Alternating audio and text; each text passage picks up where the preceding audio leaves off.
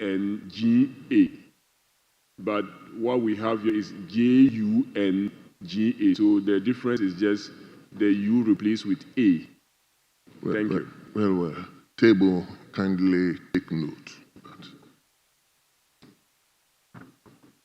Honourable members, in the absence of any Honourable Member for Finsunov. Honourable Speaker, thank you very much. Paragraph 17 and paragraph 18, question 26 and 29, the same correction as we did earlier. Commandant AKU, consequential correction throughout. Thank you. Very well. Thank you very much. Table, kindly acknowledge that correction. Honourable members, in the absence of any further corrections, the official report of 7th March 2025 is hereby adopted as the true records of proceedings.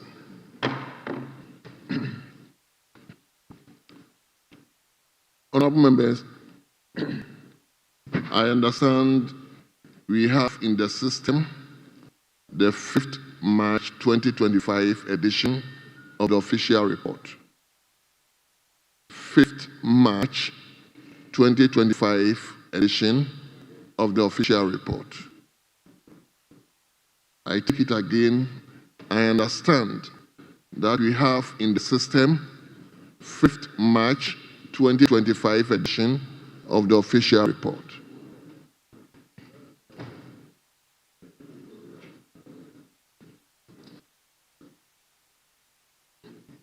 Honourable members, in the absence of any corrections, the official report of 5th March 2025 is hereby adopted as the true records of proceedings.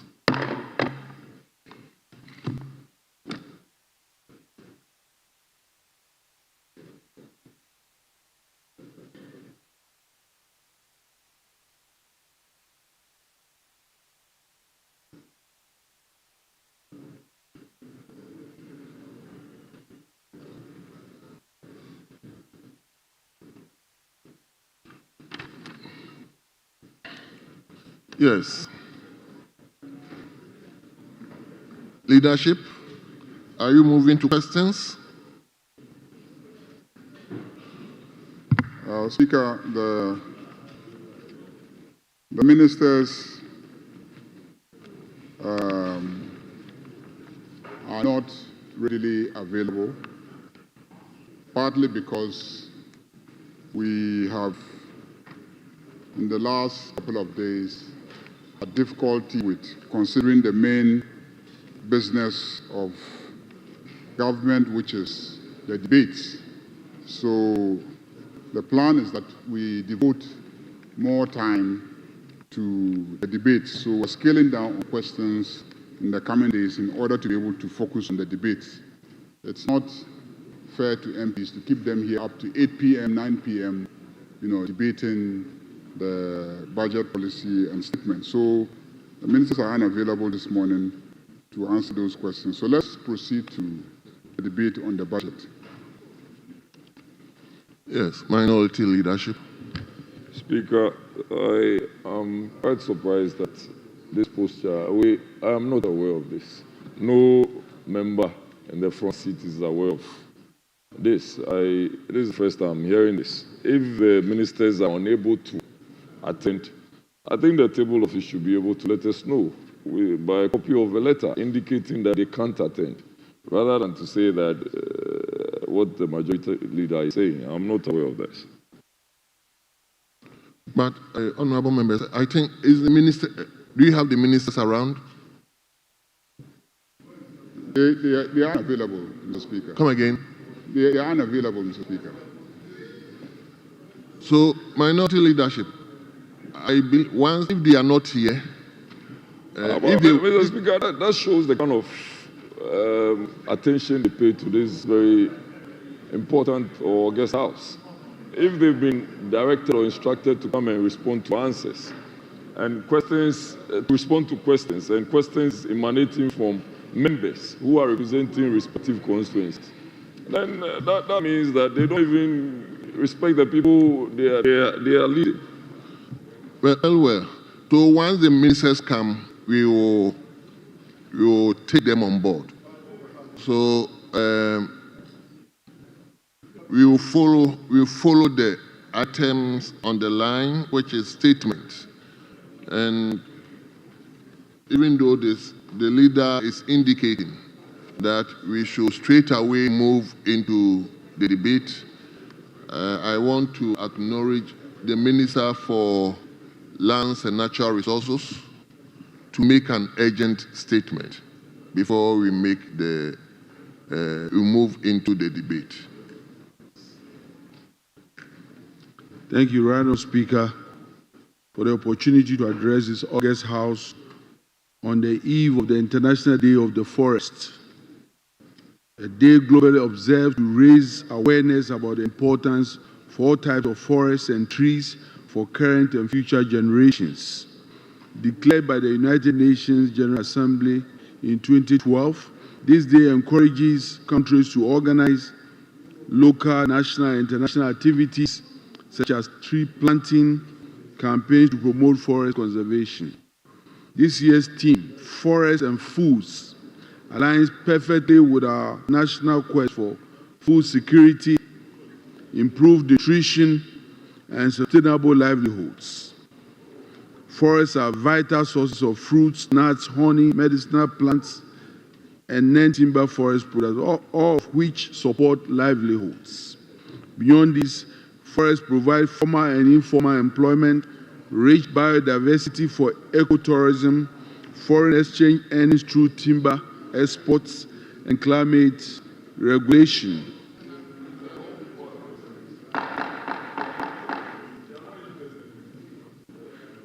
The Speaker, 4 weeks ago, had the privilege of addressing this esteemed House on the urgent issue facing our nation, particularly the devastating impact of illegal mining, commonly referred as galamsey, on our precious forests and water bodies. I emphasized the seriousness of the situation and outlined some of the actions being taken to combat this threat. Today, I'm pleased to announce the launch of one of our flagship programs and the main flagship programs of His Excellency President John Mahamed's government and the recent Ghana government agenda, the Tree for Life Reforestation Initiative. This initiative will be launched on the Global Day of the Forest, which is Friday, March 21st, in Nkawia in the Amansi West District in the Ashanti region. I would like to take this opportunity to extend a warm invitation to all members of Parliament to join His Excellency for this very important Tree for Life launch.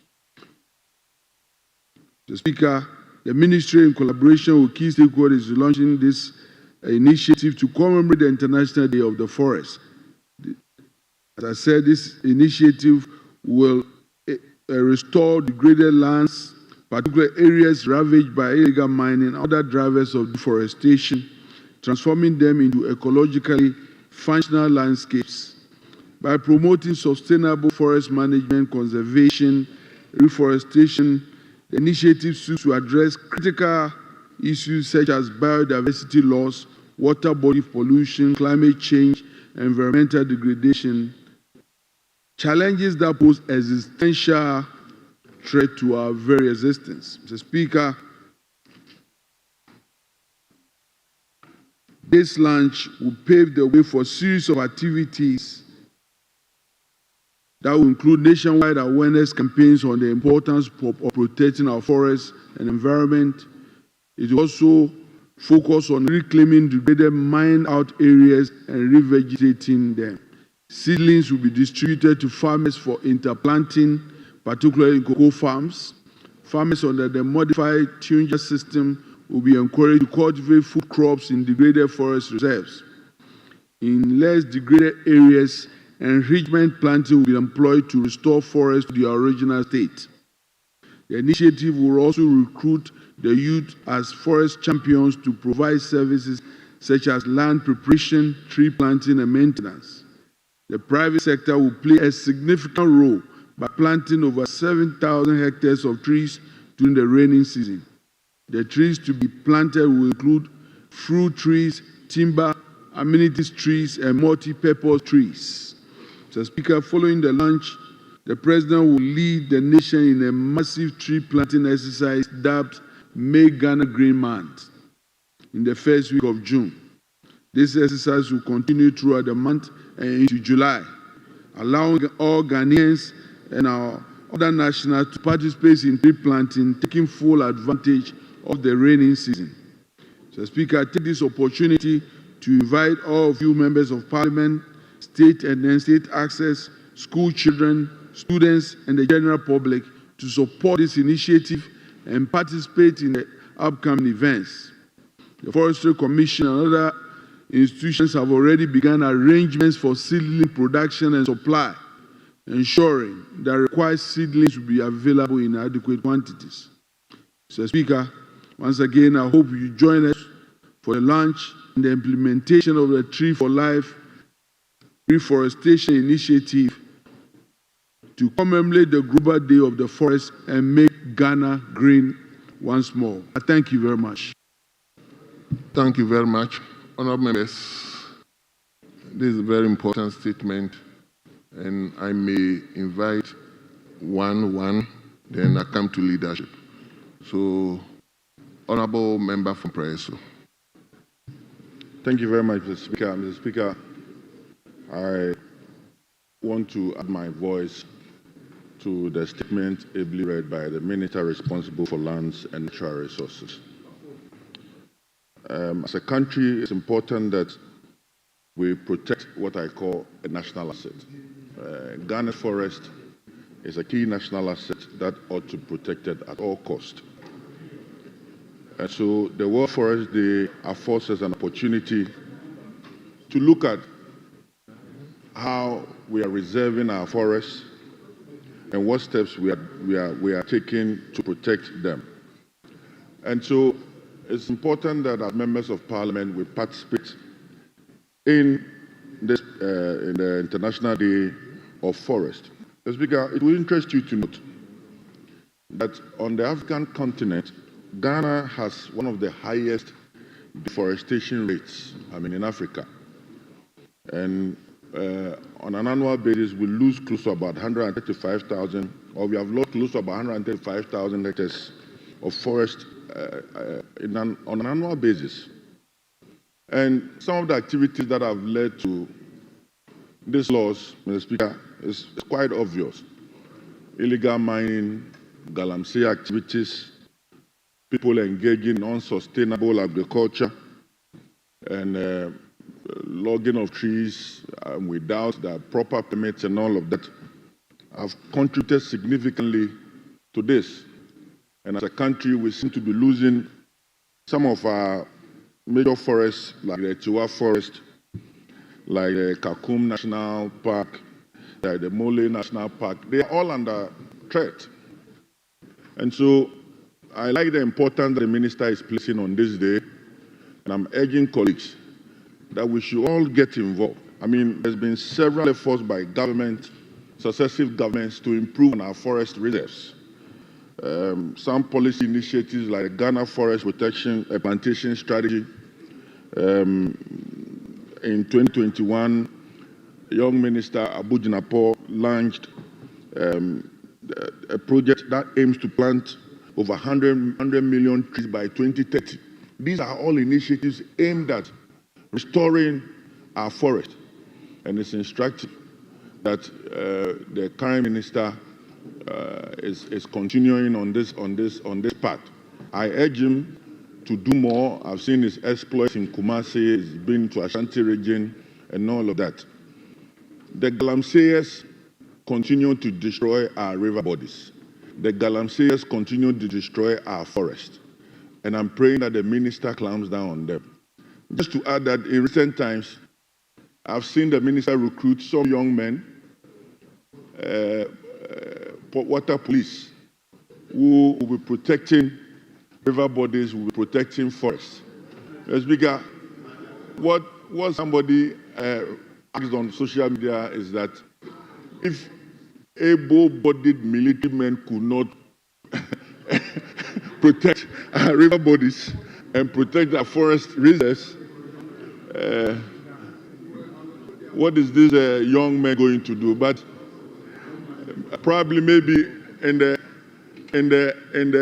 spirit of David and Goliath, where David, in a very skinny way, could bring down Goliath. We are hoping that these young, untrained men are able to contribute to preserving our rivers and our forest bodies. With this said, I commend the minister, I commend the government for their efforts in protecting our forest. And I pray that those of us seated in this chamber, if anybody is contributing to the deforestation of our forest, that person must bow his head in shame.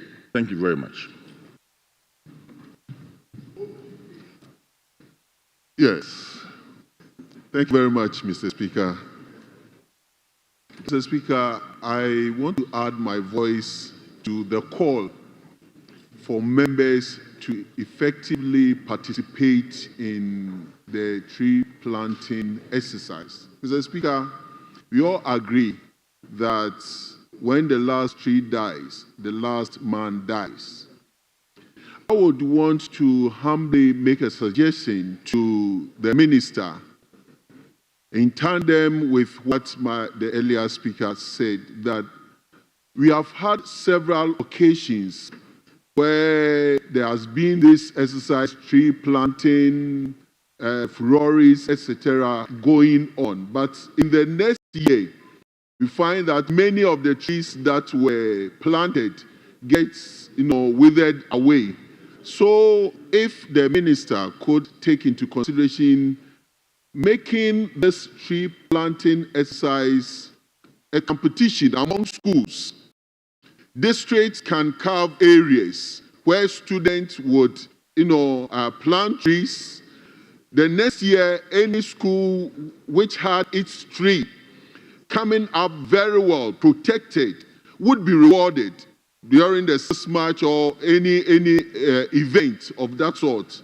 And also a call on all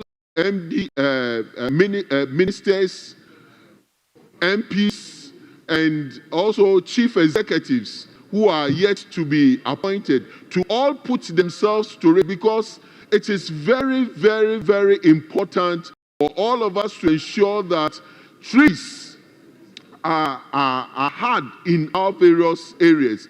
Mr. Speaker, I would also want to add, if planting of these trees, we can have fruits. Schools will be given trees that are, fruits, that bear fruits. So even as the students plant them, in the near future, they are going to enjoy from it. So it should be something that will not just be planting of trees, but, in the near future, there would be some benefits from that. That is my humble submission, Mr. Speaker. Thank you. Thank you very much. Then come to leadership. Leadership, yes.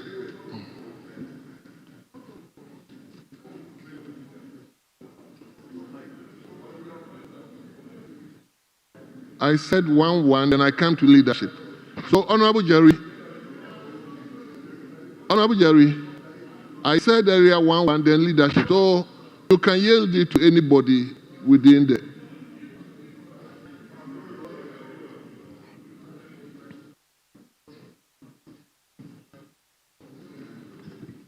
Mr. Speaker, this is a very important statement being made by the minister. So leadership should not limit the contribution of such a very important statement to just 1-1.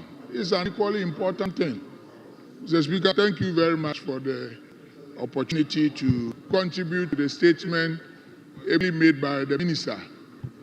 Mr. Speaker, World Forest Day is a very important day on the calendar, and I am particularly happy that ahead of the celebration, the minister is here to make such a very important statement.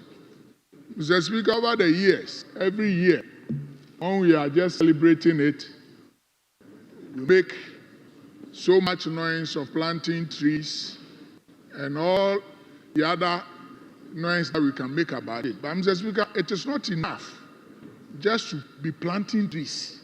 If you plant the trees, we don't even take care of the trees. That is one. And even whilst we are planting the trees, others are also in the bush destroying the trees. So what is the essence of, Mr. Speaker, we all know climate change, the effect, it has an effect. Now, because of the destruction of our forests, food security has become a problem. Now, when we all know the heat waves, it has become a very serious matter. So I want to encourage the minister. Minister, don't be interested in planting of the trees, not the numbers alone, but how we can protect those trees to make sure they grow. And those ones that we have, we can protect them. If we can destroy everything that, but not the forest. It's a very important thing that we shouldn't destroy it, because that's where we even get our oxygen from. So if we want to destroy it, that means all of us, one day, all of us will die and live. But we cannot destroy the environment in our quest of looking for money and leave a devastation and leave a distracted environment for our children. I don't think that is the right thing to go. So all of us should support, we'll do our best, but we are the people's representatives. We need to take key interest in protecting our forests. It's not the responsibility of the executives or those in power alone, but we represent the people. In our villages, in our district, in our constituency, we need to take the matter up as members of parliament.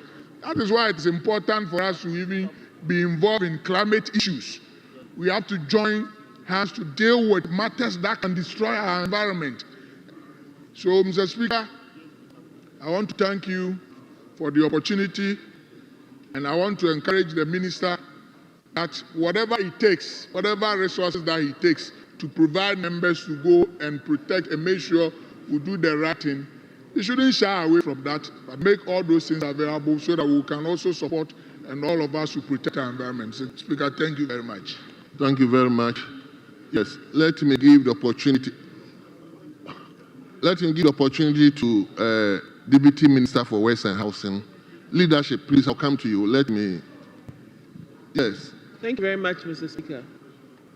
Mr. Speaker, thank you very much. We thank the Honourable Minister for the statement. In fact, there comes a time when there really has to be this cross-sectoral collaboration. I'm very happy, and we at the Ministry of Works, Housing and Water Resources, at the Ministry of Works, Housing and Water Resources are very happy that these initiatives are taking place by the Ministry of Lands and Forestry. Mr. Speaker, as you know, it's very important that we protect the headwaters of the water sources that we have in Ghana. And this exercise is going to definitely take care of that aspect of protecting the headwaters and also protecting the buffer zones that have been encroached upon on all the river streams,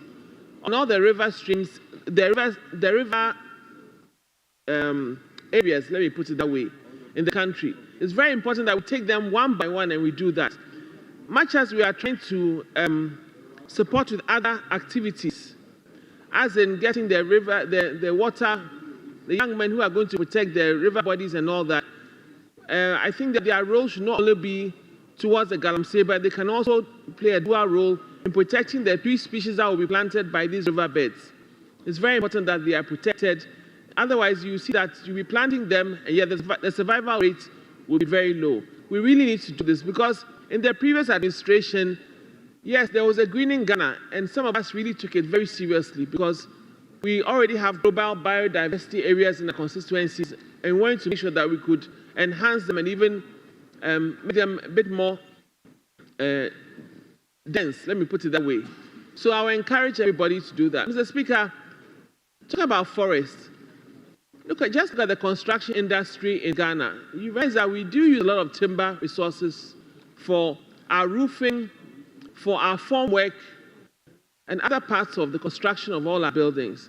I think that there also comes a time when you can also look at actually having a certain type of species planted for a specific industry. So for the construction industry, for example, whereby that maybe teak is used, maybe wawa is very commonly used, and other tree species, we can actually have them planted in every district, because every district there's construction that goes on.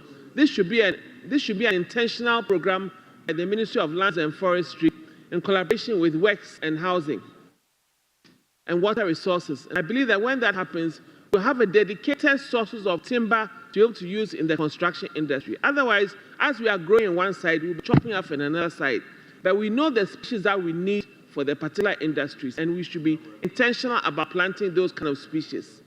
Aside from that, Mr. Speaker, I think that everyone in this chamber, as we represent every constituency, we must be involved. Whether you're in an urban area or whether in a rural area. It's very important. In this day and age of climate issues, we really need to be intentional about some of these things. So I commend the minister and want to assure him that all of us in this chamber, I believe, will be supporting this initiative. After this, we also need an audit of what was done before, because we need to know how far and how an audit or an evaluation to be able to just ascertain that the previous effort that was done by the previous government has been able to make the impact that it was supposed to make. Thank you, Mr. Speaker. Thank you very much. Okay, let me give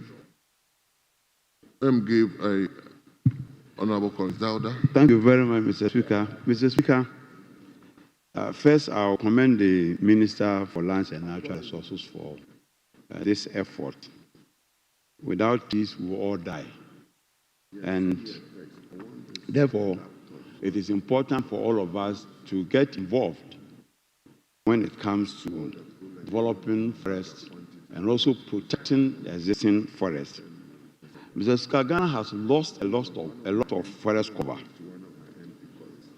Growing up as a young man where I was born, you, on your way from one point to the other, you will find monkeys jumping across roads, because on both sides of every road, there was a forest. Today, you don't find a forest anymore. What we find today is grass. And grass cover is now taking over forest. To tell us that there is need for us to all get involved in tree growing. This project of organizing the whole country to plant trees started long, and it's become an annual practice where every government does it. And therefore, we need to begin to assess what we have been able to achieve with this exercise and how we do it. Mr. Speaker, over the years, we have held big debates to launch tree planting or plantation development. We need to look at how much we spend in these launches in order that we'll save money to spend in growing trees. Besides that, we also need to find a way, a more efficient way of protecting what we inherited and what we are growing. Mr. Speaker, the plantations that were developed under President Kufuor, plantations that were developed under Professor Tamils have grown, but they are under very serious attack by illegal galamsey operators. And the area where I come from is where you can find the Desert Forest Reserve. And in that reserve, because it is degraded, it's been encroached upon by farmers, government decided to embark upon plantation development in this forest reserve. It's been replanted, but because of illegal chainsaw operators, the tree grows to a certain depth, and you expect it to continue to grow, and the next time you visit, the tree has been harvested by an illegal chainsaw operator. Also farmers, Mr. Speaker, you realize that wherever you plant trees in the middle belt of this country, where if you plant trees and the trees will grow well, it's the same area where you plant cocoa and cocoa will do well. And so there's competition between the cocoa farmers and tree growers, to the extent that when you plant the trees, the cocoa farmer closes his eyes, cuts the tree down, and cultivates cocoa. I wish to draw attention of the minister to that phenomenon, in order that where we designate as tree plantations, we must preserve it as such. Anytime you find farmers destroying trees that have been grown for the cultivation of cocoa, I will encourage you, cut the cocoa down. Otherwise, you will lose all your plantations in this country. Again, one of the ways to protect the reserves or protect the plantations we have, in my view, is that we have to deploy the military to permanently be based in these areas to protect. Mr. Speaker, the practice has been that to mobilize them, they go to the forest reserve where you suspect illegal activities go on there. As soon as they leave, illegal operators take over the area again. And therefore, the best way, in my view, is to deploy permanently the military to protect our forests and to also protect our water bodies. I cannot understand why our water bodies will be polluted. Anytime you send the military, they run away. But when they move, they come back. So if you want to protect it, why don't you make it a permanent action, a permanent effort? So I will encourage the minister to liaise with the minister for his colleague, the Minister of Defense, to see the possibility of deploying the military permanently to protect our water bodies and our forest reserves. And also, Mr. Speaker, the minister must also take a look at how our forest estate is being managed. We have a standard practice, an internationally accepted practice, where when you cut, you don't go there until after 40 years. After 40 years, when you go to where you started harvesting, the forest would have recovered, rejuvenated, back into a forest. Today, because of the way we allocate timber resources to operators, we cannot ensure proper, sustainable management practices of our forest. Well, if you give one compartment to an operator, how do you expect a person to manage it over 40 years? It's not possible. You are asking to go and clear fell the trees in the forest. It's an area you must watch. And so, Mr. Speaker, we all have to support this venture. And I wholeheartedly support my colleague, the Minister for Lands and Natural Resources. And I plead with all my colleagues and everybody in this country to support the minister in order that will be successful. Tree growing is a venture that will create jobs. And the biggest challenge, one of the biggest challenges of this country, is to provide jobs for the youth. And therefore, if we are successful with this, coming along is the provision of jobs for our boys. I thank you very much for this opportunity. Thank you. Leadership. Honorable Jerry. Thank you very much, Right Honourable Speaker. Mr. Speaker, I rise to support the statement made by the Honourable Minister of Lands and Natural Resources. Mr. Speaker, first of all, I commend him for making this statement. Mr. Speaker, the International Day of the Forest is the 21st of March, and I think it's the right time for the Honourable Minister to have brought this statement to this floor. Mr. Speaker, I am looking at it from three angles, with reference to conservation, with also reference to preservation and restoration or reforestation.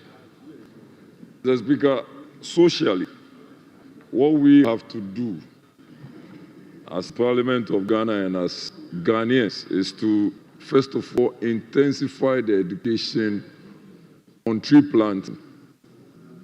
Mr. Speaker, by intensifying the education on tree planting, we should have the focus of getting our younger ones to understand that to have trees, to have life, and that we should educate them on how to even have gardens in their backyards and to have trees all over the place. The former Minister of Lands and Natural Resources, Honorable Abu-Jinapo, started a project like this. And I would have thought that would have continued the project without just unnecessarily labeling or relabeling the project, because the project that was started by Honorable Abu-Jinapo, which is the Green Ghana project, is just the same as what we are now seeing today, which is Make Ghana Green Month. Mr. Speaker, if we aren't careful, our focus would be the politicization of projects and not rather the execution of this project. This is a fine project. If the consideration is that all Ghanaians should be on board, it matters not what the name of the project is. What matters is how well we are ready to ensure that the project comes to stay. Mr. Speaker, politically, what are we doing with tree planting? I've cited a few write-ups, including one from a journalist that had to question the Honourable Minister on how many forests, because the last time the Minister was here to make a statement, he indicated that 7 out of 9 forests have been taken back from illegal miners. And Mr. Speaker, if we are to ask that we should list these forests that have been taken back, we may even have issues with this forest. My view is that we should concentrate on doing things without necessarily politicizing them. If we should go ahead to publish or to educate our people on how to go deal with issues of tree planting, we should do that against the backdrop that we are one people, we are one Ghana, and it is not just about making statements about how many you have been able to take when it may not actually be the case. Mr. Speaker, economically, we are also very aware that there is an interconnection between food security and forest preservation. If we are able to ensure that our forests are not inundated by galamseyers, then we can also have the best of food for our people. Mr. Speaker, as I sit down, I just want to commend the Minister for bringing this statement to the floor and to still raise the issue that let us deal with issues from a non-political point of view so that the Ghanaian people would all be in support and all hands will be on deck. Thank you very, very much, Mr. Speaker, for this opportunity. Thank you very much, Honorable Deputy Minority Whip. Yes, Majority Leader. Thank you very much, Mr. Speaker. Mr. Speaker, let me join colleagues to commend the Minister for coming to this House on the International Day of Forests to make a statement to highlight the importance of the day, the importance of conserving our forests, the importance of planting trees, and what trees do for us as human beings, what it does for our planet, what it does for our food security, and what it does for our environment. Mr. Speaker,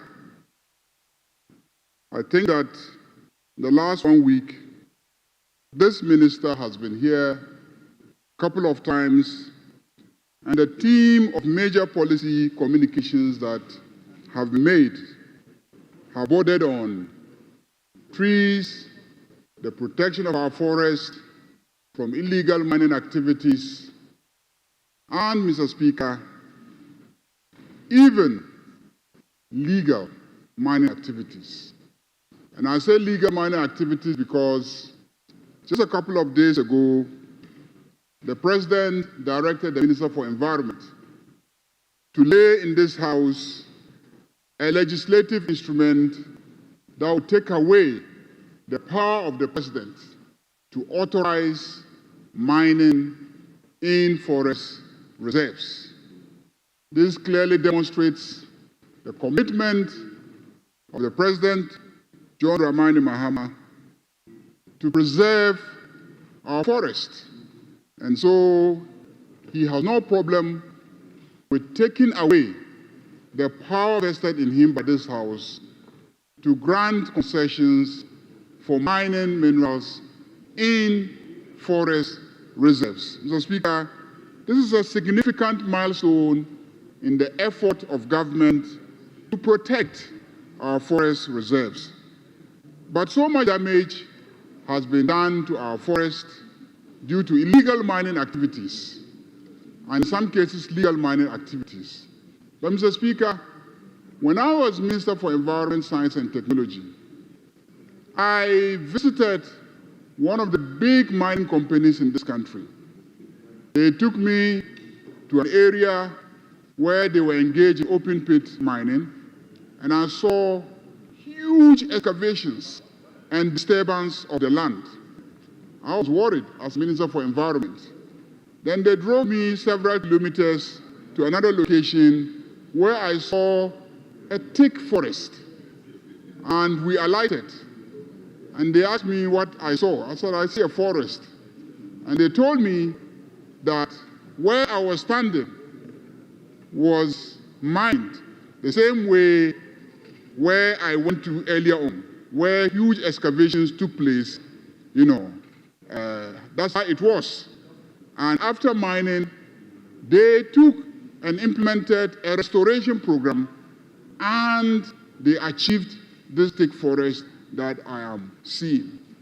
Mr. Speaker, I am making the point that no matter how the earth has been disturbed, no matter what excavations have taken place, when we put in place the policy measures and are committed, we can restore every inch of our forest.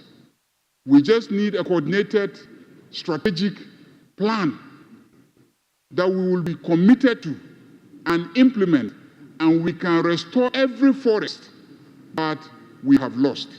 So it's a question of commitment. How do we organize ourselves to achieve the implementation of those commitments? So the statement highlights a program that government has put in place to plant trees so that we can achieve that. But very often for the past 8 years, we've been making those statements. We've actually, had big occasions where we gather and plant trees. But today, if we ask us to go and account for forests established on the basis of those tree planting exercises, you will see that we will be found wanting. Not because we didn't plant the trees, not because we didn't spend money, but simply because we may not have organized ourselves well. Mr. Speaker, there should be a paradigm shift in our afforestation program. We should be more deliberate about it. Let's have a program on an annual basis to decide that we are going to plant 1,000, 2,000, 3,000, 10,000 acres of woodlot, so that in 6 years' time, when this House wants the Ministry of Lands and Natural Resources to account, we can just walk to that location and see whether there is a forest standing there. Mr. Speaker, we can also involve members of parliament to get every member of parliament to get a space in his or her constituency that can be designated for tree planting. And resources can be made available, and on an annual basis, we will plant trees, and in 4 years, we'll go and ask them to account. Mr. Speaker, when we organize ourselves and know the specific locations, the acreage, and how much money was spent, accountability is easy. But if we just organize big ceremonies with siblings and distribute and share, others will plant, others may not plant. Those who may plant may not have the time to follow up and nurture those trees to grow. And yet this state would have spent enormous money following a commitment but not realizing it. So, Mr. Speaker, I urge a paradigm shift in order to transform it into charcoal and use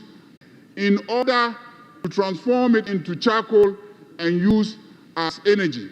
So let's look at the demand side and let's look for alternatives and invest in the alternatives so that we can push down the demand for those products, and that's how you protect the forest. When you kill the demand for it, when you kill the demand for a product, you protect the product. So we must invest in those alternatives. Mr. Speaker, on that note, let me thank the Minister for coming, and let me assure him that as many MPs as may be available will make time to join him on this auspicious occasion when he is marking the International Day of Forest, and to support him. And this House will continue to support him, given that we will soon be passing a legislation regulating carbon trading, and the pension of MPs will depend on how many trees we protect, how many trees we plant. We believe that our pensions will now be tied to the protection of trees and forests in this country. And when we tie the pensions of members of parliament to how many trees are in the country and how much carbon is available to be traded, I have every confidence that MPs will be galvanized and mobilized and very committed to protecting our forests, and we will really see significant progress in that regard. Thank you very much, Mr. Speaker. Thank you very much. Leader, are you taking any further statements? You have equally some statement on Garamsey and anyway. On that note, we bring statement time to Cruz, Minister for Lands and Natural Resources. Let me thank you on behalf of the House for making this statement to the House and by extension to the nation.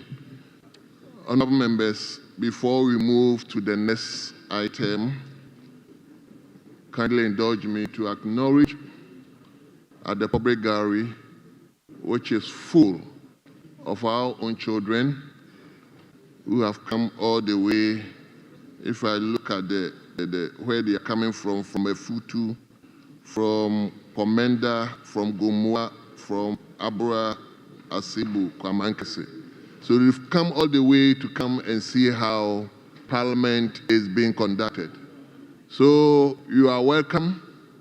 So let's mention the school. The first school is National Union of Bisa Students.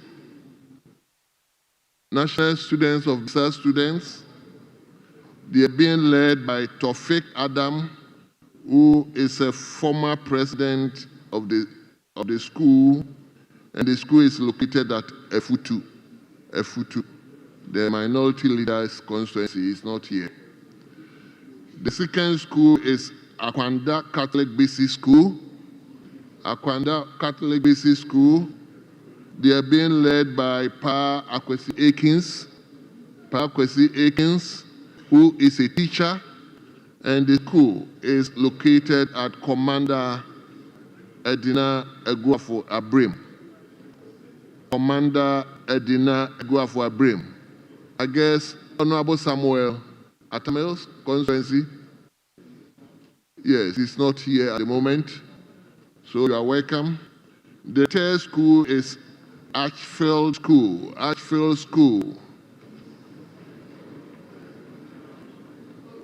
Yes. Ashfield School. They are being led by Dennis Mensah-Nyakon, who is a head teacher, and the school is located at Gomoa East constituency. You are quite a number, 160. Yes. And the last school is a Swansea DABC School, C. A Swansea DABC School, C. And they are being led by Stephen Sakon, who is a teacher, and the school is located at Abura Asebu Kwamankese. Abura Asebu Kwamankese. You are also quite a number, 89, and I hope the member is here. Who is the member? Is it Honorable Felix? Yes. So all of you, you are welcome. I hope you are monitoring. You've seen how your members are conducting themselves here. I think it will urge you to study hard so that tomorrow you also find yourself in the chamber. We wish you well, and you are welcome once again. I hope the Minister for Education is here, is happy that all these students are here to monitor their members. Yes, leadership, are you moving into the debate? We're ready for the commentary, Mr. Speaker. Comment. We are ready for the commentary, not the debate. commentary. Very When well. you say it's a debate, we will just continue as a debate. Very well. I believe there's a thin line between commentary and debate. So, honorable members, we have the list here, and as usual, we will start. Are you starting with the minority or majority? Okay, let's start with the Minister for Education. Minister for Education, Honorable Harun Edrisu, a member for Timale South. Honorable member, you have 15 minutes for you are a minister. 15 minutes. Speaker, let me thank you for the opportunity to contribute to the budget statement and economic policy of the government of Ghana, which was presented on behalf of His Excellency John Dramani Mahama by the Honorable Atu Forson on the theme resetting the economy for the Ghana we want. And Mr. Speaker, in doing so, to focus on 3 areas. Primarily, I should be speaking just education, but still as a citizen of Ghana, there are some matters of national interest which are of concern to me as a citizen. One, Mr. Speaker, is for us to accept that when the Honorable Minister for Finance said that we have inherited an economy in crisis and an economy in distress, it's an understatement to say that Ghana's economy is in crisis. Indeed, Mr. Speaker, our economy is not only hidden by debt, but what we should be mindful of as a country is the burden we are continuing to impose on the Ghanaian taxpayer. Even economists have agreed that it is not about growth projection and about how much economic growth of GDP is the best measure of your living standard. The truth is that in Ghana, Mr. Speaker, cost of living is high, cost of doing business is high, an enabling environment for the private sector to deal with matters of employment is not being addressed. So, Mr. Speaker, I just take 2 sectors, then I come to education. Take, for instance, the cocoa sector, which used to produce 850 metric tons of cocoa. We even achieved 1 million tons of cocoa. Today, with all the investment we have made, Mr. Speaker, we are only boasting of 530,000 tons of cocoa. And out of it, 330 tons are already committed. With a debt of 3.2 billion, road sector, a non-core activity, 21 billion. And Mr. Speaker, this House must take a position to protect the Ghanaian taxpayer. If the construction of roads is not the core business of Cocoa Board, when their work program or anything come here, Parliament must scrutinize it and take a decision appropriate. We cannot continue this where this year, if we buy cocoa, a portion of it will be used to service an outstanding debt relating to the inability of the previous government to settle its cocoa production volumes. Mr. Speaker, take ECG, another debt hidden SOEs. And Mr. Speaker, as a country, we must again take a decision. Ghana needs a second gas plant. Beyond Atuabo, we should be thinking of reinvesting and having a major gas plant that will reduce the amount of money we are spending on fossil fuel, diesel and petrol to power and every day when there's a lack of connectivity with the West African gas pipeline. You cannot have adequate electricity, and we say that there's doomsday or there's no doomsday and come here debating it. Mr. Speaker, I think that we would need to invest in some gas plant. Then, Mr. Speaker, even on cocoa, to our colleagues opposite, Minister for Agri, at the time I'm talking about, Nigeria koto cocoa sumami. Then you come here and say that we must help you. Just take money and go and buy cocoa and sell. You couldn't sell cocoa well. And you are hurting the country in a way that it used to be Ghana's major export earning. It used to be a source of employment, cocoa revenue essential, and with all the investment we have made, we cannot increase the production of cocoa. Mr. Speaker, take La Côte d'Ivoire.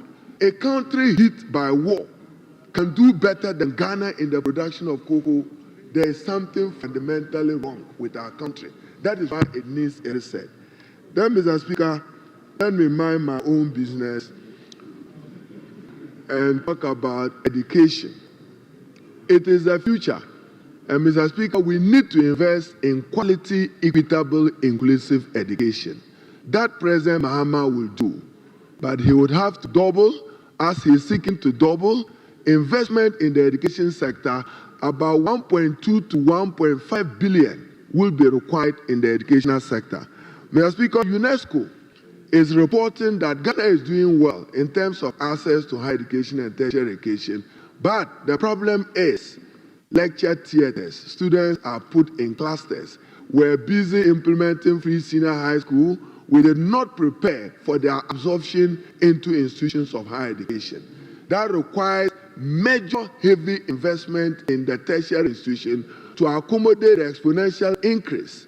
You are now talking of 150 to 330,000 free senior high school graduates. No lecture theaters, no accommodation. You are forcing them into clusters.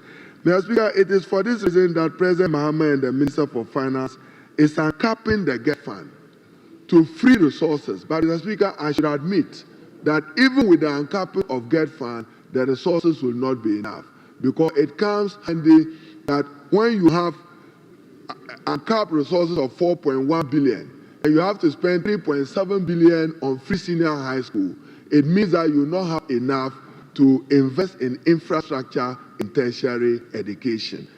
But Mr. Speaker, again, I raise this issue because my colleague, former Minister of Education, is here. There were some good initiatives at digitalizing education and modernizing it.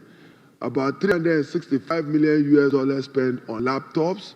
That is not enough. It's covering only 10 to 15% of the student population of our country.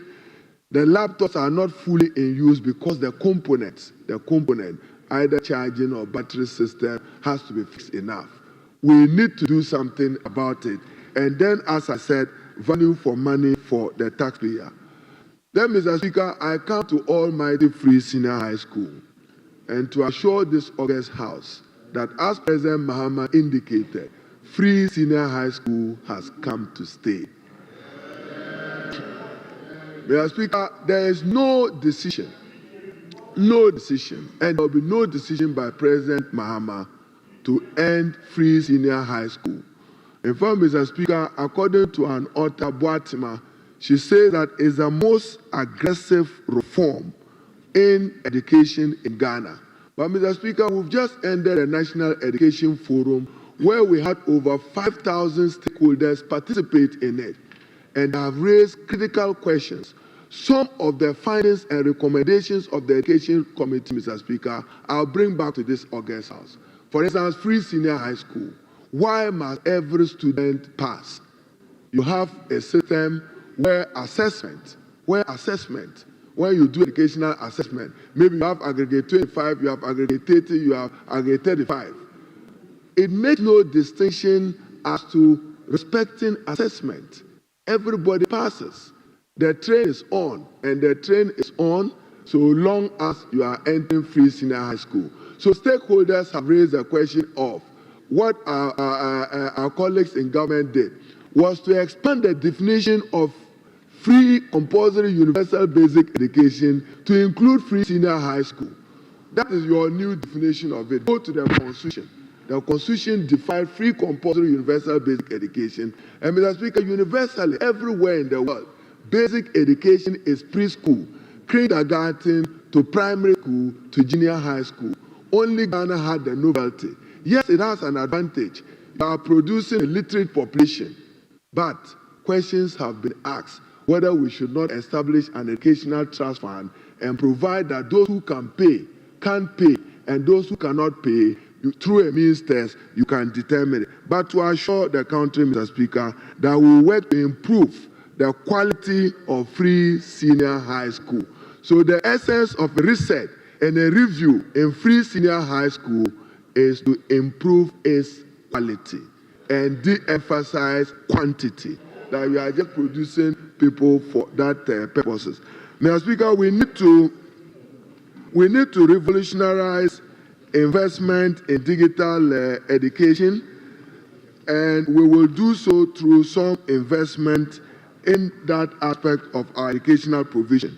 Then, Mr. Speaker, I should now be celebrating some progress that will be made and some progress that have been made. At least for the first time, some 499 million have been allocated for non-academic fee policy. There were the naysayers who didn't believe that this was possible. There were those who said that this was just a manifesto pledge. It will be redeemed, and it's been redeemed. The Ghana Tertiary Education Commission will work with the Student Loan Trust for this money to be disbursed to affected students. Mr. Speaker, arising out of some poor family background, some poor female students are unable to be in school because of their inability to afford sanitary pads, because of the cost related to it. There is evidence, statistically, that some of them absent themselves and some even drop out of school. President Mahama and the Minister of Finance have made available 292 million for sanitary pads for the over 1.3 million girls in both primary and secondary schools. Sometimes in May, Mr. Speaker, the President will distribute the sanitary pads in honor of his pledge to the electorate as part of his campaign in December. Mr. Speaker, on GET Fund and CAPS, at least it brings some resources. If you look at the appendix to the budget, there's 8.6 billion allocated to the Ghana Education Trust Fund. Assuming 3.5 of it is taken, we will need to focus on the completion of 62 uncompleted GET Fund projects spread across the country. Mr. Speaker, I intend to take 22 of it for this year, then roll out in the next couple of years. But Mr. Speaker, again, Parliament of Ghana, Directive Principles of State Policy, imposes an obligation on the state and the president to continue projects initiated by previous government. It is so wrong that we must stop the practice that when there is change of government, projects do get stalled. Mr. Speaker, there are a number of projects in the country today. I was in Kumasi to pay my respect to Otumfuo. Mr. Speaker, when you go to Kumasi, you are driving around Swami, you will not be a happy person.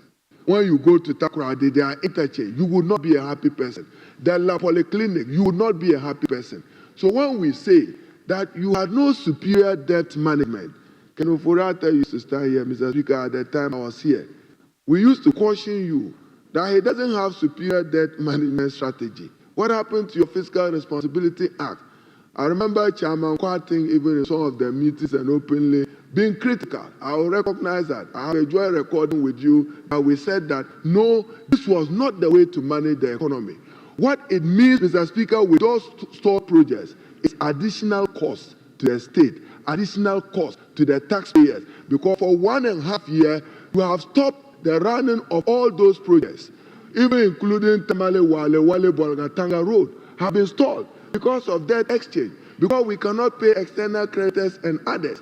So, Mr. Speaker, this House, Parliament again, we allow borrowing, no limitations, no limit. There has to be a cap on the amount that can be borrowed in order that we give value for money to the taxpayer. Mr. Speaker, let me conclude by saying that some revolutionary work has been done in the area of technical and vocational education. We need to expand access to technical and vocational education and invest more in it. Mr. Speaker, I'm told that there was a 158 million euro project on technical vocational education, which stalled again as a result of debt exchange, poor management of the economy. Because of this, we can't access the international capital market. That project too has come to a stall. But, Mr. Speaker, the beauty of what was initiated is that all other technical vocational education systems now come under COVID, but at different levels of standards. Some are at some good quality, some poor quality, and some just beginning. We need to invest more. I see that some TVET institutions were built across the country. So, Mr. Speaker, let me conclude by saying that President Mahama will focus on basic education, free, compulsory, universal basic education. There will be more investment in it. The accommodation for teachers, the President has requested that no new education contract be granted without teacher accommodation accompanying that particular contract. We will motivate teachers in the rural areas. There will be the last opportunity for the teacher licensure exam. Then we will incorporate it into the curricula of UCC and all those other institutions that has licensing will become an integral part of their curricula. But at least those who were not able to make it the last time will be given an opportunity to resit. Then, Mr. Speaker, finally, languages. We have to encourage the teaching of our young lads in their own native language. About 5-7 major languages in Ghana, there's no text, there's no writing on them. We have to get and encourage them. You cannot give birth to a child and expect that when the child goes to school, he will start speaking English or learning in English. He has to start in either Ga, Twi, Dagbani, Hausa, or Gonja, or Bulsa, then, or Wale, then he can pick it up. So, Mr. Speaker, we are determined to reset education. Ours is inclusive education, equitable education. Mr. Speaker, the dichotomy between rural and urban still exists. Thank you. Yes. Honourable members, it is now the turn of Honourable Matthew Yinda. Honourable, Thank are you. you ranking or deputy? Mr. Speaker, I am ranking. You are ranking. But for the time, I'm very sure I'll manage it. No, I just want to know so that I can allocate to you the appropriate time. Very grateful. So if you are ranking, then you have 15 minutes. Thank you very much, Mr. Speaker. Mr. Speaker, I'm grateful for the opportunity to also contribute to a statement or the budget statement ably presented by the Finance Minister. Mr. Speaker, I have listened to colleagues from the majority side, in here and outside. It's unfortunate that, Mr. Speaker, if you listen carefully, they are just lamenting. They are just complaining. And, Mr. Speaker, they are just talking about the debt stock of this country. Mr. Speaker, I want to go back a little. Mr. Speaker, let me take you back a little. 2016, Mr. Speaker, power change. His Excellency John Dramani Mahama handed over power to His Excellency Nana Addo Dankwa Akufo-Addo. Mr. Speaker, What was the overall GDP growth? It was 3.4. Mr. Speaker, the majority side, I never saw anybody complaining. You handed over 3.4 GDP growth. There was no complaint. Mr. Speaker, we inherited an IMF program from the NDC. I never saw them complaining. Mr. Speaker, they talked about debt, borrowing, debt. Mr. Speaker, I want to find out from them. The NDC went for bailout. What was the reason for you going for a bailout? Because you couldn't manage your debts. Because you borrowed and borrowed to the extent that the IMF must come in and bail you. You are the same people who are complaining about borrowing. Mr. Speaker, Nana Addo Akufo-Addo inherited international reserves of 6.2 billion as the president of this country. I never saw the majority complaining.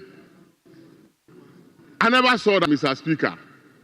Mr. Speaker, as at the time they left office, the economy couldn't support the payments of teacher training colleges allowances. They cancelled it. They couldn't, Mr. Speaker, pay nursing training colleges allowances. They cancelled it.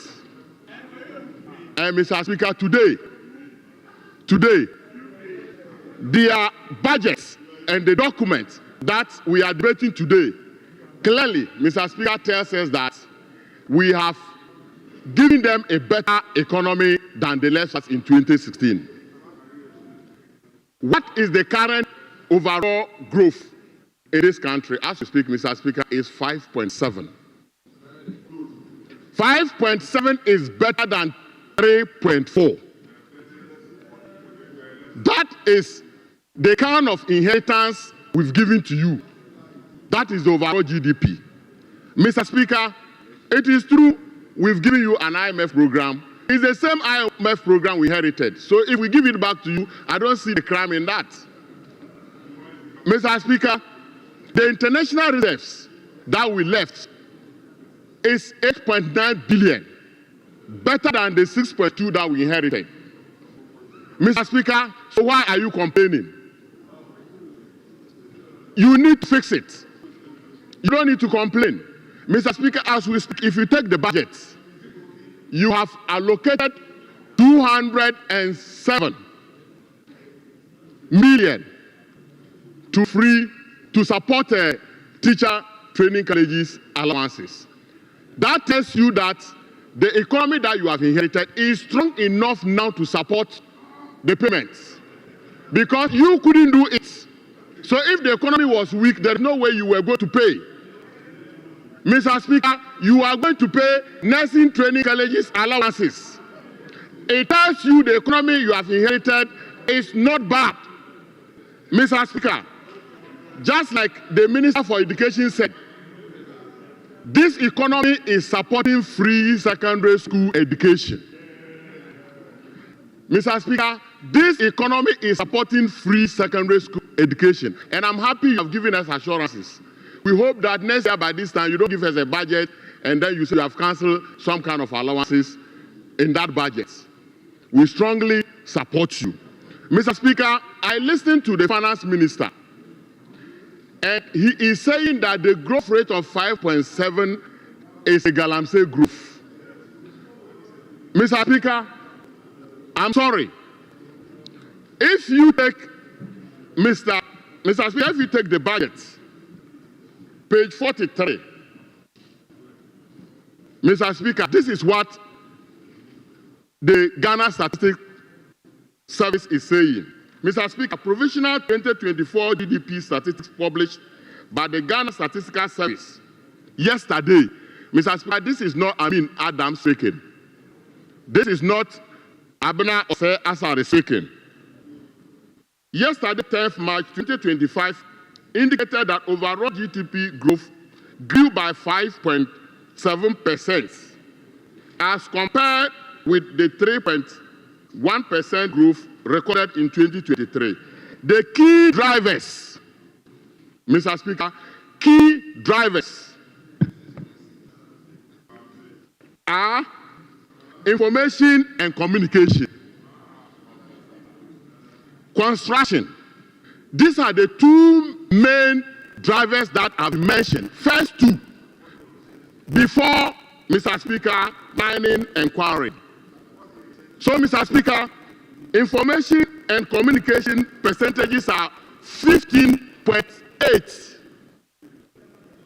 15.8 growth under the information and communication. Construction, Mr. Speaker, is 9.6%. And then mining, 9.4%. Mr. Speaker, how can you then describe such a growth as a galamsey growth? That is intellectual dishonesty. Mr. Speaker, we want to urge you to be honest to the facts. The growth that you have inherited is better than what you left at in 2016.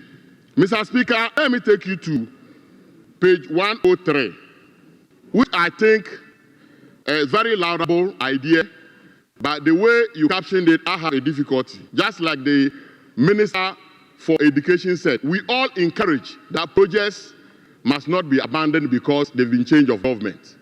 The change of government does not mean that you leave projects just because of political reasons. But Mr. Speaker, this is what they said, paragraph 616. In the context, Mr. Speaker, the resetting agenda of government will undertake the following innovative steps in the IT ecosystem. Mr. Speaker, this is where I have a little challenge. If you are going to complete a project, how can you now tell us that that project you are adopting an innovative? And I think that it is good to complete projects that are going to be of benefit to this country. And one of them, Mr. Speaker, has to do with the digital youth village, which is about 70% completed. But Mr. Speaker, unfortunately, the previous government spent 200 million on this particular project. But if you look at the allocation so far, it is only 100 million. And I think, Mr. Speaker, that is woefully inadequate. Mr. Speaker, the next thing I want us to look at has to do with the rural telephony, where the previous government has tried so hard to make sure that every rural community is capable of getting a communication, to be able to talk, to be able to relate, and to be able to carry on their businesses. Mr. Speaker, this is what it says. Mr. Speaker, the ministry will complete the outstanding 590. Mr. Speaker, I take that again. The ministry will complete an outstanding 539 rural telephony projects. And I think that it is a very laudable project. And I urge the minister to look at it, pump the funds that are needed, so at the end of the day, this project will see the light of the day. Mr. Speaker, I want to thank you for this opportunity. Thank you very much for speaking within your time. Honorable members, it is now the turn of Honorable Thomas Walanyo. Walanyo Sipo. Chepu. Is he not around?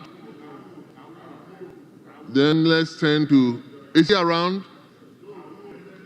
Then let's turn to Honorable Anthony Winkala.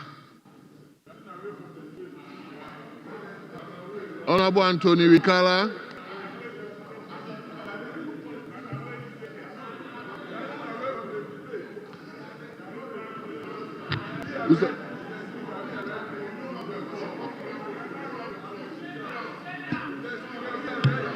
Winkala. What about Honorable Professor Titus Bayo? Yes. Huh? Oh, Anthony, you are here. Hold on. Hold on. Honorable Anthony is here. Yes.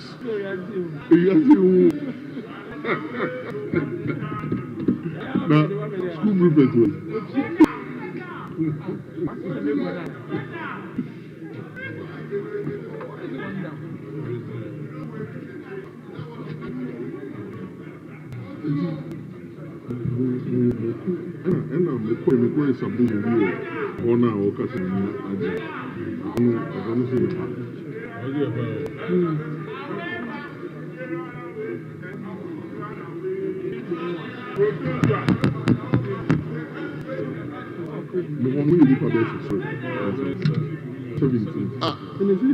Is anybody having his microphone on?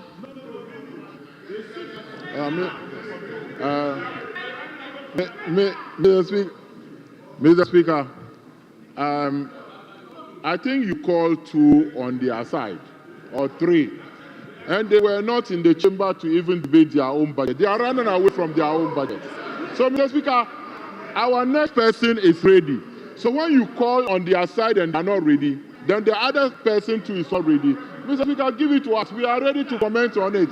They are running away from their own budgets.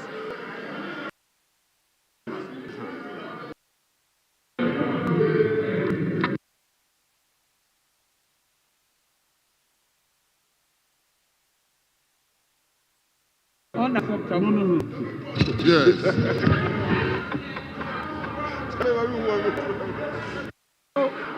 Mr. Speaker, they are around just because some of the committees are sitting. That's why a lot of them are not here. But the rest in the list are here to debate. Mr. Speaker, those in the list, any of them is ready to debate today. We have 50 members who are ready to debate today. So if 2 are in a committee meeting, it doesn't prevent the rest to talk. So, Mr. Speaker, mention that Abednego is here and is ready to speak. Thank you, Mr. Speaker. They are in a committee meeting, so you can't say they have run away. The members are in a committee meeting. There is a committee meeting ongoing. Honorable Abednego is here to speak, so nobody has run away. We are ready to debate the budget, and we are more than ready to defend our budget. Thank you.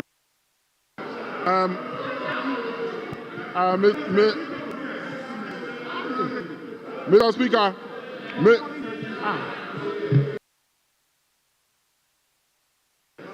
Mr. Speaker, what the First Deputy Majority Whip is saying is unacceptable. We indicated the times of debate and names presented. This morning, I was with her at Conclave when she presented the names. So those people are aware they will be debating now, but they ran away from the debate. So you cannot say they are at committee meeting when they are well aware that they were supposed to be in the chamber to be debating. So they've run away from the budget. So they should give the slot to our side, and we will talk. We are ready to comment on the budget. Your people are aware, but they cannot say anything good about the budget. That's why they ran away. Mr. Speaker, members are ready to debate. Honorable Walanyo is here. Honorable Napari is here. Honorable Abednego is here. Millicent is even ready. We have more than enough for this debate. So none of them is running away. They are all ready to debate. Very well.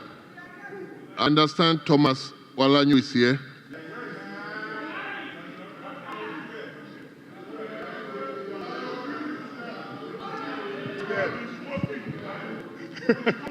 Thomas Walanyo, you have 10 minutes. Thank you very much, Mr. Speaker, for this great opportunity. In fact, we were at a committee meeting. I have to rush when I heard my name. Mr. Speaker, 2025 budget statement, which has become the soul and the air the country is going to breathe. The best in years before us. Mr. Speaker, this budget statement is a compilation of our promises to the Ghanaian people, which we made to them during our days of campaign. Everything in our manifesto can be found in this holy book that has been presented to the Parliament of Ghana. Mr. Speaker, this budget has been widely accepted by every individual in the country called Ghana, our country, our motherland. The market woman in Contempt has accepted this document. Yes. The Okada rider has accepted the document. Even the Galamseyers have accepted the document. Mr. Speaker, it surprises me. Hold on.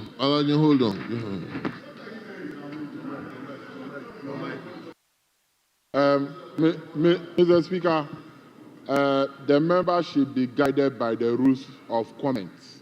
And he cannot say that every Ghanaian has accepted the budget. I'm a Ghanaian and I haven't accepted the budget. I'm a Ghanaian, I haven't accepted it. So he should be mindful of the language. He cannot say every Ghanaian because I haven't accepted the budget.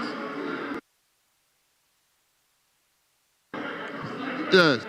Honorable Walanyo, let's hear you. Thank you very much, Mr. Speaker. Majority Ghanaians, including most of you, have accepted the budget. Mr. Speaker, this is the first time a budget has been read that the market woman can boldly explain everything in the budget. Because we did not introduce jargon, we did not introduce quotations. We wrote the budget for the people, and we wrote in a way that every Ghanaian, every individual will understand, because it is their budget, not a budget for we, the 276 parliamentarians. It is a budget for the people. As one of my colleagues said, it's a budget for the people, by the people, and for the people. That's the budget we have in our hands. Mr. Speaker, they spoke about GDP growth, 5.7. They carried it and they were shouting. And now they are running away from one of the major drivers of this particular GDP, which we all agree, that is Galamsey. Mr. Speaker, this is like robbing Peter to pay Paul, and after going back to Paul to rob him again. Because you are celebrating a Galamsey GDP 5.7. Mr. Speaker, and forgetting that where the Galamseyers destroyed our water bodies, our forests, we are going to use billions, according to EPA, we are going to use billions of dollars from our resources to reclaim those lands. We are going to use billions of dollars to reclaim our water bodies.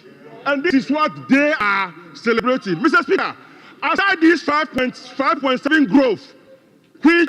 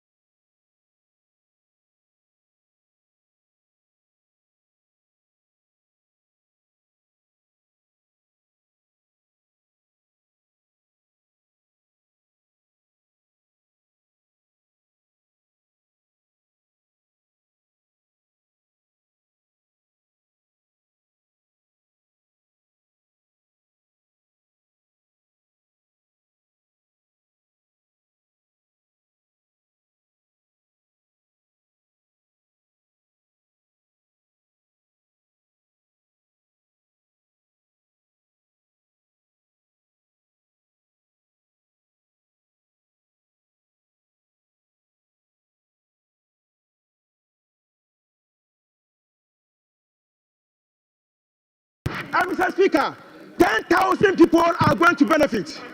10,000 people, 10,000 youth are going to benefit from this laudable project. Ajumawa project, Ajumawura, another 10,000 are going to benefit from it. Mr. Speaker, NIP YEA, which we established. I was surprised to hear the minority leader on the floor last time that MPP, they established the YEA. No, YEA started from Rawlings. As I've always said, I have worked in YEA and I know the history. YEA project started from Rawlings' time, where it was grouped into programs, just programs. President Kufuor came under Francis Poku, and brought those programs together to be called National Youth Employment Program. We came and made it an agency. So it is a baby of the NDC. We will no more sit down for projects to be stolen, for names to be changed. Mr. Speaker, this is a government that cares about the youth. I was surprised. In the 2020 running up to the 2020, we were told that Kayayes have been taken out of the street. 5,000 Kayayes. Mr. Speaker, Honourable member, you must begin to descend. When we checked from the NIP, that's National Entrepreneurship and Union Center, and YEA, just 500 people, Mr. Speaker, according to the Vice President, 5,000 people benefited from the Kayaye project. At the end, when we checked, the documents available at those agencies is that just 500 people benefited from it. This is how they use their mouths to create jobs for the teaming, unemployed youth out there. Thank you. We will not do that, Mr. Speaker. We have the policies. We have the policies outlined. Thank you very much. We have the policies outlined in the book. Thank you very much, Honourable Member. With the book of life. Thank you very much, Mr. Speaker.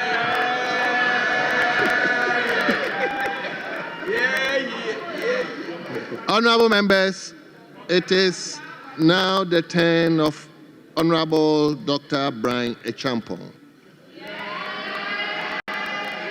Honourable member, hold on a bit. Before you take the floor, before you take the floor, kindly indulge me to acknowledge at the public gallery the Youth Impact Parliament, that is Ghana's first bi-camera youth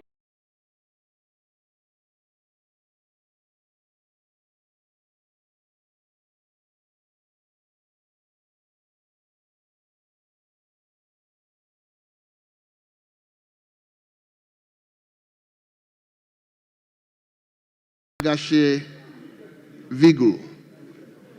Yes. And the lower house, led by the Speaker of Parliament, Adam Osman. Well, you are welcome. I hope by your name, Youth Impact Parliament, you are observing what is going on, so that tomorrow you will not be Youth Impact, you will be the rare Impact parliamentarians. So you are welcome, and we wish you well. Honourable Dr. Brian Champon, you may take the floor now. Thank you, Mr. Speaker. Mr. Speaker, the 2024-2025 budget, on the portion that reflects what the government wants to do with agriculture, is in fulfillment of what the presidential candidate or what the NDC party said during the elections. Indeed, everything that they promised in their manifesto has found its way into the budget. And one of the people that this budget should interest them when it comes to agriculture, because they will account to their people. The promises that are being made are the people on the other side of the house. And so it's important that they read the budget and understand it so as they are able to explain it to their constituents. Mr. Speaker, the 24-hour economy is hinged primarily on agriculture. Listening to Honorable Gusitano on Sunday, everything that he talked about on the 24-hour economy hinged on agriculture. Mr. Speaker, the job creation that my colleague was talking about, indeed screaming about, hinges on agriculture. Bringing down inflation, a large contribution rests on agriculture. Mr. Speaker, this budget, food security, has everything to do with agriculture. Mr. Speaker, in terms of planning our food systems for the future, it's represented in this budget. Mr. Speaker, if you look at the programs that the NDC government wants to implement in 2025, under the AGRIC for economic transformation, Mr. Speaker, they intend to arrest food security, reduce inflation, boost export, create jobs. How do they intend to do that? To mobilize Ghanaian people to plant in their houses, to mobilize faith-based organizations to go into agriculture. And they intend, Mr. Speaker, to invest in individuals and organizations to be able to plant to feed the nation. Mr. Speaker, they talked about Transformational Grains Development Program, which is the second headline agricultural program that they want to implement to deal with the production of maize, rice, soya, sorghum, cassava, plantain, yams, and yam. Mr. Speaker, they have a third major program called Vegetable Development Program that they titled Yeridua, and they intend to invest in onion, pepper, tomato production, processing, and export. Indeed, Mr. Speaker, the budget says that they intend to put mini processing plants in communities where they produce these vegetables. Mr. Speaker, they talked about small ruminant development under the Livestock Development Program. Mr. Speaker, they are famous in Kukon Kitinkiti program, promised to supply Kuriel 2.4 million beds to 55,000 households. Mr. Speaker, this is a country that consumes 324,000 metric tons of meat, of poultry meat, 324,000 metric tons. In an agric transformational program, we were expecting, Mr. Speaker, out of the 324,000 metric tons that we consume, Ghana currently produces about 15,000 metric tons, about 5% of what we consume. So in bringing a transformational budget to deal with the poultry sector of this country, one would have expected that at least we would have followed the trajectory of the PFJ2, where we stated that we were moving production from 15,000 metric tons in 2025, Mr. Speaker, to 40,000 metric tons in 2024 to 40,000 metric tons in 2025. Mr. Speaker, what do we see in the budget? The budget, yes, we did. Yes, we did. Mr. Speaker, the budget then goes ahead to say that they are only going to add 4,000 metric tons. Mr. Speaker, from 15,000 metric tons, the transformational budget is only adding 4,000 metric tons. So the Nkukon Kitinkiti program that we are talking about, is only going to add 4,000 metric tons. It's in the budget. If you read your own budget, it's there. Mr. Speaker, Kuriel, this heckling will not help you understand your own budget. So be quiet, pay attention, and listen. Mr. Speaker, the budget says that they are going to procure 2.4 million day-old chicks and distribute to 55,000 households. The 2.4 million day-old chicks at Kuriel is about 1.5 kg, an adult Kuriel. So that will give you about 4,950 or so metric tons. 3,900 or so metric tons. I rounded it up to 4,000 metric tons for you. It means that you are only adding 4,000 metric tons under the Nkukwan Kitinkiti program. That is frightening. But Mr. Speaker, that is not even all.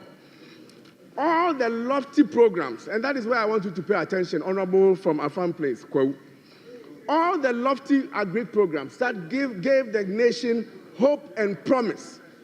Mr. Speaker, the budget did not even fund it. The budget did not fund the programs.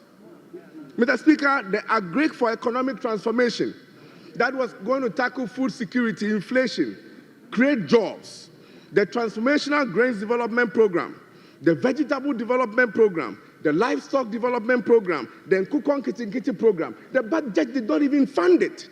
Mr. Speaker, in 2020, Mr. Speaker, the budget did not provide sufficient funds to deal with all these programs. Lawyer, yes. Mr. Speaker, and I'll explain why. Mr. Speaker, the budget did not provide sufficient funds to implement these programs. And I will explain why. Mr. Speaker, in 2023, a budget of 860 million was provided for in the 2023 budget. Mr. Speaker, I have a copy here. Okay, 860 million to deal with the PFJ program, goods and services, and capex related to agri infrastructure. 860 million in 2023.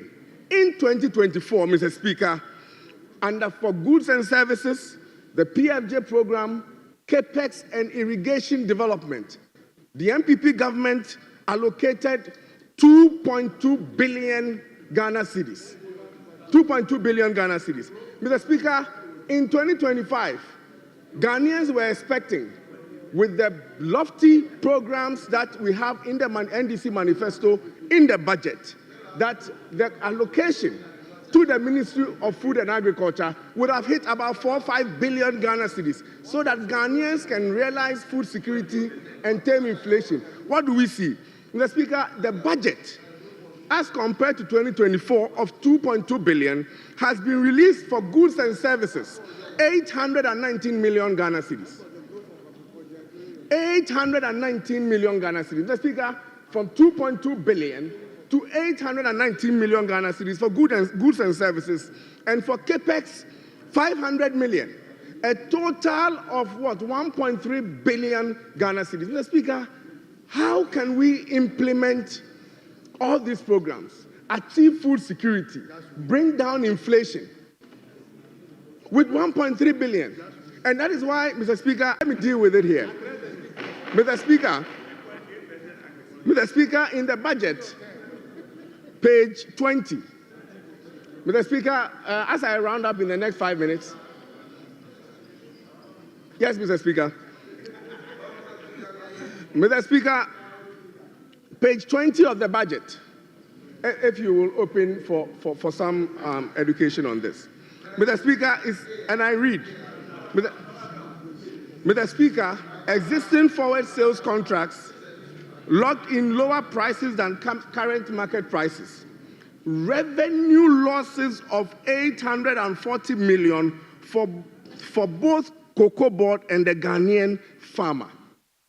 Mr. Speaker, forward sales contracts. I am promising to supply you with cocoa at a certain price. Mr. Speaker, since cocoa board started trading cocoa in this country, that every year they come here to get approval from this house to go on syndication and buy cocoa, cocoa prices are locked in. That is how it has been done from the start of cocoa board. Mr. Speaker, and therefore, if you go and sell cocoa at 3,000 cedis and you lock in that price, as we did in 2010, 2011, 2012, if you lock in the price at 3,000 and the world market price moves to 5,000, no revenue losses has been incurred. No revenue losses have been incurred. Hold on, be educated. We are talking about forward sales. We're talking about forward sales. So I don't understand why you go and hedge at 3,000, world market price moves to 5,000, and then you say that it's a loss. It has never happened in this country, and it has never been reported in any budget. I think that the government should look at this, and you should stand educated on this matter. Mr. Speaker, I will move to the second item, which is even worse than the first. Mr. Speaker, on the same page 20, it says that rolled over contracts resulted in additional losses of $495 million. Now, let me explain to you what rolled over contracts are in Cocoa Board. Mr. Speaker, Cocoa Board contracts are promises that you make to supply. They are promises that you make to supply. So when you sign a contract with any of the cocoa buyers, you don't actually receive money. You promise them that within this agricultural year, September to next year, September, I will supply you these beans. You lock in the contract. You have a buyer. You have a buyer. You don't get money from those contracts. You don't receive an income from those contracts. Mr. Speaker, and therefore, if for weather reasons or any other reason, you are not able to fulfill the contract, okay, because of climate conditions or whatever, you are not able to fulfill the contract, and you roll the contract to the following year, you have not incurred a loss.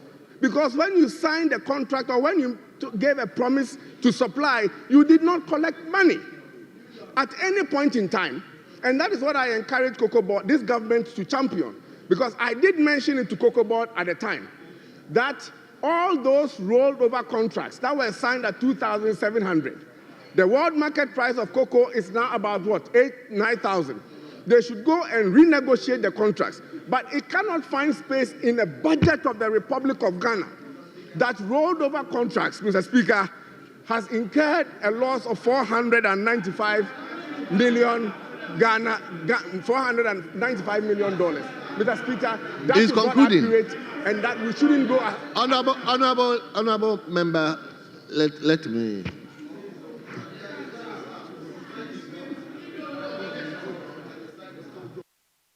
Mr. Speaker, he was trying to educate us on rollover contracts, and then he explained that you don't lose money at all in the case of rolled over contracts. But in the end, he says you are obliged to go and renegotiate. So, Mr. Speaker, if you sign a contract to supply cocoa beans to somebody today, and today the price of cocoa beans is $10,000 per ton, and then you are unable to supply, and then you roll it over to next year, and next year the price of cocoa beans becomes $15,000 per ton. If you are obliged to supply the person the cocoa beans, will you lose $5,000 per ton for the year that you are supplying or not? You will lose it, unless you go and renegotiate. Unless you go and renegotiate. Honorable Leader, see, that is why personally I would have wished that we allow the debate to flow.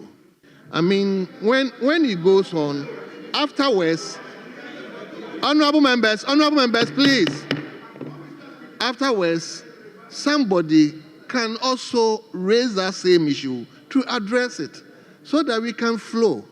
Because by now we have ended. He was left with, I was time up, by now you have ended. But, Mr. Speaker, Cocoa Board. So leaders, because I'm coming, leaders, once you rise up, I'm obliged to at least listen to you. But to order that we allow the debate to flow. If there's something that you critically think that it must be addressed, you can put it, because we are going to end up the debate, or you can ask somebody who is going to debate to address it, so that we flow. Other than that, we will be interjecting and we wouldn't get the coherence of the debate. So, Honourable Member, I've As I already wind up. been given the time that we are left with Very well. 1 minute. Mr. Speaker, So I'll give you 2 minutes. Mr. Speaker, I am a nation builder, and it is not in my interest to put out figures that discredit Cocoa Board, that will affect Cocoa Board 2025-26.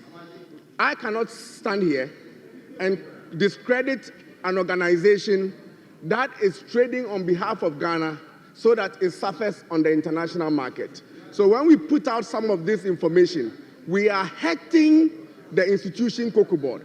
I can sit here and throw out propaganda and affect Cocoa Board. And I don't think that as a Ghanaian, I should be doing that. Mr. Speaker, and that is all what I seek to do. Mr. Speaker, Cocoa Board did what we call Cocoa Road rationalization. When I went in as a Greek minister, they had started. They had committed the country to about 20 billion Ghana cedis of cocoa roads. Mr. Speaker, a chunk of these roads had not been paid for. So it was necessary that government, Cocoa Board, rationalize these roads. Those that the contractors are not performing, they kick them out, and then we move on with our lives. Mr. Speaker, if you read the budget line 104 on page 20, Mr. Speaker, it says that outstanding cocoa road contracts reached 21 billion in 2024, of which only 4.4 billion has been accounted for in the financial statements of Cocoa Board. Mr. Speaker, what does it mean? Where did the 17 billion go to? They are only admitting that the commitments of Cocoa Board, as validated IPCs, are 4 billion. The total road debt sitting at Cocoa Board is about 6 billion. Reporting 21 billion hurts Cocoa Board. Reporting that Cocoa Board is in debt to the tune of 32 billion hurts Cocoa Board, because this 32 billion includes the 495 million, Mr. Speaker, as I wind up. Thank you. As I wind up, includes the 495 million. Thank you. Which translates to about 8 billion cedis. This information, so much. as we put out, hurt Cocoa Board, hurts Ghana. Thank you, Mr. Speaker, for the opportunity. Thank you. Thank you very much, Honorable Brian Champo. Honorable members, it is now the turn of Dr. Abed Bandim. Honorable, you have 10 minutes. Are you a chairman? Yes, I'm the chairman, please. Chairman, Mr. then Chairman. 15. Then you have 15 minutes. 15. Thank you, Mr. Speaker. Mr. Speaker, I wish to thank you so very much for the opportunity to contribute on the debate of the 2025 budget ably presented by the Honorable Minister for Finance, Dr. Atuforson. Mr. Speaker, my ranking member on the other side debated and successfully landed on the rural telephony project, which he indicated that it is very significant and important for rural folks to have connectivity so that the whole nation does not move, leaving them behind. Mr. Speaker, let's look at the performance of that industry in the last 8 years. When the NPP government took over, they had an ambitious plan to build 2,016 rural telephony cell sites. For 8 years, Mr. Speaker, they have only been able to build and operationalize 92.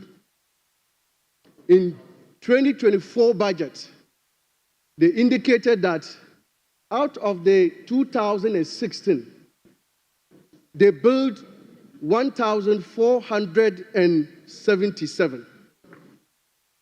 Out of this 1,477, 1,385 are dormant. They are not working. They are white elephants. The minister at the time indicated that in 2017, she inherited 78 cell sites from the then minister, the Honorable Omani Buama. So from 2017 to 2024, the MPP government succeeded in only building 92. When they estimated that they were going to build 2018 for over 4 million Ghanaians who are without connectivity. This industry is very critical to our national growth, Mr. Speaker. We cannot afford, as a country, we cannot afford to leave behind over 4 million Ghanaians not having network connectivity at this time. Mr. Speaker, it is fascinating to note that the 2025 budget is committing 222 million Ghana cedis for that project alone. Mr. Speaker, the rural telephony project that started under the ministership of the Honorable Harun Edrusu and continued with Omani Buama had a technology that was developed by a Ghanaian. And we would have thought that when they inherited that project, they will work to advance that technology and allow Ghana to expand using this technology and even export it to other countries. What we saw, Mr. Speaker, is that it has been left, and the Huawei, a company in China, has been able to take this technology and improved on it. And we are still here. When we were busy preaching digitalization in this country, in just about 8 years ago. Mr. Speaker, let me also indicate that the industry, the communications industry, has also been allocated $3 billion for the creation of 1 million coders. Mr. Speaker, there is a facility that is being built by University of Ghana in partnership with the Ministry of Communications. And we have pledged in this budget to complete it and ensure that these programmers and coders will use that center as a training center. Mr. Speaker, we have also allocated $50 million for fintech. That is to grow the fintech industry, to allow indigenous Ghanaian businesses, SMEs, to be able to come out with technologies to partner with the telecom industry to promote jobs and to enhance the Ghanaian economy. These are projects that are sustainable, and when implemented, the youth of this country will not have problems with jobs. We are also coming, Mr. Speaker, to train 1 million coders. 1 million coders. From every constituency, we will select the youth and ensure that they are trained in ICT to be able to be useful to our economy. We will not only preach digitalization, but we will ensure that every Ghanaian youth is involved in the digitalization process and have their hands on deck. Mr. Speaker, in 2011, the NDC government then embarked on SIM card registration exercise. It was done successfully without problems. It was done with the collaboration of all stakeholders in the industry. Mr. Speaker, when the MPP took over, they decided to re-register SIM cards And I can tell you that as an industry person, we have gotten back to zero. There is nothing that has happened. And I can say that, or give a hint, that we would have to re-register our SIM cards from fresh, because that registration that was done was a sham and has put all of us in danger. Mr. Speaker, we also had to introduce the digital terrestrial television under the leadership of the Honorable Obani Buama. Today, as we speak, 8 years have gone by and we have not still able to migrate from analog to digital for 8 years. All other countries that signed up to it have migrated except Ghana, even though we were the first to sign in 2016. Mr. Speaker, let me also indicate that in 2024, the minister then came to announce to us that Ghana was going to implement 4G with the collaboration of stakeholder players. But I can say that, Mr. Speaker, as we speak today, we still have no 4G operations in the country. Countries like Nigeria and other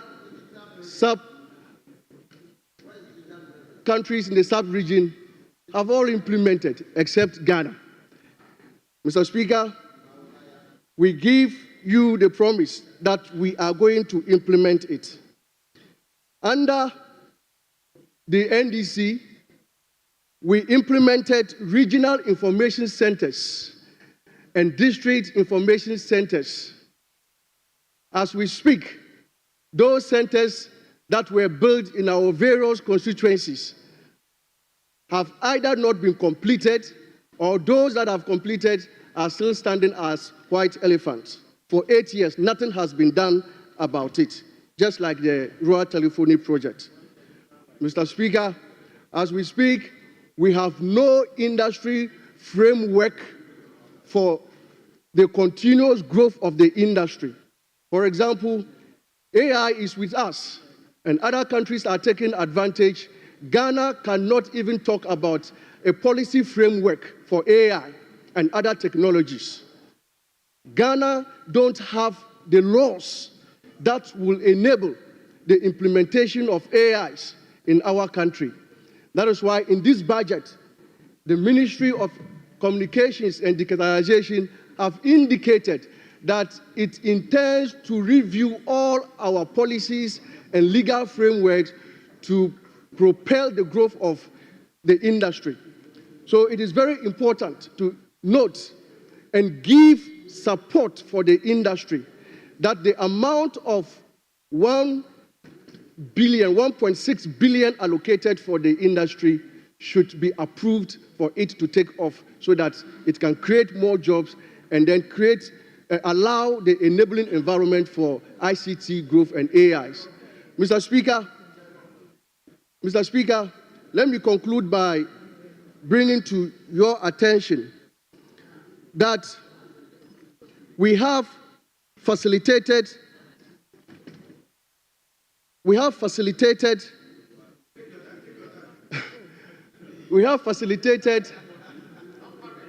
in ensuring that the laws under the cyber security, which is very important in our nation building, are reviewed to meet the current trends of international standard. So, Mr. Speaker, without wasting much time, I would like to thank the Minister for recognizing the industry and ask that previous or next budgets, subsequent budget, should take care of the industry, should be given more allocation to ensure that the Minister for Communications work to enhance the industry and to allow growth of the economy and job creation in the industry. Thank you, Mr. Speaker. Well, honorable members, let's now turn to Honorable Alexander Ajare. Honorable, you are deputy ranking. Yes. And therefore you have 10 minutes. 10 minutes. Thank you, Mr. Speaker, for the opportunity to contribute to the budget statement made by the Finance Minister. Mr. Speaker, for the past 3 days, there's been a lot of commentary on this budget. We've had people trying to critique this budget and others also defending it. But as lawmakers, it is our responsibility to know the spending of the government, the policy plan of the government vis-a-vis of the income expectation of this government.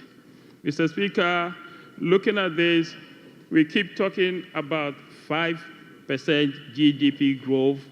We handed over to this current administration. They are finding it difficult to accept that GDP growth means the size of the economy, resilience of the economy, the trust and confidence we can have in an economy. Mr. Speaker, the global economic outlook for 2024 estimated that the world GDP was going to be 3.1% growth. And for Africa, it was 3.7. At the same 2024, the NPP government did 5.7%. This means that globally, we did better. And this is what we handed over to the NDC. We even estimated to do 8% in 2025. Mr. Speaker, these are the areas that gave us all this good credit as a government. Industry sector, we did 7.1%. NDC expected output for 2025 is 3.8%. Mr. Speaker, I can repeat that again. It's 7.1% in 2024 and 3.8% in 2025. This is the expected growth in the industrial sector, which includes mining, oil and gas, gold, manufacturing, and construction. Now we consider services. Services within 5.9% in 2024. Expected output for 2025 is 3.8%, Mr. Speaker. This also take care of information and communication, transport and storage, health and social work. In agriculture, within 2.8% 2024, and then the expected output for 2025 is 4.8. This gave us the 5.5% GDP growth. Mr. Speaker, if we should consider the GDP growth for the 2024 against the 2025, then it means that in this budget, the government has no plans of creating employment. This is a government that keeps promising Ghanaian youth that they are going to create more jobs. If they are so confident in the economy that they are going to handle, they should have given us a more promising GDP, especially you consider the industrial sector, they are not going to do anything. No wonder they are not going to continue with the 1D, 1F. Mr. Speaker, we consider industry. In industry, we also have mining inquiry. Mining inquiry within 9.4%. Their expected output for 2025 is 3.0. Mr. Speaker, then I'll take you to page 71 of the budget statement. That's the allocation of key policy initiatives and interventions. Mr. Speaker, I read. Mr. Speaker, we will provide, I think it's provision here, but I think it's supposed to be, we'll provide a CD equivalent of 279 million as a revolving fund for the Ghana Gold Board to be able to purchase and export at least 3 tons of gold per week from small-scale miners. Mr. Speaker, if you are going to invest so much in the gold board, and your expectation is also to buy 3 tons a week, now you are not investing anything in the mining sector, yet the expected GDP growth also not increasing, rather sinking. Because we did 9.4, and you are expected to do 3.0. Yet you turn economy as a galamsey economy. So if it is a galamsey economy, why then do you also invest $279 million in an area, yet you are not expecting any growth in the sector? Mr. Speaker, I then take you back to page 47. Page 47, and it reads, Mr. Speaker, supported by the strong reserve position, commercial banks' participation in the gold purchase program for foreign currency, positive sentiments from the progress made in the debt restructuring, and continuing tight liquidity management, the CD regained some value in the past quarter of the year. Mr. Speaker, we had the oil for gold, or gold for oil policy. We had these, it is there. Now this administration is also trying to create another one. If another gold board is also created, it is going to cost the country. It is going to cost the country because we did the gold for oil through the bank. But this is also going to be a separate board that is going to be in charge of the pitches. Mr. Speaker, apart from the fact that they didn't have confidence in the oil for gold, the only source of gold is going to be small-scale mining. Small-scale mining at Galamsey. Yet, we are going to buy from them. Mr. Speaker, look at the target set by the board. The board is expected to buy 3 tons. You must wind up. The board is expected to buy 3 tons, 3 tons a week, but yet the gold production is also 2.7. That's a 2023. It was 2.7%, 2.7 tons. This means that it is going to be difficult to achieve the 12 tons expected in a month because the PMMC's record indicates that they can't do more than 10 tons of gold. This means that a lot of people are going to be encouraged to go into Galamsey. Thank you, Mr. Speaker, for the opportunity. Thank you. Thank you very much. Yes, minority. Thank you, Mr. Speaker. Mr. Speaker, I rise under Order 122 to interrupt the debate, and I'm fortified of bringing your attention on an issue that happened yesterday under Standing Order 163. Mr. Speaker, yesterday, the minister responsible for finance had laid the energy sector levy, and it was referred to the finance committee. Mr. Speaker, at the time of the referral, I think it was an oversight that the leadership of the energy sector, since the energy sector levy bill will affect the energy sector, the leadership of the energy sector should have been included to the referral. And Mr. Speaker, I want to draw your attention to that, pursuant to Order 165, that if we can add the leadership of the Energy Committee to the referral that was done yesterday to the Finance Committee, so that the leadership of the Energy Committee will be included. It is a levy that affects the energy sector, and for that matter, Parliament cannot conclude on the bill without the input from the energy sector. My prayer, Mr. Speaker. Thank you. Majority leadership, any?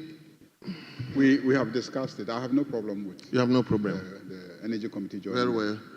So, honourable members, the consequential order is that Committee on Energy is added to the referral that was made yesterday. So I so direct that the Committee on Energy be added to the order.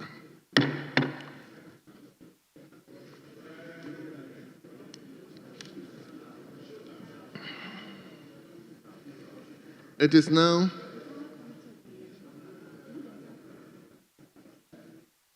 I was invited to add the leadership, not the entire committee.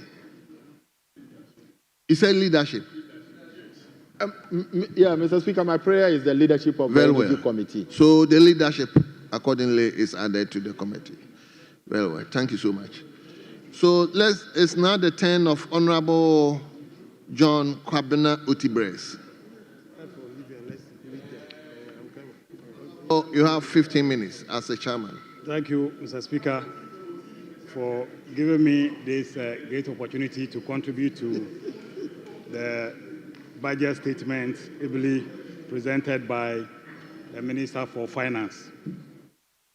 Mr. Speaker, I started following budget presentation on the floor of Parliament since 1994, when I completed secondary school. Mr. Speaker, there have never been this level of excitement, jubilation, happiness, and ecstasy amongst the youth of this country after the presentation of any budget.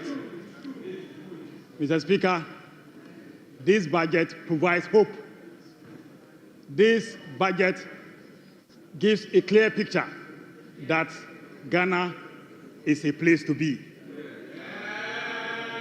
Mr. Speaker, the despair and despondency left among Ghanaians by the MPP government has been restored.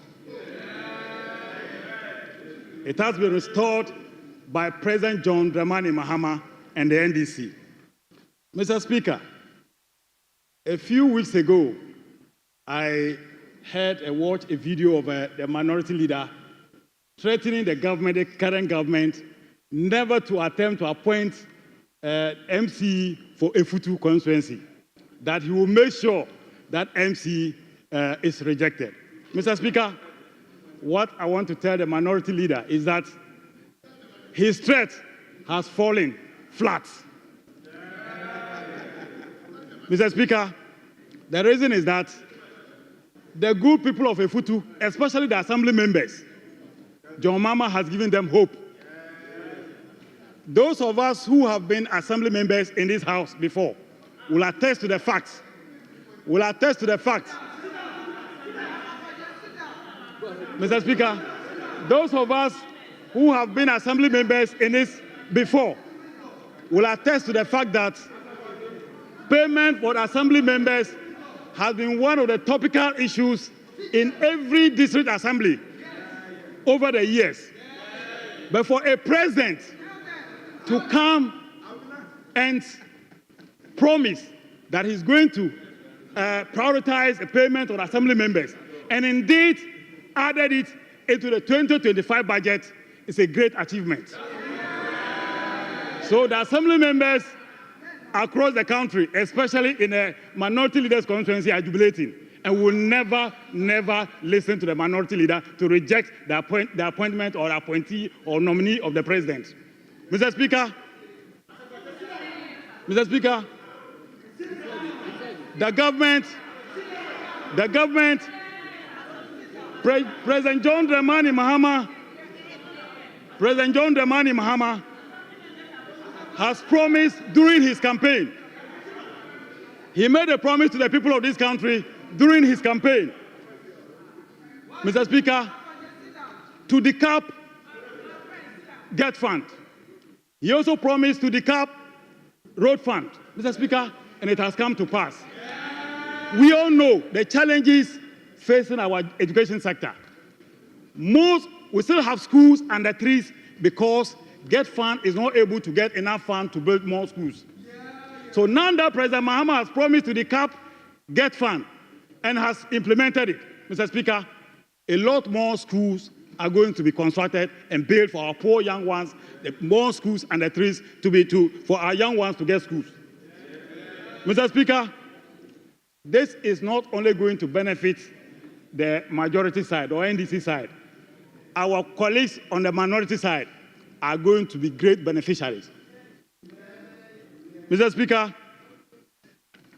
a few days ago, my colleague and former chairman of the Roads and Transport Committee, when he took his turn to speak, I was disappointed and surprised as to why a whole chairman, Mr. Speaker, in the last parliament, I was a member on the Roads and Transport Committee. We have had cause to complain, argue bitterly about capping of road fund. And today, President Mahama, being a man of his word, has a promise to decap road fund. And it has happened. So I was expecting our former chairman of the committee and now ranking to at least to have applauded President Mahama and NDC for taking that bold step. Mr. Speaker, Road Fund Act 536 was established in 1997. The purpose for Road Fund was to help in road maintenance, especially pothole patching and grass cutting. Mr. Speaker, under 8 years of MPP, even common contractors who went into grass cutting, they owe contractors to the tune of even 2,000 Ghana cedis grass cutting. They couldn't pay. You go to Road Fund, they will tell you that contractors are owed to the tune of a peanut of 2,000 Ghana cedis grass cutting. They couldn't pay. So, Mr. Speaker, now that President Mahama in the 2025 budget has promised to decap Road Fund, it will go a very long way to help our contractors get their payment. A lot more roads, a lot more, especially those of us who are from rural areas and the deprived constituencies, are going to benefit immensely from this initiative. Mr. Speaker, yes, especially our colleagues on the minority side. I know most of them, they have started throwing questions to the roads minister, so when their roads be constructed. So this initiative, this bold step by President Mahama is going to provide a lot for your constituents. So you should be happy to support the approval of this budget. Mr. Speaker, I want to touch briefly on the issue of sanitation. We all know the importance of keeping a healthy nation and a clean environment. We have a couple of companies in this country who are into sanitation business. And as we all know, NDC is a People's Party. During the budget presentation, Mr. Speaker, paragraph 152 of the budget says, provides government's plan and intention to consolidate energy sector levies, including the sanitation levy. But I've heard comments from the minority side saying that President Mahama and the NDC have planned to collapse Zoom Lion's business. Mr. Speaker, when it comes to those who have track record of collapsing indigenous Ghanaian businesses. It is the MPP. We're all in this country. Over 30 banks owned by Ghanaians were collapsed by Akufo-Addo and Bawumia. I want to assure them that President Mahama has no intention to collapse any indigenous Ghanaian business. Zoom Lion is a Ghanaian, and he has invested heavily in the area of sanitation. The past government, MPP government, awarded a contract to Zoom Lion to build treatment plants across the length and breadth of this country, in all the 16 regions. Mr. Speaker, as we speak, the previous government, MPP government, owes Zoom Lion over 700 million Ghana cedis. Mr. Speaker, I want to plead with this government. I know President Mahama is a listening president. President Mahama is a president to protect the interests of Ghanaians. President Mahama has every Ghanaian at heart. President Mahama does not discriminate. Every Ghanaian is a Ghanaian, devoid of your political affiliation, devoid of your religious affiliation, no matter where you hail from. President Mahama is a president to protect the interests of all Ghanaians. So I want to ask that our president should try as much as possible to clear these debts. I know the MPP government, they have incurred a lot of debts, huge amount of money, billions of Ghana cedis, especially the road sector, on the NDC government to pay. Because since sanitation is an important area, I want to ask that even though the sanitation levy is part of the consolidation, our government should do everything possible to find a way out, at least increase the levy a bit, to be able to at least, I'm not saying that it's only Zoom Lion. I know many other companies, there are many other service providers or many businessmen who are into sanitation, area of sanitation. So we should try as much as possible to prepare and support these businesses to grow. And I know President Mahama is a very committed and a listening president. He will do that to help clear or defray these debts. Mr. Speaker, for the first time in 8 years, this budget was devoid of biblical quotations. Yes, the budget was devoid of biblical quotations. The budget was devoid of sloganeering. Mr. Speaker, we all know the word of God. Can Ophoria test word of God? Mr. Speaker, I want to urge our brothers from the other side, the minority side, to stop wasting their time, because we should have the people at heart. We are representatives of the people. Everything is not politics. We cannot play politics in everything. Every Ghanaian, like indicated by our colleague Walanyo, you go out there, every single Ghanaian, whether MPP or NDC, all hails this 2025 budget. I don't see why honorable members who are representatives of the people who come and sit on the floor and pretend not to see the right thing and pretend not to see the good things in this budget. So I urge that they should support us, come with us to approve this all-important people's budget, your budget, my budget, for a better Ghana. I thank you, Mr. Speaker, for this opportunity. Thank you very much. It is now the turn of Honorable Dr. Isaac. Is it Isaac Opoku or Isaac Osei?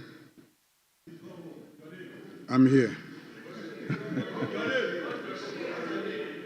Oh, so you don't know my name? No, they've given me Isaac Osei, so that's why I'm a bit. I know you are Isaac Opoku, but they're giving me Isaac Osei.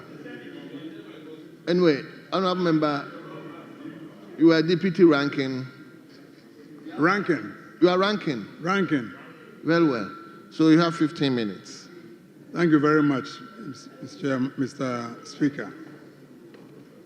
Mr. Speaker, you remember sometime in 2009 in Sunyane, a popular politician was speaking to his members. And Mr. Speaker, he said, "Se wuhunu ojanya kase eyenantwie." Speaker, to wait, if you see a sheep, tell the whole world that what you are seeing is a cow. Speaker, such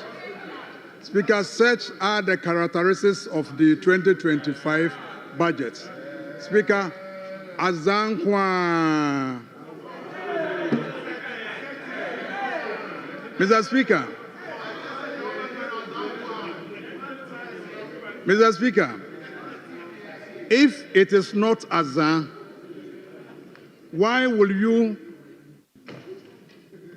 in paragraph 390, allocate 1.5 billion to the agricultural sector? And when you go to the appendix, what has been allocated is 924 million to the same agricultural sector. Mr. Speaker, if it is not Azan, the agricultural sector, the backbone of this country, the sector which employs over 40% of the workforce. Speaker, you allocate only 924 million, and yet you allocate 661 million to pay for judgment debt.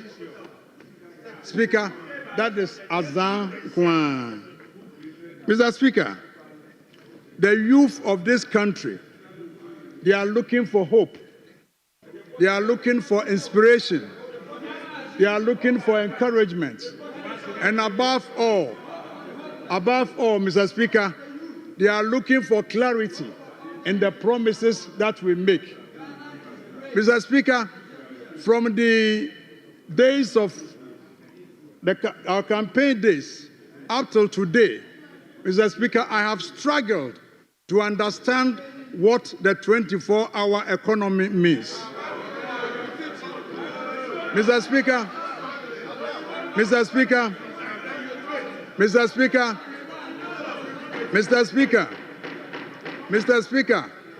I've been fasting and praying that Mr. Speaker, you don't give an assignment to honorable members to write an essay on the 24-hour economy. Mr. Speaker, the day that you give us that assignment, there will be no soul left in this chamber because nobody understands the 24-hour economy. Mr. Speaker,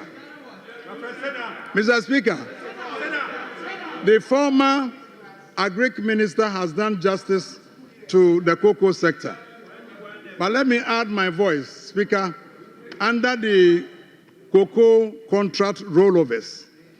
Mr. Speaker, there were a lot of lamentations about cocoa rollovers. Mr. Speaker, cocoa rollover contracts, they are standard industry practices. They were creating the impression that cocoa contract rollovers are some misdeeds, something untoward. Mr. Speaker, these are normal, standard industry practices. Are you sure? Yes. Are you sure? Very sure. Mr. Speaker, we're in this country. 2013, we had SONA and we had budgets. Mr. Speaker, in 2014, we had SONA and we had budgets. Mr. Speaker, in 2015, we had SONA and we had budgets. Mr. Speaker, in 2016, we had SONA and we had budgets. Mr. Speaker, between 2013 and 2016, there were contract rollovers, and yet there were no lamentations. Mr. Speaker, when the NPP took over the reins of this country, we inherited contract rollovers of 190,280 tons. Ghana Cocoa Board. 190,208. And if these are classified as revenue loss, multiply that by $3,000 because in 2000. Mr. Speaker, contract rollovers, as I said, are normal industry practices. Mr. Speaker, Côte d'Ivoire, in 2023, 2024, they projected to produce 2.2 million. They ended up producing 1.62 million. They had to roll over 500,000 metric tons. They are not lamenting. They are not. So stop the lamentations and know that contract rollovers are normal industry practice. Mr. Speaker, now let me talk about cocoa board debts. Mr. Speaker, yes, indeed, cocoa board owes 32.5 billion Ghana cedis. Mr. Speaker, what the government has not told us, what they have not told us are the details of the debt. Mr. Speaker, what they have not also told us is what the money has been used for. Mr. Speaker, and what they have also not told us is that when they were leaving office in 2017, did they leave a clean slate? Mr. Speaker, part of this 32.5 billion was as a result of the AFDB loan cocoa board contracted to rehabilitate the cocoa industry. Mr. Speaker, if there's going to be any single factor to collapse the cocoa industry, Mr. Speaker, it is not smuggling. Mr. Speaker, if one single factor is going to destroy the cocoa industry, Mr. Speaker, it is not illegal mining. Mr. Speaker, the single factor which can collapse the cocoa industry is the cocoa swollen shoot virus disease. Mr. Speaker, it may interest you to know that between 2013 and 2016, the control of this important disease was left in the hands of the cocoa farmer. Cocoa board abandoned farmers and said they should control the swollen shoot disease on their own. Mr. Speaker, by 2017, when the MPP took over, 315,000 hectares of cocoa lands were affected by the swollen shoot virus disease. Mr. Speaker, the Western North alone, Mr. Speaker, the Western North alone, which used to produce over 40% of Ghana's cocoa, had 214,000 hectares affected with this disease. Mr. Speaker, so part of that loan was used to control the cocoa swollen shoot virus disease. Mr. Speaker, I'm happy to inform you that today over 70,000 hectares of the affected area has been treated. And indeed, the 70,000 has started yielding. The 70,000 hectares have started yielding. And as we speak, Mr. Speaker, over 500,000 tons, that's the cocoa, have been realized. And ask Bank of Ghana, so far, receipts that have come through Bank of Ghana exceed $2 billion. $2 billion. Speaker, if you multiply the $2 billion by the current exchange rate, you are talking about something in excess of 30 billion Ghana cedis. So even though Cocoa Board is owing 30 billion, they have the capacity to repay the debts. Mr. Speaker,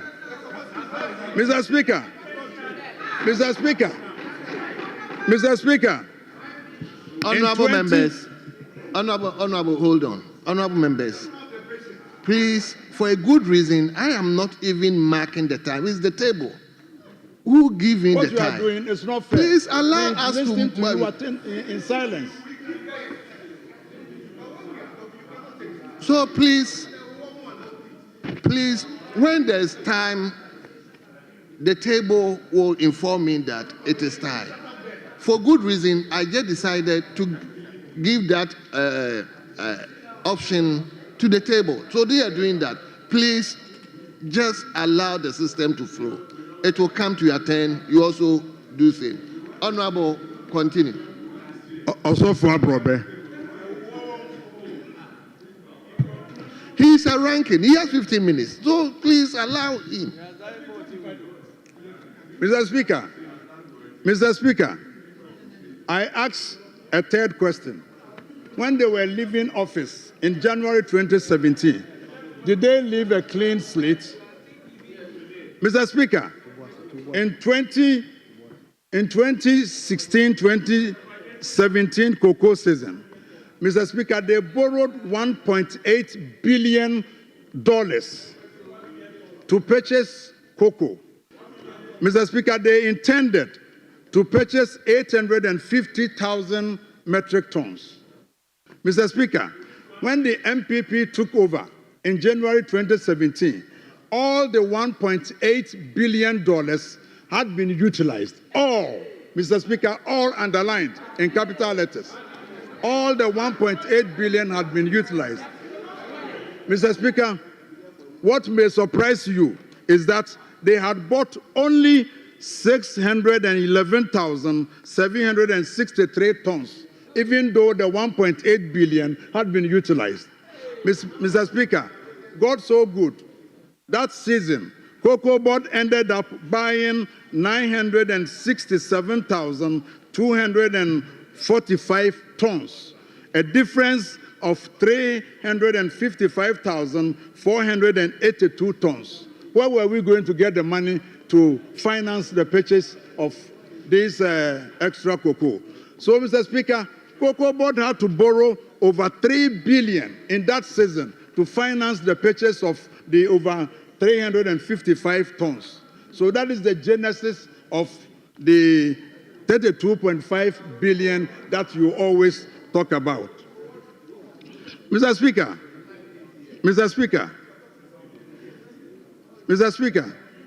I am an agriculturist, so I was very happy when I read through the 2024 budget under the agri sector. Honourable member, wind up. Mr. Speaker, and I also schooled in the northern region.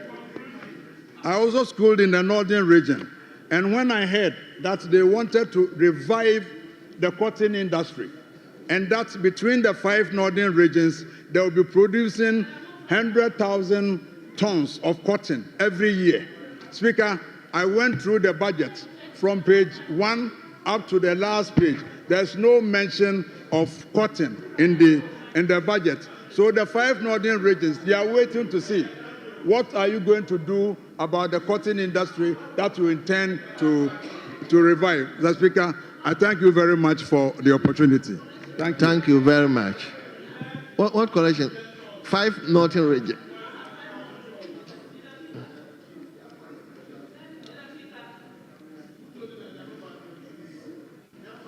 It was a generic thing. It's northern region, Page northeast 40, Savannah, page 43 upper of your east, manifesto. upper. Yes, of the northern region. Of the Very north, well. yes. 5 regions of the north, not 5 northern regions. No, we don't have 5 northern regions. That's all I was saying. Very well. Very well. Thank you. Honorable members, let's now move to Dominic Napare. Honorable. Thank you. Hold on. Kindly indulge me 5 minutes suspension. Okay.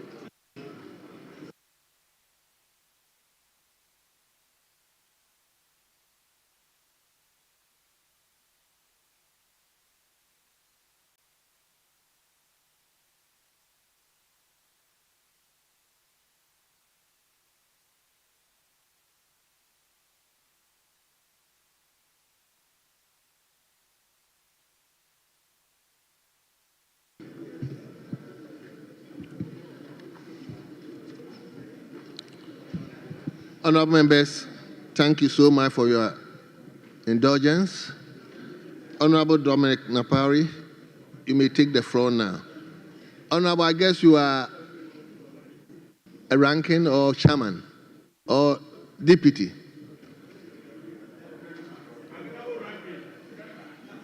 You are a member. Then you have 5 minutes.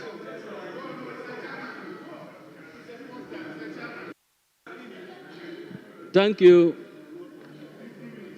Mr. Speaker, for the opportunity to comment on the budget statement and economic policy of the country for the year 2025, ably made by the Finance Minister. Mr. Speaker, let me add my voice to commending the President, John Dramani Mahama, for the budget presented to this House this particular year. It is a budget all Ghanaians, as people have already said, are hailing the budget and expressing hope for the content of the budget. Mr. Speaker, the previous government has dashed all the hopes of Ghanaians by running down most of the institutions. Mr. Speaker, the hope of the people stems from the massive allocations to sectors of the economy that is going to bring improvements and improve on the livelihood of the people. Mr. Speaker, if you take paragraph 391, for example, Mr. Speaker, there's an allocation of 51.3 million Ghana cedis, which is to develop banks for our women. Mr. Speaker, this is a source of hope.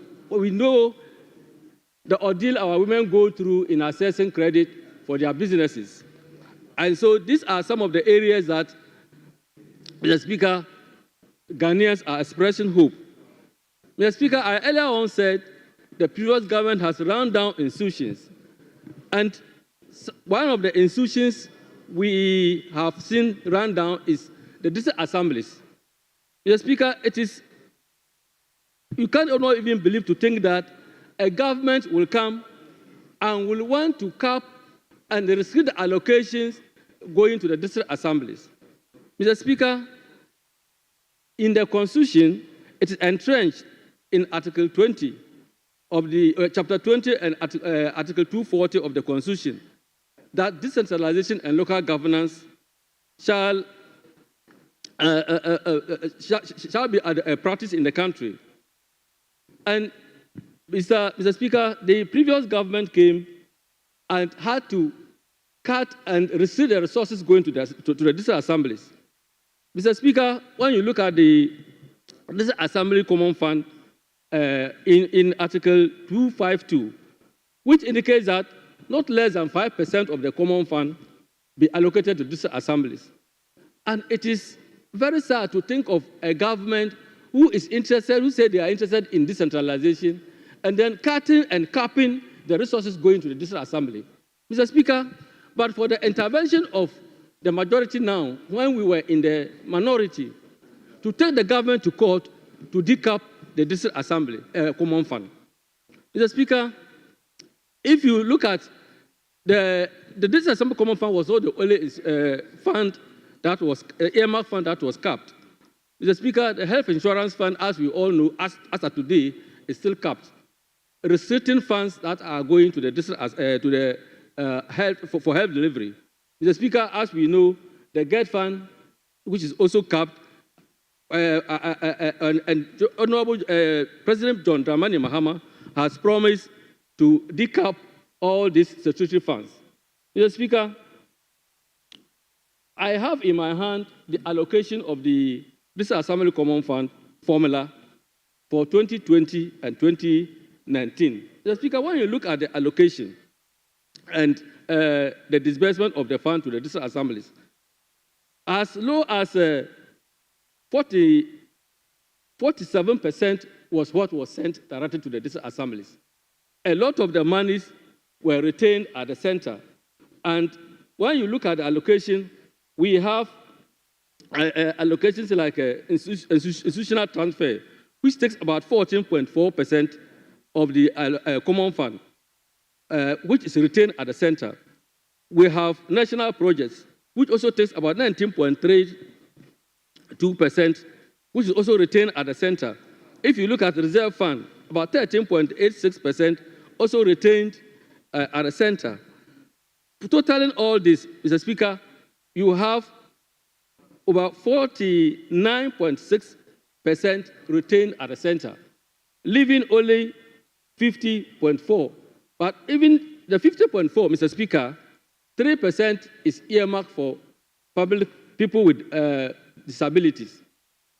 And so, in essence, it is only 47% that goes directly to the district assemblies.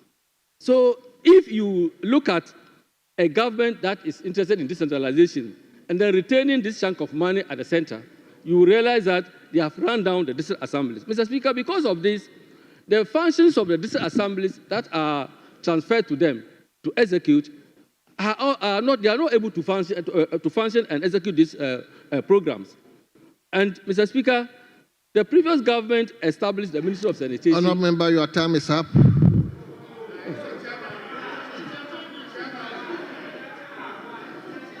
Mr. Speaker, in winding up. Honourable members, I asked him, he said he's an ordinary member, and his time was 5 minutes.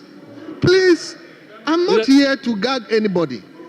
I asked him, he said an ordinary member, and per the directive, ordinary member have 5 minutes.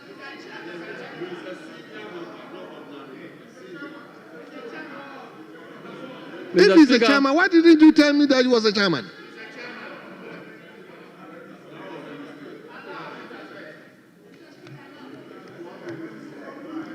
Mr. Speaker, in concluding, another area. No, if you're a chairman, you go on. I'll give you up to 10 minutes. Yeah. Mr. Speaker, another area we've seen the previous government.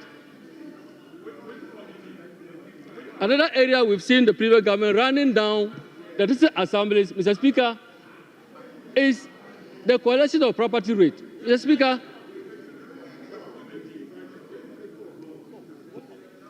Mr. Speaker, in 2023, in the 2023 budget, paragraph 452, Mr. Speaker, it was indicated that the then government proposed to re-centralize the collection of property rate from the district assemblies. And Mr. Speaker, that took place denying the district assemblies of the collection of property rate. But we all know, Mr. Speaker, that the collection of property rate is one of the longer-hanging fruits for district assemblies to augment their resources. And Mr. Speaker, some of the district assemblies at the time was allocated as low as 20% of their property rate. And then this collection was given to a private company. And as at now, Mr. Speaker, the monies collected, which were not sent to the district assemblies, are still not been accounted for. Mr. Speaker, I urge that this current government audits the account of that particular private institution to know why they have taken the public money and has not transferred same to the district assemblies. Mr. Speaker, another area we have seen, which we think that President John Dramani Mahama has come to give hope to the people, is to include the local stakeholders of the district assembly in decision making. Mr. Speaker, in the budget, the president promised to establish an institution that is going to train the local stakeholders. And it is indicated that there is going to be established a Royal Academy of Chiefs and Traditional Authorities, where they will be given the opportunity to have decision-making in the local governance system of the assembly. And Mr. Speaker, that is going to enhance the work of the district assemblies. Mr. Speaker, another area of interest is that in the budget, the government has promised, as has been said already, to pay our honorable assembly members some allowances, which in effect, Mr. Speaker, will enhance their performance and improve upon the performance and the delivery of the district assemblies. Thank you. Mr. Speaker. Thank you. Conclude for me. To conclude, the previous government initiated to complete some markets, to construct and complete some markets. Mr. Speaker, some of the markets is the Kumasi KJTF Phase 2 project. As we speak now, the markets have been abandoned. Mr. Speaker, they went ahead to promise building markets in Koforidua, Takoradi, Tamale, Nkranza, Asokore Mampong, and all these markets have come to a standstill and have been neglected. Thank you so much. I thank you for the opportunity for contributing. Thank you very much. Thank you very much. Honorable members, let's now turn to Manson Kwanta, Honorable Treneboa Kodria Fukuyo. Honorable, before you speak on behalf of the House, we wish you to be strong as you lost your mother and you buried your mother over the weekend. So, thank you. So you have 10 minutes.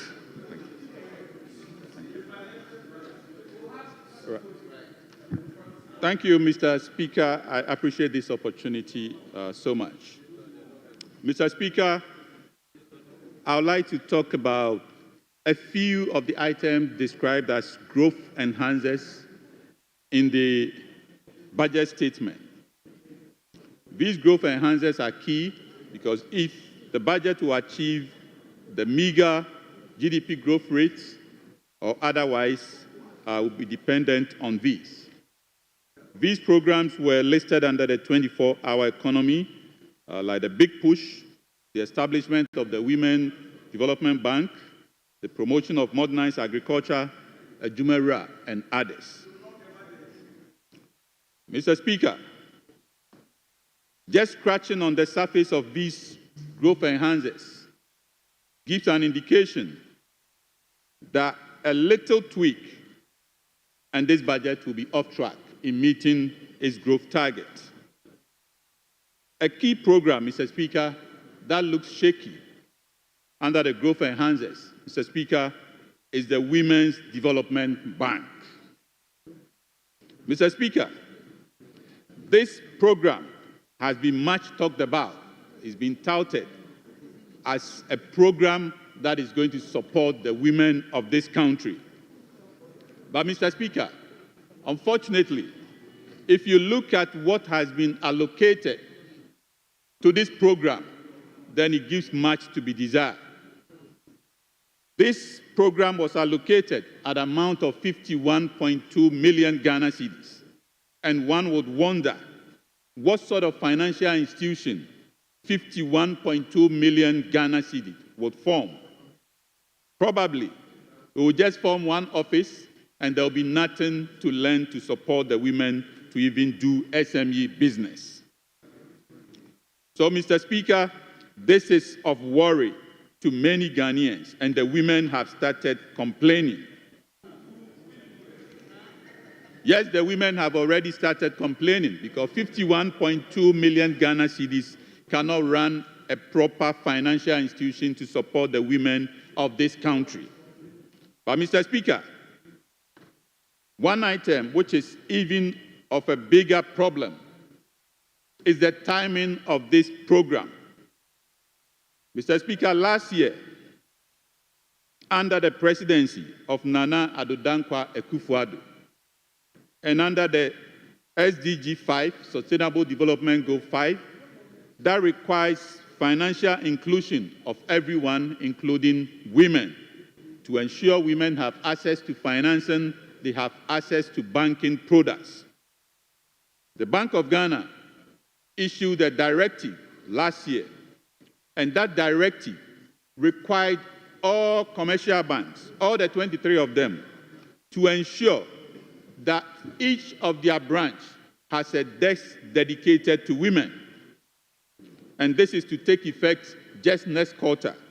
So right from April going, this is supposed to take effect. This is the directive that was issued under the presidency of Nana Addo Dankwa Akufo-Addo by the central bank. So, Mr. Speaker, under this, there should be a dedicated desk, whichever branch that you enter, and we are talking about 23 commercial banks. If you put their branches together, we are talking about 1,221 branches. So the women of this country should take note that this is a package that was being prepared for them, and we expect this government to push this package for it to work. If you have 1,221 branches, the synergy of this across the country is enormous. So, Mr. Speaker, one would ask, should the current government support this directive to have this quantum of capital across 23 banks, to have a network of over 1,000 branches, specifically having desks to provide products and services to women, or it will form Bank Kete with 51 million Ghana cedis. So, Mr. Speaker, this is a big question that is being asked wherever you go. Will the government be bold enough, or it will say that this directive came under the NPP government, so it should be put under the carpet? I believe the majority of Ghanaians, the women of Ghana, will be happy, will be better off if they fell under this colossal amount of money from 23 banks, if they had access to 1,221 branches across the country, wherever you enter, there's a desk dedicated to women. I believe the women of this country will be better off and they will be happy. So I recommend, Mr. Speaker, that this is promoted, that this is supported by the current government. I tell you, just one bank, GCB, has over 180 branches. So why would you not support this? Have women's desks at each of these branches, but set up just 1 or 2 branches with the 51 million Ghana cedis. Are we interested in this?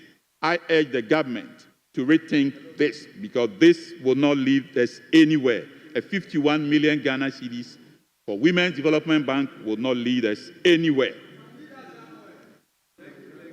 Mr. Speaker, another growth indicator that was indicated in the budget, which is also shaky, Mr. Speaker, is the promotion of modernized agriculture as enshrined in the budget. Mr. Speaker, as we know, agriculture is the heartbeat of this country. And if we want to modernize it, especially to let the youth have appetite for it, then we have to mean it. We can't just say it and just treat it anyhow. So, Mr. Speaker, if you look at agric, the heartbeat of this country, and the fact that we allocated just 1.5 billion cedis to this sector out of the 279 billion budget, just 1.5 billion cedis, culminating to 0.54% to agric, then one will ask, really, did we mean what we put there, that we were making agric the heartbeat of this country? We are going to modernize agric to attract the youth of this country to come to agriculture. If you look at the budget that was done by Nana Addo Dankwa Akufo-Addo's government, Mr. Speaker, in 2024, the government allocated 5 billion Ghana cedis to agriculture, 5 billion Ghana cedis, culminating 2.2% of GDP, 2.2% of the budget that was made at that point in time, 5 billion Ghana cedis. And in 2023, we had 1.8% of the budget allocated to agriculture. So, Mr. Speaker, you look at where the priorities of these two governments lie when it comes to agriculture. 5 billion Ghana cedis versus 1.5 billion Ghana cedis. I believe the difference is clear as to the two governments who is serious about agriculture. Honourable who does member, what he says. you must be winding up. Mr. Speaker, I have 10 minutes because I'm deputy ranking. That's why I gave you 10 minutes. Mr. Speaker, so at Greek, we have to choose between the two governments who is serious about our Greek. 1.5 billion cedis versus 5 billion Ghana cedis. Mr. Speaker, there is an issue that I want to lay to rest here. And this issue, Mr. Speaker, is about the yield curve of this country. The yield curve. If you listen to the budget that was read, Mr. Speaker, the minister touted himself about the fact that money market rates have been coming down. Money market rates have been coming down. The government that has been in place for less than 3 months, you are touting yourself that money market rates have been coming down. What has changed structurally about the economy within this period for you to tout yourself that money market rates have come down? Thank you. So, Mr. Speaker, I think, in my view, that the rates that we are seeing coming down are artificial, they've been manipulated, and they are not for real. Thank you. And, Mr. Speaker, I thank you, but I want to say that the yield curve is happening not because anything special has been done, it is being manipulated. Thank you. Thank you, Mr. Speaker. Thank you very much. Thank you very much, Honourable. Honourable members, let's now give the floor to the oldest and longest serving member of the House.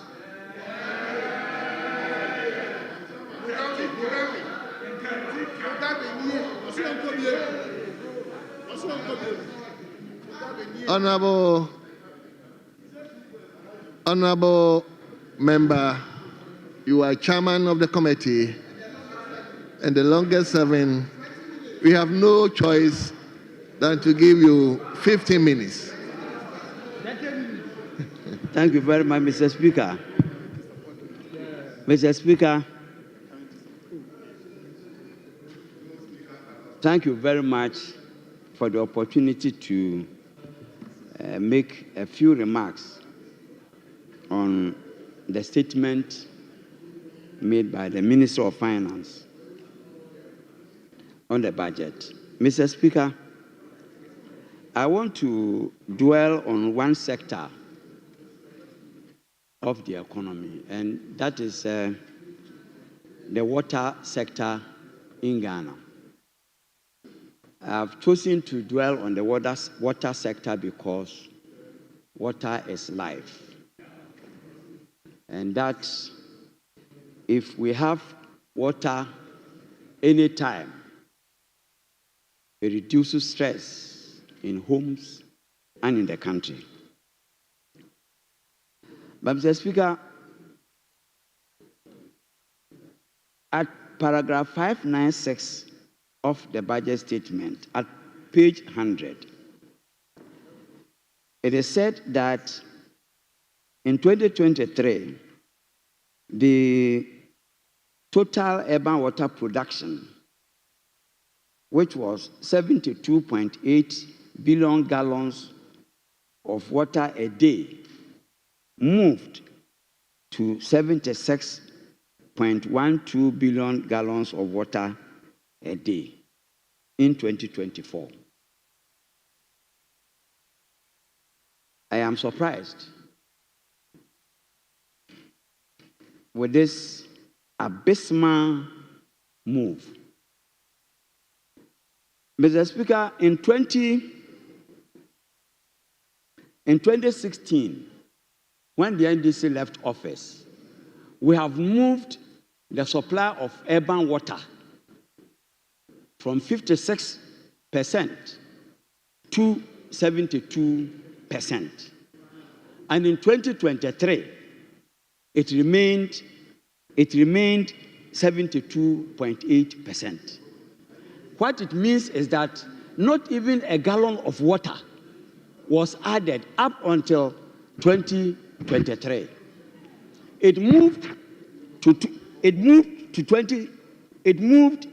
76.12 in 2012 because of the water project that was constructed in Navrongo to serve that enclave, Navrongo and Bolgatanga. What it also means, in other words, is that in the whole 8-year period of the MPP government under Nana Addo Dankwa Akufo-Addo and Bawumia, we brought in the mega project was the China Gazuba, which we commissioned in 2016. That brought on board 40 million gallons of water a day. So for Greater Accra alone, we added 40 million plus 12 plus 3.3. For Greater Accra alone. Mr. Speaker, we didn't stop there. We moved on to Nsawam, another press constituency. The water project that was supplying water for the people of Aduajiri and Nsawam was constructed during the days of Dr. Kwame Nkrumah. It broke down. Nobody attended to it. But the NDC, very kind-hearted government. We fixed that water treatment plant. We constructed a brand new treatment plant that provided 1.6 million gallons of water a day to serve the people of Nsawam. Until that new project was done, Honorable Nsawam, Honorable Member of Nsawam, Honorable Adodompe, who served in the MPP government as the government chief whip, could not do thing.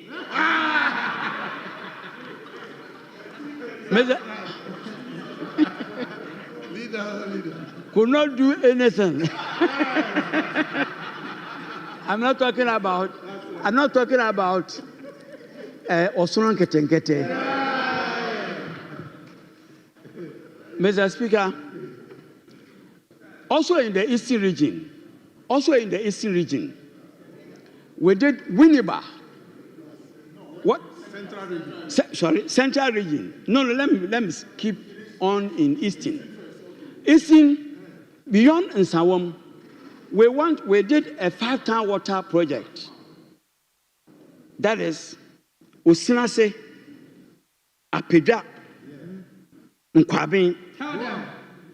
We constructed brand new water treatment systems. You know something, Mr. Speaker? In Chebi, in the hometown of Nana Addo Dankwa Akufo-Addo, there was no water. Their water system had broken down. That water system was also constructed during the days of Dr. Kwame Nkrumah. It broke down. Nana Akufo-Addo got the opportunity to serve in government as Minister of Foreign Affairs and also as the Attorney General and Minister of Justice. Could not fix, for 8 years, did not fix a water system in his hometown. But NDC, we fixed that water system. We brought in a water system in Chebi that could treat water of any level of turbidity. Because we brought in that system because of the nature of water in the Birem River. Polluted. Today. So now today, when Nana is going to Chebi, he doesn't go as he used to. In the past when he was broken, Nana was carrying yellow gallons of water from Accra.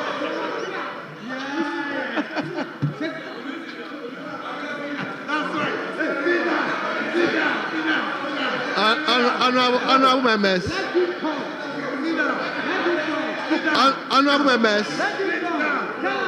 Honorable members, as it stands now, he is the available leader. So,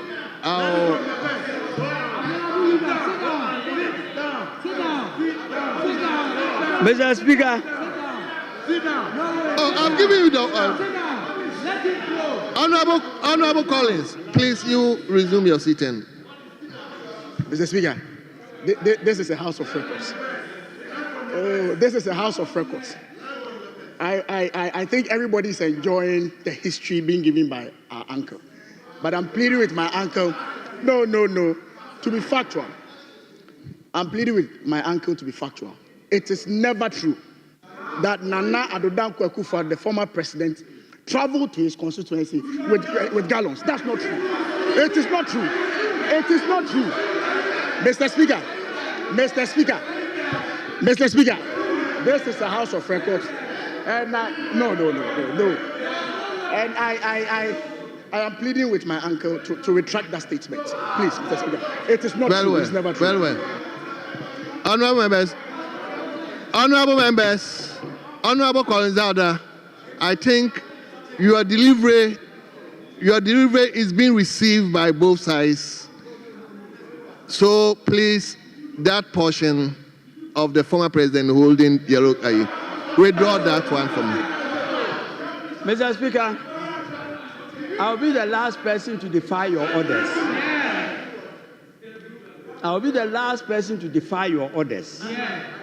Accordingly, I withdraw. I only need to add, Mr. Speaker.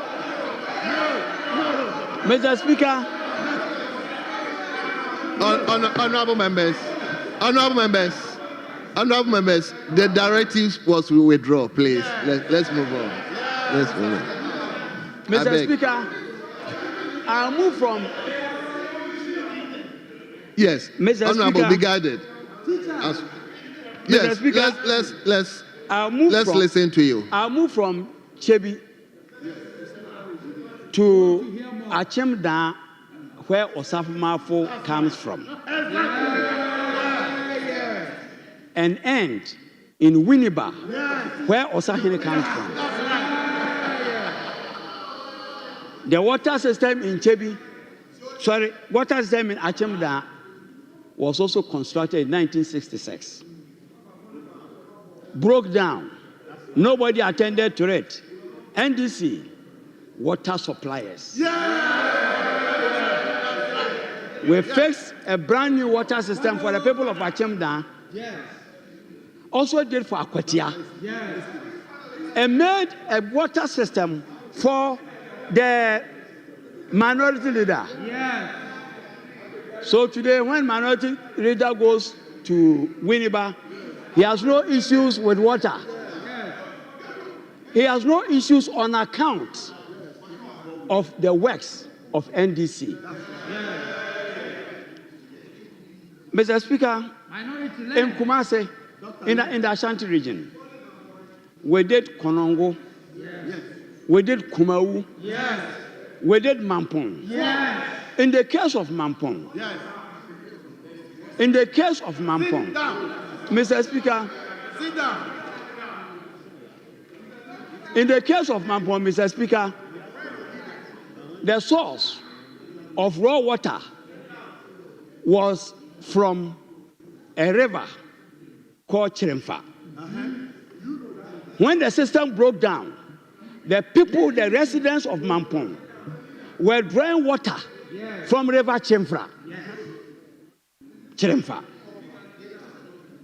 We fixed that water system for them. Honorable Collins, just hold on. Yes. Mr. Speaker, point of information. Mr. Speaker, I think what my respectable, he's our uncle, we respect him very well. Let's put politics aside. Mampong, what he said was factually inaccurate. Because, no, I'm coming. No, it's not correct. It was under His Excellency, former President Kufuor. Let me give you a background. Central region, Adanta, Mampong, and all those places. In fact, Central region, those who went to Wesley Girls. No, let me finish. No. But you don't understand. You won't let me talk. Honorable let me finish. Honorable Dr. Stevramwa. No, I want to sit down. This point of view, I want to sit down. Honorable Dr. Stevramwa. Those who went to Wesley Girls. Honorable Dr. Stevramwa. St. Augustine's. Honorable Dr. Stephen Amwa. Even 3 months in school. Thank Because there you. was no water in Central Honorable region. Dr. Stephen Amwa. It took Kufuor's leadership, MPP's fraternity. Honorable Dr. Stephen So Amwa. what my honorable uncle is Honorable, saying, will you listen to me? It's palpable false, it's concocted, it's never. Thank you, Mr. Speaker. Honorable members, when Honorable Habib was here and the majority leader was here, Honorable, will you listen to me, please? Honorable Habib was here, Honorable majority leader was here. I pleaded with the leaders that as much as I will not turn them down when they get up, if somebody is speaking and they think that the information they are turning up is not correct, what they could do is probably to give it to somebody who is next on the line to speak, so that you address that particular issue, so that we can let this debate flow. Honorable members, I pleaded with the leaders and I presumed they heeded to that request I made to them. So please, I want us to follow. If Honorable Collins Dada is making any information I think is wrong, from Collins Dada we are coming to this side, then the person can address that particular issue. Please, let's allow the debate to flow. I beg of you. Yes, Honorable Collins Dada, continue. Thank you, Mr. Speaker. Mr. Speaker, the Mampong Water Supply Project was funded by the U.S. Exim Bank. Yes. Tell them. And it was for 23.1 million United States dollars. We started in 2014 and completed the project in 2015 and commissioned. Mr. Speaker, I went with President John Dramani Mahama to Mampong to commission the Mampong project.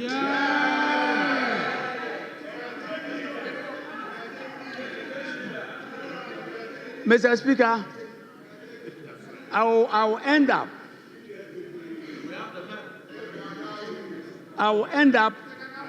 with the Barakese project. There was persistent water shortage in KNUST and also Kwamfanochi Teaching Hospital. There was pressure on the NDC government then. So we constructed a 6 million gallons of water treatment plant in Barakese. Provided a dedicated transmission line from Barakese to serve KNUST. Wow. Another dedicated line to serve Kwamfanochi Teaching Hospital. Wow. And ever since, Mr. Speaker, we have never heard of any water shortage in Kwamfanochi and KNUST. Tell them. Mr. Speaker, We want to know the truth. The MPP has proven to Ghanaians that in terms of water, they are zero.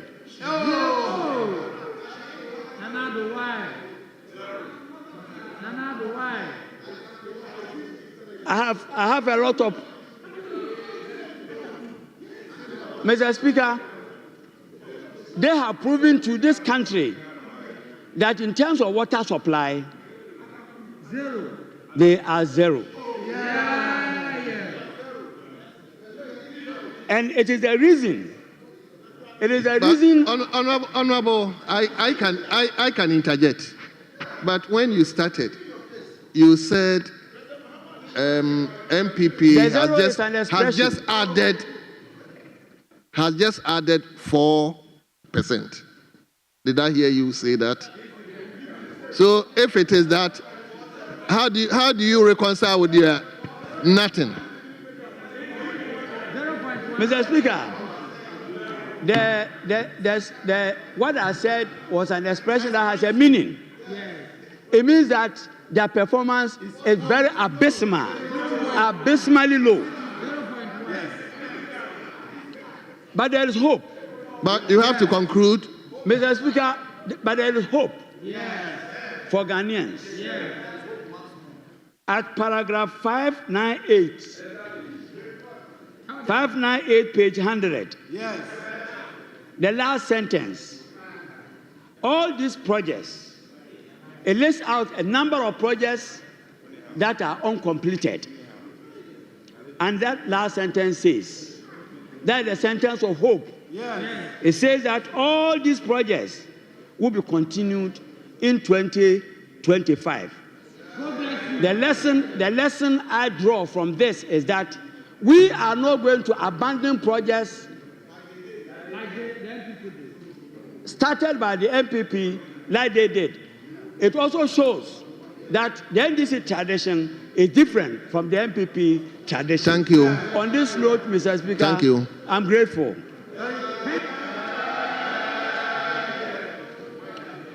Yes, let me now turn to Honorable. Come again. Leader, respectfully, our colleague wants to make some intervention with regards. No, please. No, please. Available leader. No. Available leader. Whatever. No, I haven't called you. Whatever intervention, if so he has debated, so he will get his time. He will get his time. Yes. Mr. Speaker, if you want somebody to come in a form of a rebuttal, does it mean you are going to increase that person's time for a debate? We need to add some more time to the person's slot. No, that's not the tradition. So how would the person make the rebuttal? Honorable leader, that is the way you leadership gave me.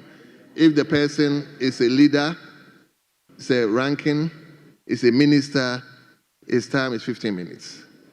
If the person is a deputy chairman or deputy ranking, his time or her time is 10 minutes. Any other person, 5 minutes.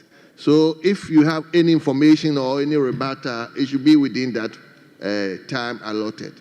So, Honorable Patrick, I think that's what we've been doing throughout. No, Mr. Speaker, may I refer you to Order 122? And this is a debate, properly so called.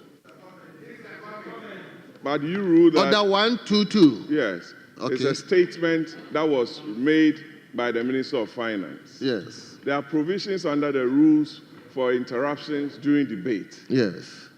And also rules properly defined for points of information. Yes.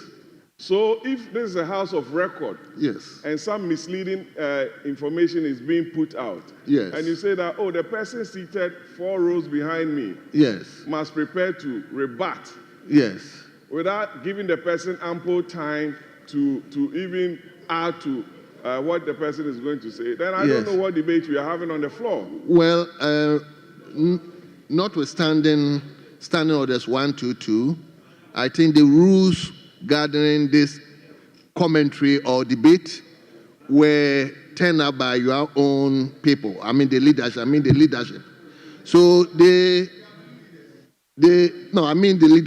entire leadership of both majority and minority. So whatever I am sitting here to do is to carry out the directives you have given me.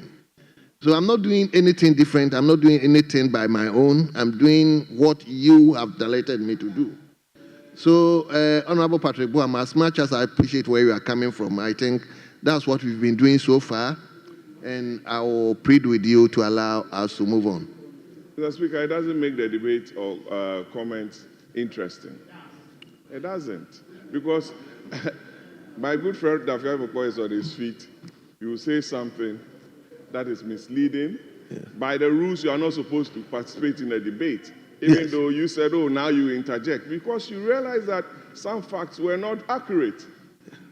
You see where you sit. So the point is, some facts are not accurate.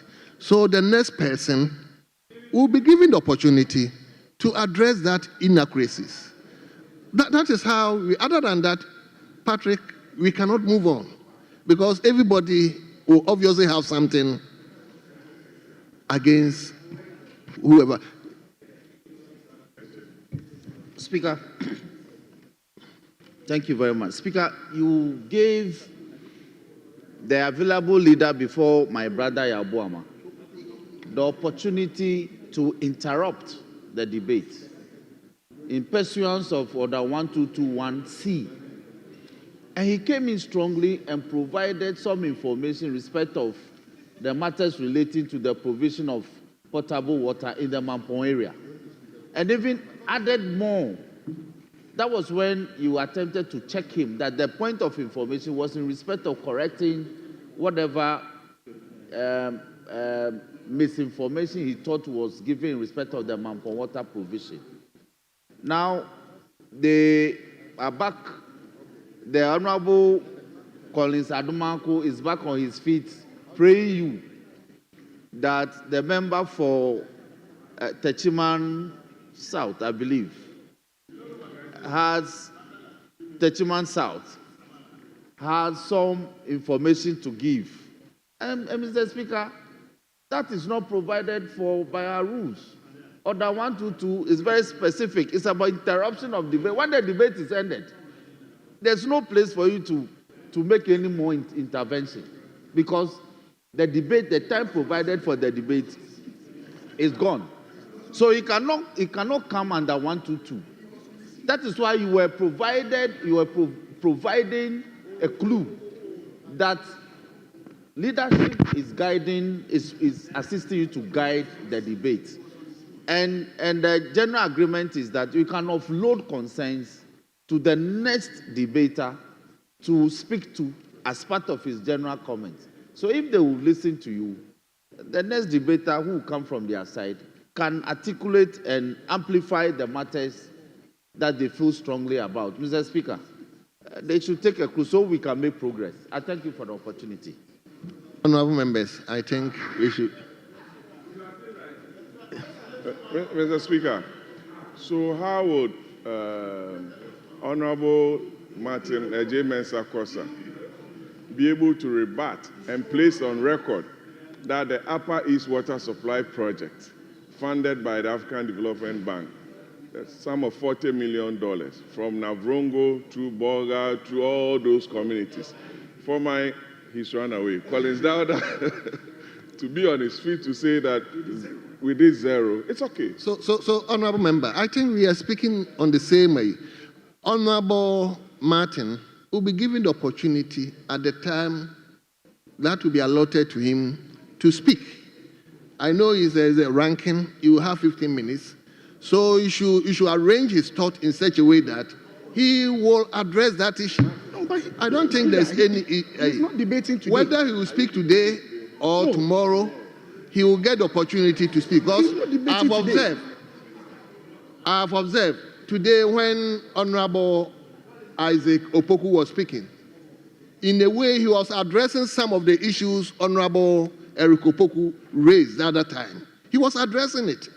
Because we cannot say Eric Opoku is speaking and Honorable Isaac Opoku, who also happens to know a lot in the cocoa industry, will be interjecting. We can't go anywhere. So Honorable Eric Opoku spoke, I think, yesterday or the first day, but today I observed that he was addressing some of the issues. So let's move in that way. Other than that, you can't make any Speaker, I yield to you. Very well, I'm grateful that you. Yes. So now it is the turn of Honorable Reverend. Has he gone out? Okay, if Reverend is not ready, let's move to Honorable Bafo Weje. The Speaker, Reverend is here. Reverend is here. Reverend is here. It's not like our members. Well. Honorable Ahmed, it's now the turn of Honorable Reverend Intim Fodjo. He is a ranking, and therefore he has 15 minutes. Thank you very much, Mr. Speaker. I rise to comment on the budget statement and economic policy ending the year ending 2025, and to state at the outset that the attainment of the macroeconomic targets set out in this budget shall be meaningless if we do not have a stable economy, if we do not have priority to public safety sector, if we do not have internal peace, security, and stability of our economy. Mr. Speaker, at the time when the global community faces threats of terrorism, threats of cybersecurity attacks, and significant security threats, where many economies in every country is prioritizing funding to their public safety sector, ensuring that priority funding is given to defense ministries, given to interior ministries and national security apparatus.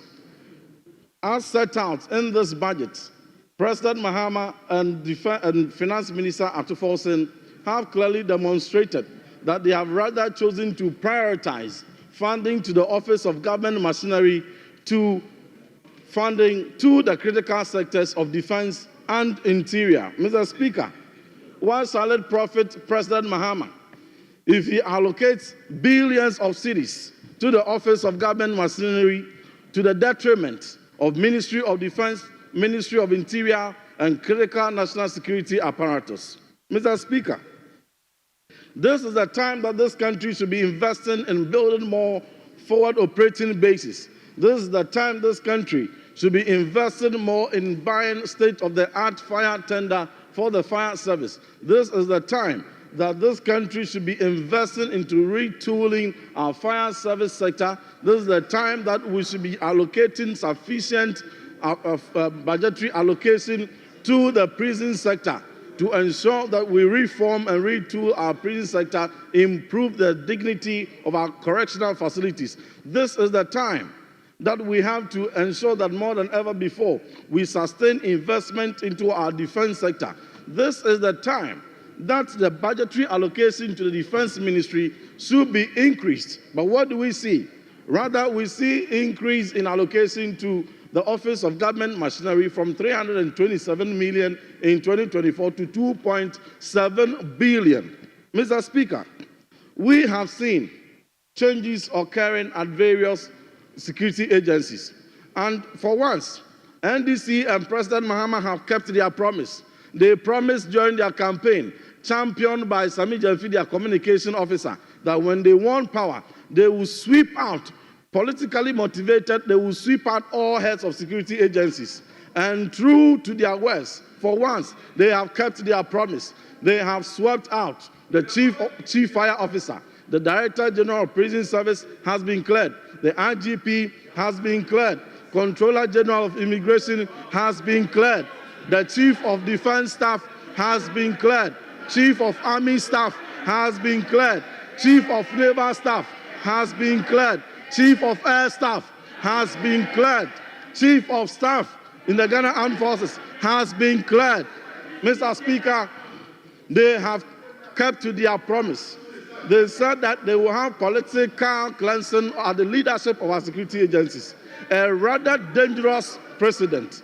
A rather dangerous precedent that has been set. That has never been done in any democratic dispensation. There has never been any elected president in our Fourth Republic who has come to sweep out the top brass of 15 generals, senior-most generals within the rank of 2-star generals, major general equivalent, and above in the Ghana Armed Forces. Well, Mr. Speaker, you can clear all the heads of security agencies and appoint new ones. But if you fail to allocate to them commensurate budgetary funding, they cannot undertake any transformation. They cannot be able to build a resilient security system befitting of the status of this country. Mr. Speaker, the past medium term has seen significant investment into our public safety sector. For instance, in the Ghana Armed Forces alone, owing to colossal investment put in there, we saw an expansion drive, an upgrade of key units and corps, the Armored Corps, the Artillery Corps, the 48 Engineers Corps, and the signal score have all been upgraded to full brigade status, Mr. Speaker, because of the heavy investment, the transformation and modernization of our armed forces. We have been able to attain the status of 4-star in the leadership and the command of Ghana's armed forces, and now the Chief of Defense Staff has attained 4-star general status, a rare feat that few African countries have attained. At a time when the military was, and regression analysis I have run indicates that the financial implication associated with this decision alone, if we had given same to the Ghana Armed Forces to build housing units, they could have built 200 housing units for the men and women in uniform. Mr. Speaker, today, when you visit our prisons, they need help. You visit our fire service stations, they need help. You visit our immigration facilities, they need help. You visit the headquarters of the Ghana Police Service, they need help. Now, at the time when we're supposed to be allocating, pushing priority allocation to these critical sectors to ensure the public safety of our citizens, consistent with the investment we have put in the medium term, which investment translated into Ghana consistently in 2023, 2024, and even 2025, as per Global Peace Index and Altiza organization and many notable organizations, having ranked Ghana as the second most peaceful country in Africa in terms of crime rates, and even globally, having ranked Ghana more favorably ahead of Australia and Canada. This is the time that we are seeing the least of allocation to these sectors in the past 3 years. Mr. Speaker, this is the time that we want to see state-of-the-art equipment purchased for our Ghana National Fire Service to promptly respond to incidents of fire outbreaks and contain same. This is the time we're hoping to see that there's going to be procurement of rapid intervention vehicles. This is the time we're hoping to see that we're going to have procurement of state-of-the-art quantum fire tender. But they have decided to prioritize funding to the Office of Government Machinery. The Office of Government, 2.7 billion. Even government communications alone got an allocation far more in excess of what is to go to some of these critical security agencies. Mr. Speaker, where lies the priority of Mr. Mahama? Where lies the priority of Mr. Atuforsen? Where lies the priority of NDC? We live in this country. You must ensure the safety of your home before you buy the most expensive car rim, tire rim for your Land Cruiser. You must ensure that you secure the presence of your home for your wife and children and your spouse before you buy the most expensive tire rim for your Land Cruiser. Clearly, that's misalignment of priority. Mr. Speaker, but having said this, I heard my respected colleagues, Honorable Collins Dauda and Honorable Harun Idrisu, trying to create the impression that the erstwhile government, the Kufuor-led government, abandoned projects they inherited from their previous government. Mr. Speaker, it is factually inaccurate. In the education sector alone, this government has many projects that we inherited in the education sector alone. Between 2017, just 2017 and 2023, we completed 1,001 old projects that were left by previous administrations, including E-blocks. Mr. Speaker, E-blocks, NDC, who started it in their 8 years, could complete only 24. We came and completed 31. Now they have the opportunity. Whatever else that is left, let them timeously complete it. And let them be minded that any other project at various stages of completion, no excuse, they must allocate funding to it and complete it. Agenda 111, Mr. Speaker, is an ongoing project they have inherited. Let them, in their own principle, demonstrate priority. There is nowhere in this budget that allocation can be pointed to, that they are indeed going to complete any of the existing projects that they have come to inherit in respect of Agenda 111. Mr. Speaker, we are submitting to the NDC that in the mid-year budget that is coming, this House is expecting to see realignment of budgetary allocations and prioritizing public safety sector and not government machinery. We want to see President Mahama. We want to see Finance Minister Atuforsen. We want to see them ensuring. We want to see them ensuring that this country continues to be safe for everybody who lives in it. Honorable member, that this wind up. Country continues to maintain the enviable status that we have attained. Mr. Speaker, today you visit our barracks, morale is down because of egoistic, because of politically motivated decision to sweep the command, as if President Mahama came into office by way of coup d'etat. Even Mali, even Burkina Faso, even Niger, you will not see this kind of politically motivated political cleansing of all army generals, senior by Major General 2-star and above. Thank you. Mr. Speaker, in conclusion, what shall it profit President Mahama and Atuforsen when they prioritize great loot and share over public safety? I thank you. Thank you very much. Honorable leadership, once again I prayed with you. It's true you might have observed certain inaccuracies. Allow the next speaker to address it, please, so that we can flow and finish early enough. So let me come to Honorable Minister for Local Government. Honorable, you have 15 minutes. Thank you, Honorable Speaker, for giving me the opportunity. Mr. Speaker, I rise to speak in support of the motion to make few comments on the budget statement presented by the Honorable Minister for Finance. In doing so, Mr. Speaker, as a long-standing member of this House who have been here since 2009, I have copies of the previous budget statement presented in this House. And this is the last budget statement of His Excellency the President, John Ajekun Kufuor, with his economic growth and where he took Ghana to, and how the rating agencies rated Ghana, the Ghana that was given to him and the Ghana that he left. Mr. Speaker, I have the 2012 budget of the Ghana that was given to President Mahama, and I have the 2020 budget and the 2016 budget of the Ghana that was given to His Excellency the President, the former President Akufo-Addo.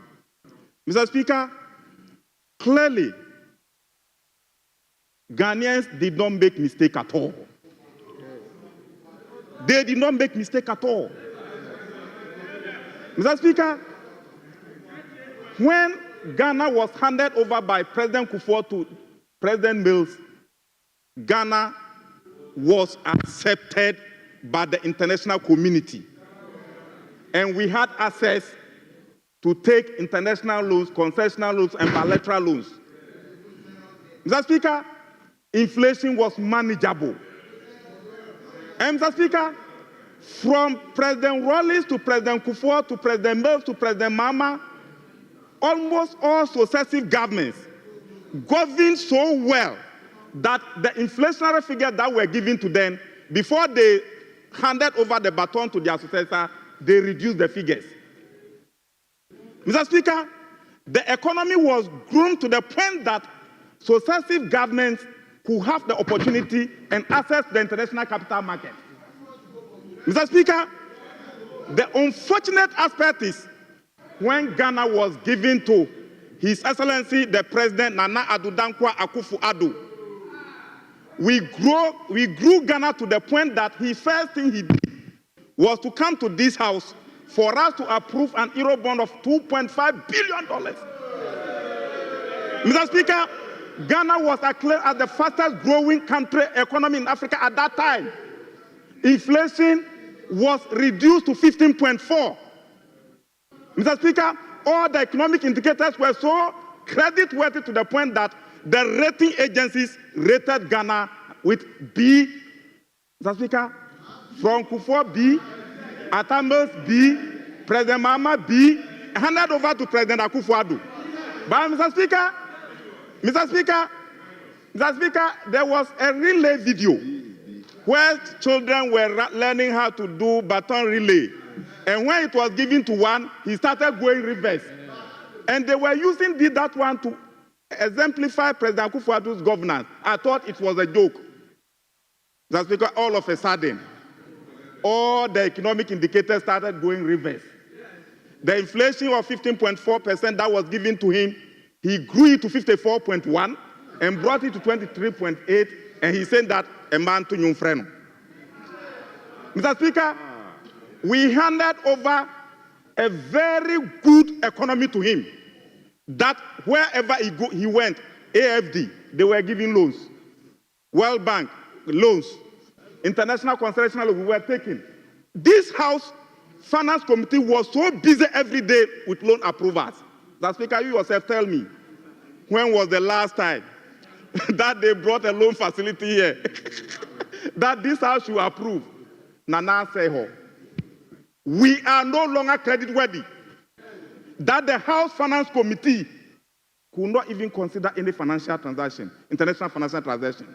Mr. Speaker, going forward, I was so hurt when Standard & Poor downgraded Nana Addo's government, Ghana as a country. Fish Solutions downgraded us. Mr. Speaker, Moody's downgraded us to the point that the president of Ghana at that time said, we must set our own marking scheme. Mr. Speaker, which student will go to school, the same marking scheme that your predecessors passed, President Mills passed, President Kufuor passed, President Mahama passed, because Nana Akufo-Addo has failed, we should change. Yes, we handed over B to you. Then you reduce the B to a junk economy. A junk economy that you yourself could not go to the international community to borrow again. Who closed the door? How did the international community turn their back from Ghana? It tells you that you failed. Mr. Speaker, going forward, Mr. Speaker. Honorable, hold on. Let me thank you and cede the seat to the first Deputy Speaker.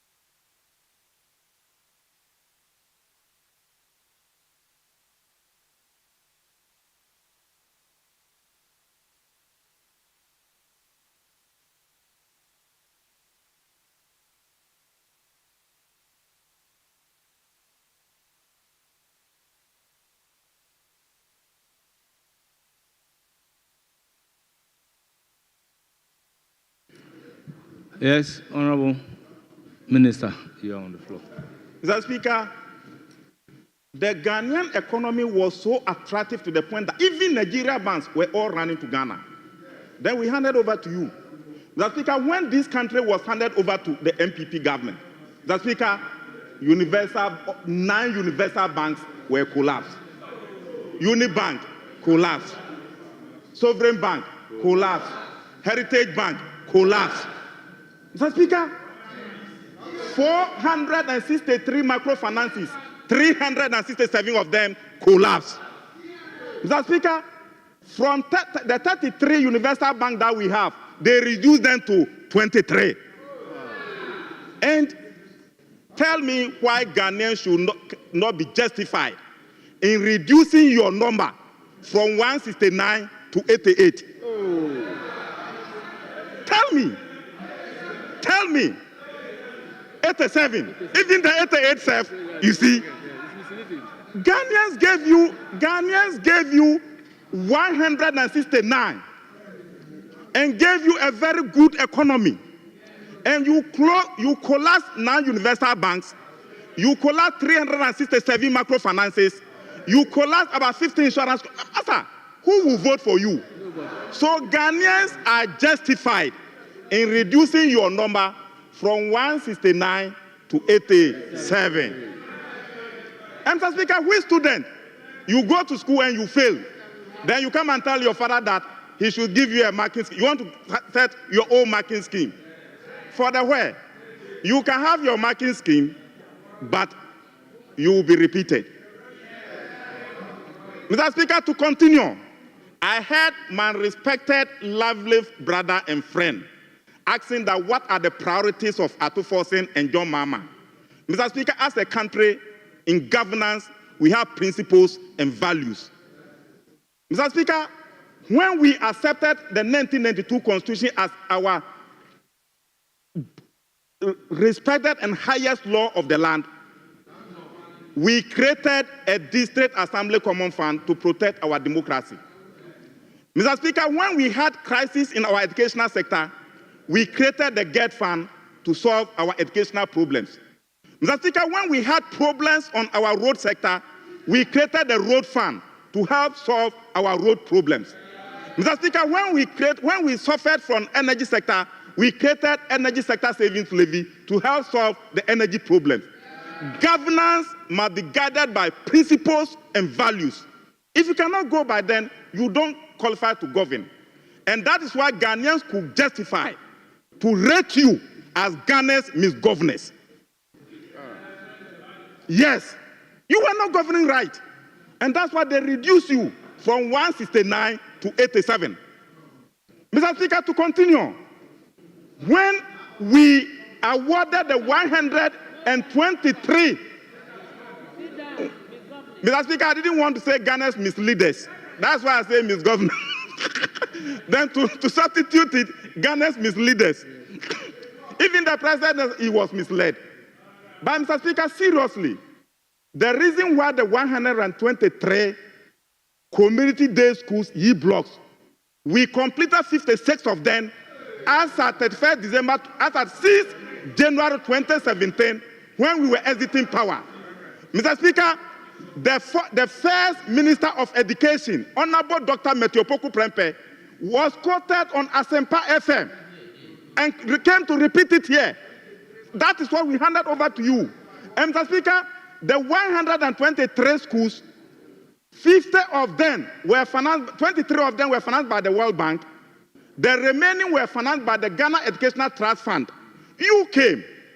The dedicated fund that was used to complete the 123 blocks, you came and went for Dachi bond. And you collateralized it. And therefore, contractors could not complete them. Do you blame us? The priority of Dr. Kessel Atuforsen and President Mahama is that the blocks must be completed. And therefore, your Dachi bond, the facility you went for, he has taken it over and he has uncapped the GET fund.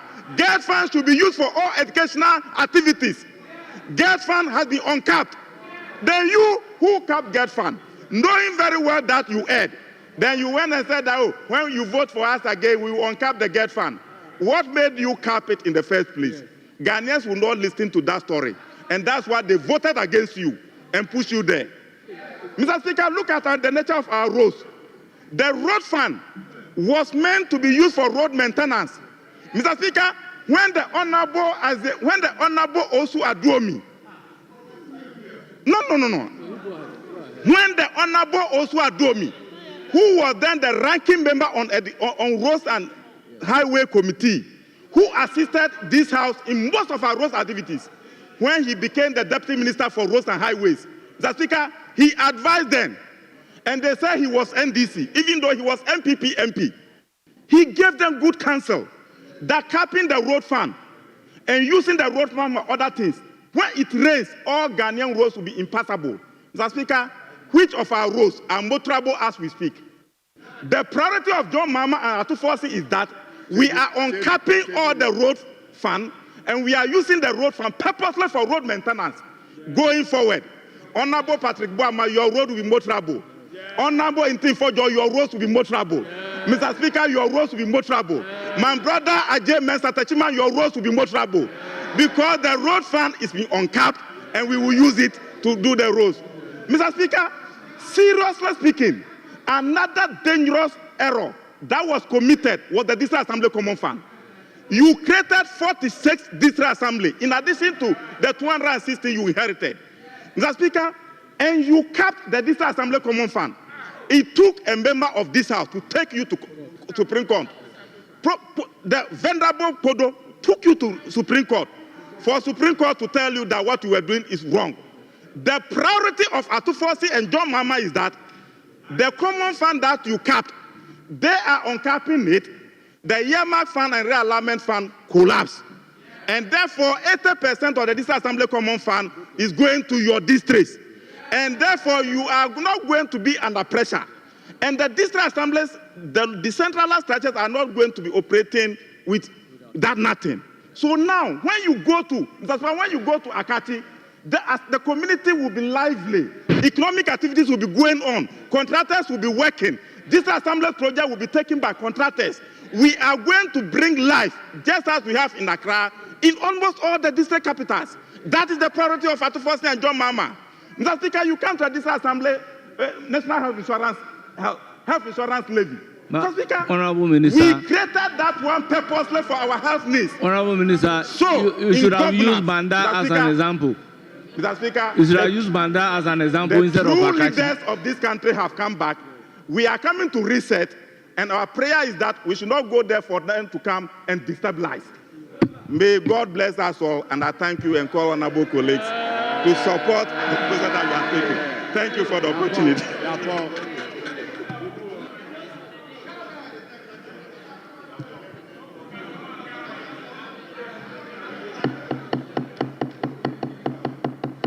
Yes, Honorable Majority Chief Whip. Speaker, may I pray you to seek your leave to vary order of business so that we'll go to item number 9 before we return to item number 7 where we are.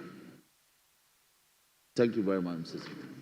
Yes, Honorable Available Leader. And then the Chairman for Subsidiary Legislation Committee. This is an instrument. What do you say to the application? Mr. Speaker, it's listed. I can't even see the... Yes. Yes. It isn't on my for subsidiary legislation. Exactly.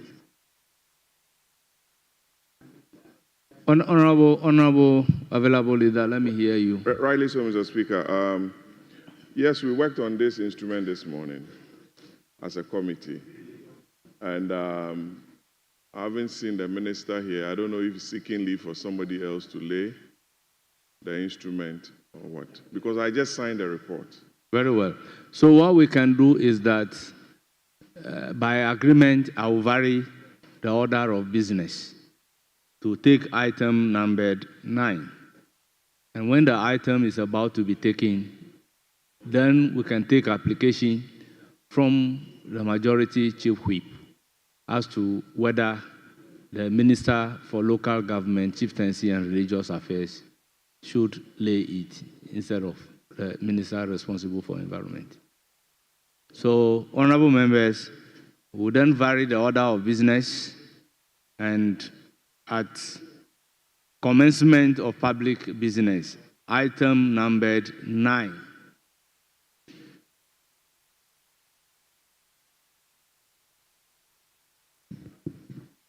Yes, Majority Chief Whip.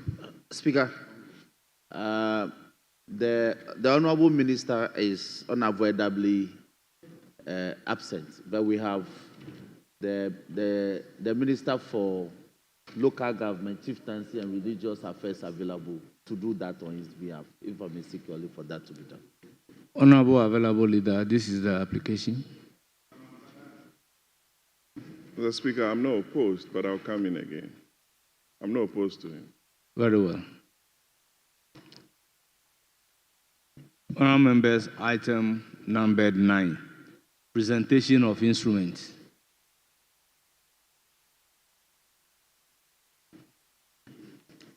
Environmental Protections, Mining and Forest Reserves Amendment Regulations 2025.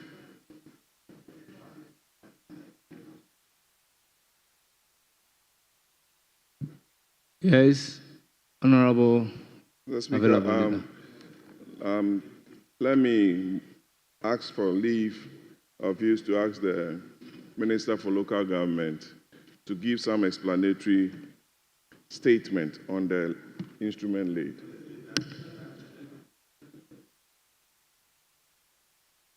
Well, he's exercising his authority under Order 163 to request a short explanation to the instrument being laid. Mr. Speaker, this is an issue that even civil society organizations have been calling on us to make sure that we help protect the environment. And we, as a House, were highly concerned when the matter came out that this particular House went ahead to pass that law. We were under serious critique by the public. And as legislators, when we are here making laws, regulatory impact assessment shows that you must open the window to see the impact of the laws you are passing here on the people.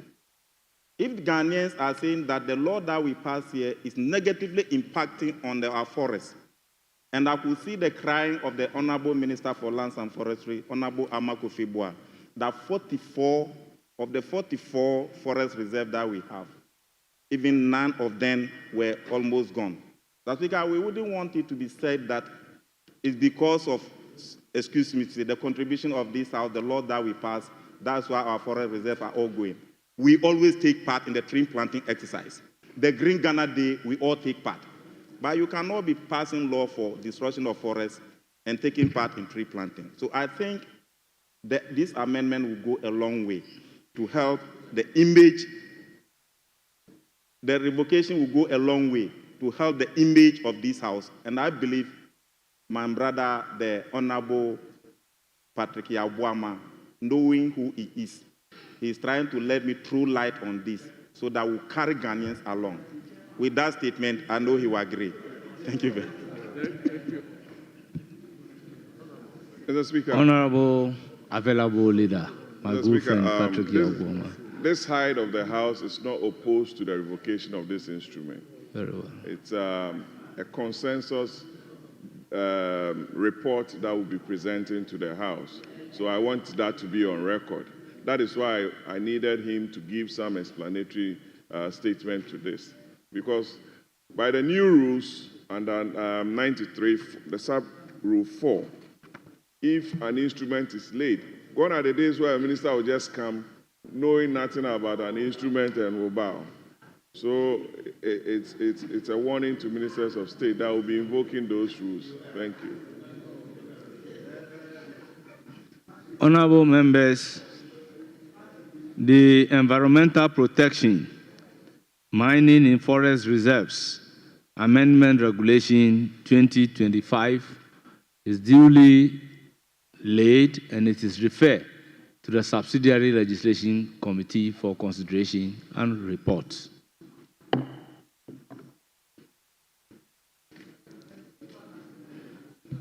Yes, Honorable. The strong suggestion is that the leadership of the Lands and Natural Resources Committee be added to. Very well. Assist, Chairman of the committee, the application is that leadership of the Lands and Natural Resources should join you in giving consideration to the instrument.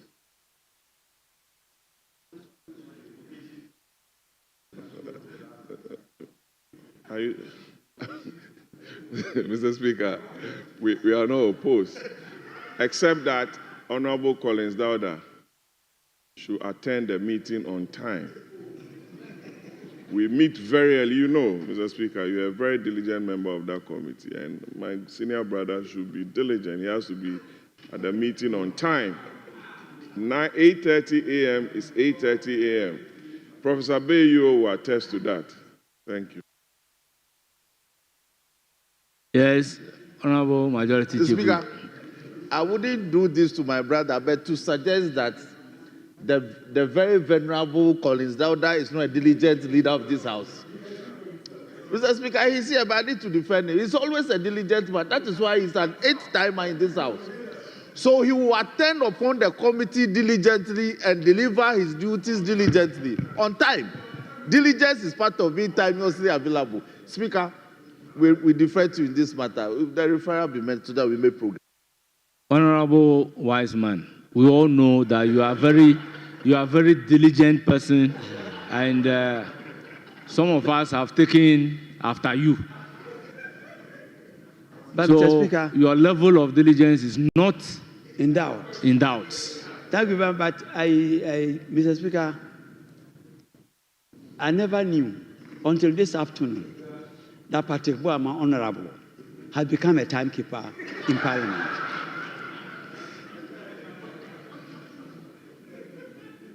Honorable members, I thank you very much for the opportunity. I recall that this instrument was about to be laid, and I ruled that until and unless a pre-laying consideration is carried out, the way is not clear for the instrument to be laid. And by confirmation, they have done the pre-laying consideration, hence the instrument is due to be laid. So I thank you very much for the opportunity, and I thank the committee for also doing the pre-laying consideration as a matter of urgency. Yes? Speaker, just to confirm that the leadership of the Lands and Natural Resources Committee. Yes, the leadership of Lands and Natural Resources Committee should join the subsidiary legislation committee in considering the instrument. Yes, honorable members, we will move back to item number 7. Speaker, the list of names of proposed debaters are still before you. So we still have 2 on this side, and if available leaders on the others can confirm the number of. You have 3 outstanding. Honorable Majority Chief Whip, by the list that I have here, the minority side has 4, and the majority side has 6. No, 5. Speaker, regarding the 4, Speaker, I defer to you. Yes. Mr. Speaker, I told you earlier on that the committee met by your instructions or directive that we needed to meet within 48 hours to present the report on the airline. We did so this morning. So I want my colleague to know that we've met and done the pre-laying, but I don't know where you want the leadership of the Lands and Forestry Committee to come in. Well, officially, the instrument is being referred to you for consideration and report. So it is that consideration that the leadership of Lands and Natural Resources will be part. So this is an internal problem, and you can handle it internally. Speaker, the further clarification is that the meeting that they had was in respect of your directive. So this referral now is what they will consider pending reports. If they are able to return with a report before the expiration of the 21 sitting days, then we have business. So, One member, I have been the vice chairman of the subsidiary legislation committee, Speaker, so I know exactly what Honorable Patrick Yaoboma is talking about. Very well, Speaker.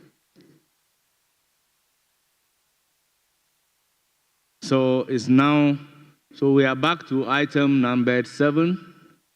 Statement on the budget statement and economic policy of the government for the year ending 31st December 2025. Continuation of the comment. It's now the turn of Honorable Bafo Ewua Ajay.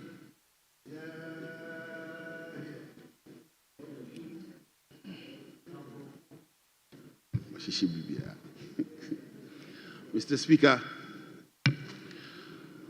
I thank you for this invitation. Again, Honorable Wafo, are you a chairman, ranking member, vice chairman? Vice chair. Okay, so then you have 10 minutes. Mr. Speaker, I thank you for this invitation.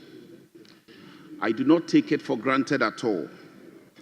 Mr. Speaker, I don't take it for granted because, firstly, 10 years prior to the 1992 Constitution being promulgated in 1993, there was never such an opportunity to comment on a budget statement. And so, Mr. Speaker, when it gets to such a moment, we need to celebrate our past. And so, Mr. Speaker, I take this opportunity to celebrate how far we have come in terms of our democracy. That gives us the opportunity to comment on budget statements. It is important so that, Mr. Speaker, our brothers and sisters who these days sometimes take our democracy for granted, Mr. Speaker, will take an important cue from it. Mr. Speaker, I do not take it for granted also because out of the over 30 million Ghanaians, I am one of the 276 privileged people who have been mandated by the Constitution to comment on the budget statement. So, Mr. Speaker, I do not take this for granted, and for this reason, I thank you for the opportunity, and I thank the people of Manhyia South for giving me the opportunity to also represent them and have a say on this budget statement. Mr. Speaker,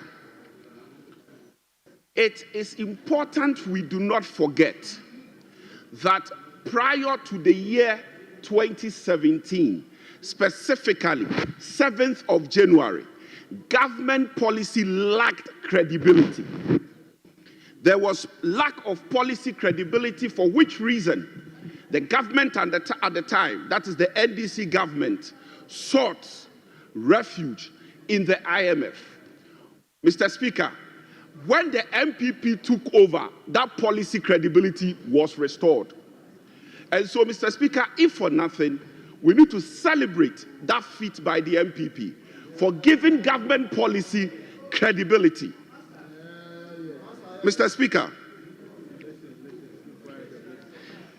having said that, Mr. Speaker, I would want to take you to paragraph 368 of the policy of the budget at page 69. Mr. Speaker, with your liberty, I would read. Mr. Speaker, it starts by saying, Mr. Speaker, the key policy intervention to support the economic transformation and job creation agenda include the following. Roll out the equivalent of a $10 billion big push policy for strategic infrastructural development to open up the country and drive sustainable economic growth and transformation. Mr. Speaker, our job as a House, our duty, very respectfully, is to consider this statement and approve it. Mr. Speaker, how do you consider something that does not have details? Mr. Speaker, the big push does not have details as to the nature of infrastructure. Mr. Speaker, we all know that when it comes to infrastructure, it's a nebulous word. It spans various physical infrastructure, Mr. Speaker. You can have hard infrastructure, you can have soft infrastructure. So what infrastructure is the budget referring to? Mr. Speaker, we do not know. Where would the infrastructure be located? Mr. Speaker, we do not know. Mr. Speaker, what has informed or what will inform the choices of the kind of infrastructure? Mr. Speaker, we do not know because details have not been provided. Mr. Speaker, nonetheless, we have been invited to approve this policy. Mr. Speaker, who in this House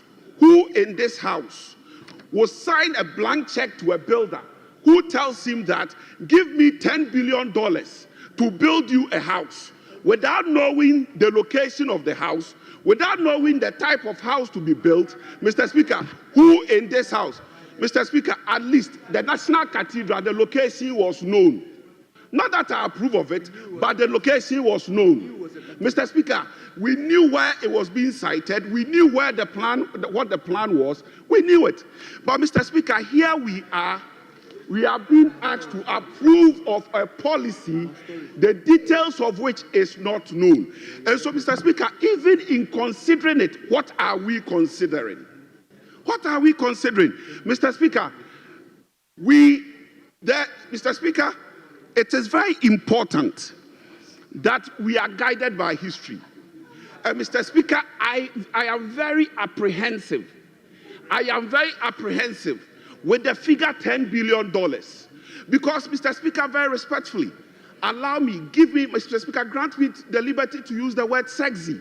It appears our brothers on the other side find the figure $10 billion very sexy. And it's curious. Anytime you are in government, you have a $10 billion project.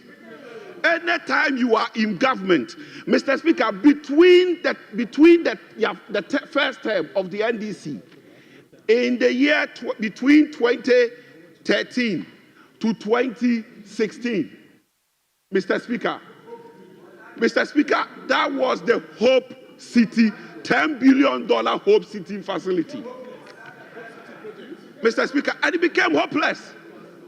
Mr. Speaker, between the year 2009 and 2012, Mr. Speaker, was the $10 billion STS deal. And so anytime the NDC is in power, they seem fascinated by the figure $10 billion. If it is not the 10 billion STS deal, it is the 10 billion Hope City deal. And today we are being given 10 billion big push. Mr. Speaker, I can appreciate why there are no details. Mr. Speaker, you know why? Because they are afraid of accountability.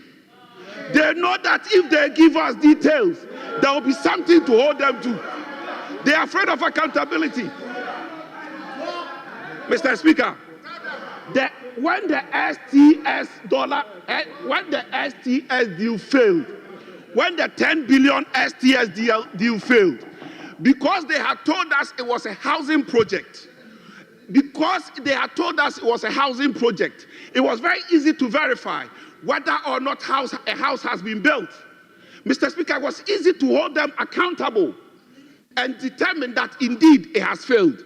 Mr. Speaker, it is not strange that, Mr. Speaker, that because it failed, Professor Mills, the good man, may his soul rest in perfect peace. Mr. Speaker,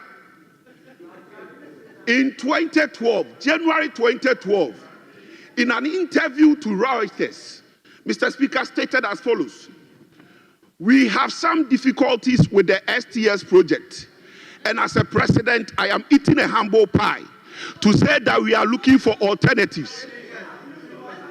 Mr. Speaker, the $10 billion STS deal, the 10 billion STS deal failed. It failed. Mr. Speaker, the Hope City also failed. Mr. Speaker, today they are telling us 10 billion push. Whether it is a crab, but Mr. Speaker, it will fail. Mr. Speaker, we need details for the big push. We need details for the big push. Mr. Speaker, unless we have details, we would have failed in our job, Mr. Speaker, as legislators. Mr. Speaker, we would have failed. Well, Mr. Speaker, clearly, Mr. Speaker, that said, after raising the hopes Honourable member, conclude. Mr. Speaker, after raising the hopes of this country, Mr. Speaker, the second point is JIDA. Mr. Speaker, we have been told of certain programs in here. We have been told of certain programs, coding, Adjournment, and so on and so forth. Mr. Speaker, the only difference between this, what has been enumerated here, Mr. Speaker, and JIDA, is that it's not being implemented by an agency called JIDA. Mr. Speaker, It is that's the only difference. Mr. Speaker, is the Honourable same member, thing your that's time still. is up. Mr. Speaker, I will even proceed the to time. give the floor Mr. Speaker, to Honourable Frank Afriye. Mr. Speaker, my time is not Honourable up. Frank Afriye, you have the floor.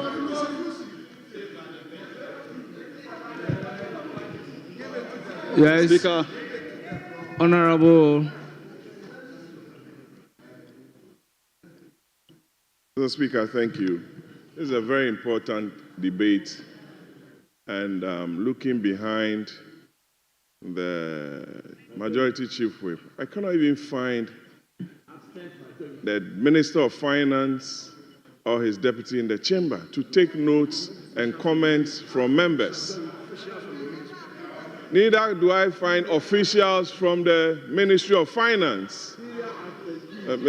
Honorable Whip, this is a very important. We are not going to stop the debate, but we want to bring it to your attention. Mr. Speaker, you can call on Honorable Afriye. Thank you. I just wanted you to know that. Thank you. Honourable Afriye. Yes. Speaker, let not the impression be created that finance, representatives of the Ministry of Finance or the deputy was not here. Speaker, he just stepped out. I suspect that for very brief reasons. He will be back. He was here sitting here taking notes. So, Mr. Speaker, I want to assure the available leader that Finance Ministry is well represented and they are taking notes of some of the issues that you are raising. Speaker, I thank you for the opportunity.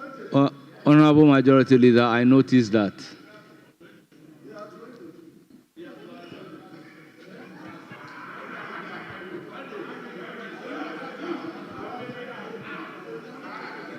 Well, Honourable Ntim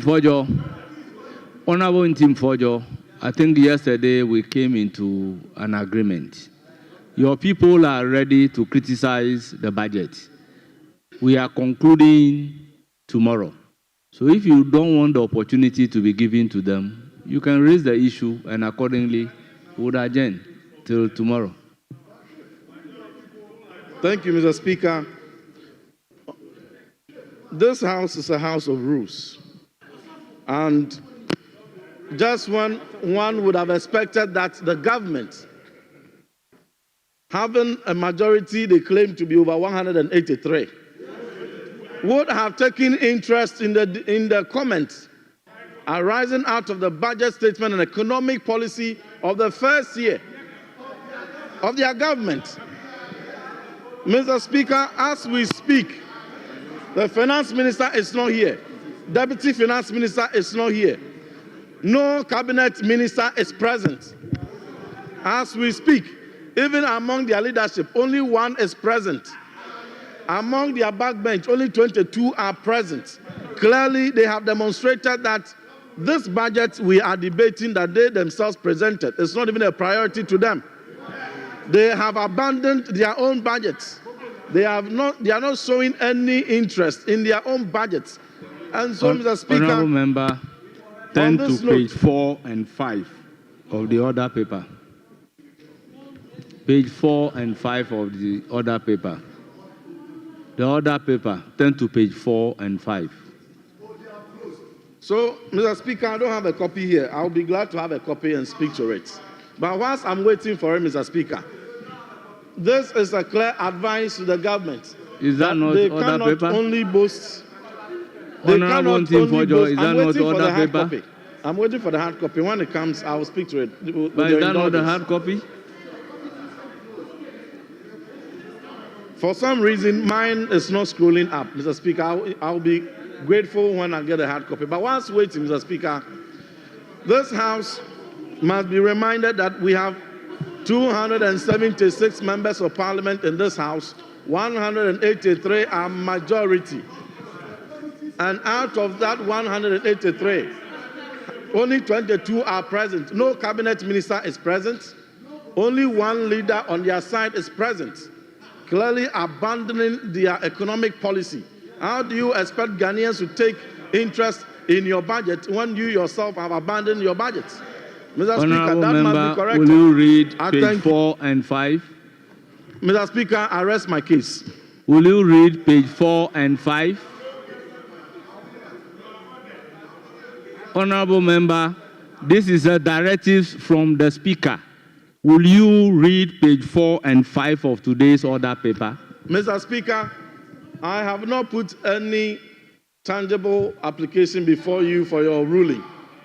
I made my submission, and when I made it, I ended on the note and stated that I rest my case. And that is where I end. Well, I thank you, Mr. Speaker. The person presiding will take note of your conduct accordingly. Yes, Honorable Majority Speaker. Chief Whip. Speaker, I indeed, the Honorable Ntim Fojuo is one of the members, honorable members, I consider as a gentleman, and he's still a gentleman. But I want to plead with him that the issues that he raised, he neither cited an issue of quorum nor otherwise. He just went to town. That is why Speaker says, take guidance so that we make progress. It's very unfortunate that you won't take guidance from Speaker. I think that you should take guidance. Yes, because all that Speaker is trying to alert you is that there are a lot of committees meeting. So if you can take cognizance of that, then issues of numbers on the floor is not what should engage you. Speaker, with this, I believe that we can make progress with my member for Kwajalein South is ready to make his comment. Thank you. Honorable Franka Friye, you have the floor. Beginning of your time. Mr. Speaker, let me convey tons of gratitude to you for the opportunity to make brief comments and share modest perspectives on the 2025 budget. To all intents and purposes, Mr. Speaker, this is a budget of hope. It is a budget of credibility. It is a budget of joy. It is an A+ budget, and will surely lead us to the promised land. Mr. Speaker, it is absolutely imperative for the House to recognize that whilst we are engaged in formal commentary over the budget, out there are thousands of debates and commentaries going on. Speaker, the people who sent us here, who have given us their power of attorney, I mean the ordinary Ghanaian, Mr. Speaker, they are engaged in ferocious debates in marketplaces, in trotros, in commercial cars, in hospitals, in schools, on their farms, in churches, and all other places. Mr. Speaker, the difference is that whilst we rely on facts, figures, and statistics provided by former institutions to make our comments and debate, these people rely largely on their personal experiences and the realities of the time in which they live. And so, Mr. Speaker, I'm extremely surprised that my brethren on the other side, Bafo Honorable, he claims that the NDC government lacks credibility. I don't think he understands the word credibility. Mr. Speaker, we were all in this country when they came with their tail running in between their legs to tell us that the former finance minister was running this nation aground. And they told us that the man lacked credibility. They proceeded by telling us that the man used his personal company as financial advisor for international loan transaction. Mr. Speaker,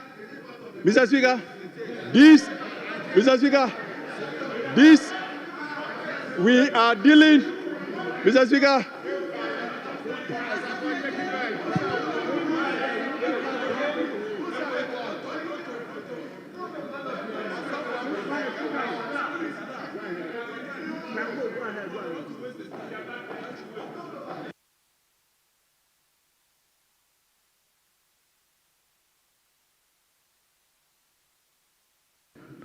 Honorable Collins. Very well. Honorable Frank Afriye, you have the floor. Thank you, Mr. Speaker. Our brethren on the other side, I think, have issues with what I was saying. I particularly refer to OPK, the Honorable Davis Opoku answer. Mr. Speaker, he's a member of this House. On the other side, he used the word, the 3 C's to describe Ken Ofori-Atta. The first C stands for incompetence. Yes. That's what he said. That's what he said. That the first C, Mr. Speaker, that I am quoting him. Honourable members, order. The first C.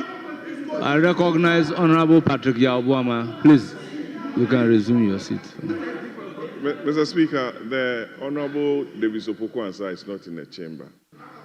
Neither do we have the Honorable Ofori-Atta to hear. The rules are quite clear on that. So if the member will focus on his submission, he will not receive any heckling from here, Mr. Afriye. Thank you. Honorable Frank Afriye, take a cue and proceed. Thank you, Leader. Thank you so much. The reality is that when it comes to credibility, we will not take lesson notes from the other side, because they have come to tell us that they are not credible, that their own finance minister, the only case he specializes in is how to use his own company to borrow, as the loans weigh heavily on our shoulders. Mr. Speaker, he organized KK. He organized KK and Wache party. Mr. Speaker, with your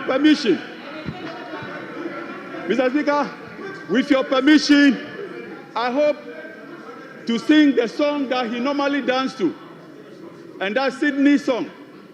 The song that had to do with our money, our money, Ghana money, Oga de chopper, nyafu. Mr. Speaker. Honorable member. Let me go on. Honorable member, the chamber is not a music studio. Honorable member, the chamber is not a music studio. Please proceed without singing. Thank you. Thank you, Mr. Speaker. I am guided. Honorable Patrick Yabuama. Mr. Speaker, if you could direct the Hansa Department to have that portion expunged. It's very, very good. Honorable member, I can assure you that the singing is not captured by the Hansa Department. So please proceed. Mr. Speaker, I'm still dwelling on the lamentations of the ordinary Ghanaian and their apprehensions against our brethren on the other side. Mr. Speaker, we are told that the MPP government used over $400 million in their failed attempt to construct 111 hospitals. Mr. Speaker, after 8 good years, not even one functioning hospital. John Dramani Mahama and the NDC would have used that same money to construct over 30 functioning hospitals. That is the lamentation of the ordinary man out there. Mr. Speaker, we were still in this country when our brethren on the other side use monies that are meant for local development. They use it to organize workshops to train Zongo women in how to cook wache and Hausa cocoa. Mr. Speaker, we all know that if you want the best wache and Hausa cocoa, you cannot go to get it anywhere than our Zongo women. Mr. Speaker, let me come to the substance of the budget as we have now. The budget, as stated, the budget is a budget of hope. Mr. Speaker, I invite you to page 71. Page 71, paragraph 374. Mr. Speaker, the government has allocated close to 500 million Ghana cedis. This amount is to give respite to our people in the villages, the young men and women who are hopeless under a Akufo-Addo's regime because after senior high school, they could not progress. Speaker, we are so proud of our brethren seated over there. They are big lawyers, they are doctors, they are engineers, but did they become engineers after senior high school? No. John Dramani Mahama wants every child after senior high school to progress. And that is why the ordinary man is happy. Mr. Speaker, today, provisions have been made in this budget for building of National Women's Bank. That is what we're talking about. Mr. Speaker, as we speak, I represent the good people of Afajatosa. We do not even have one single bank, not even a rural bank. Mr. Speaker, the only bank we had was built by Dr. Parkwesing Indum, and our people came and they collapsed the bank. How could you collapse a bank with a whopping 25 billion Ghana cedis when these banks were indebted to a tune of 9 billion? Mr. Speaker, the essence of this National Women Development Bank is to equip our women in the villages. These are women who are looking for credit in order to trade. These are women when they are capable, the whole household will be able to eat. This is what we are talking about. This is what John Dramani Mahama is transforming this nation. And it is a budget that offers glorious hope for our people. Mr. Speaker, kindly walk with me to page 73 of the same budget. Mr. Speaker, there is adequate provision for our youth to be trained in artisanship and skills. Honorable Member, conclude. Mr. Speaker, our construction sites are inundated by Togolese and Chinese. The idea is that we need to equip our Ghanaian youth with employable skills and artisanship so that they can take their pride of place. Your time is Mr. up. Speaker, John Mahama deserves to be celebrated. Honorable Member, your time is up. This is a groundbreaking budget. Honorable This is Member, a budget that your will time bring hope. is up. I thank you, Mr. Speaker. I thank you so much.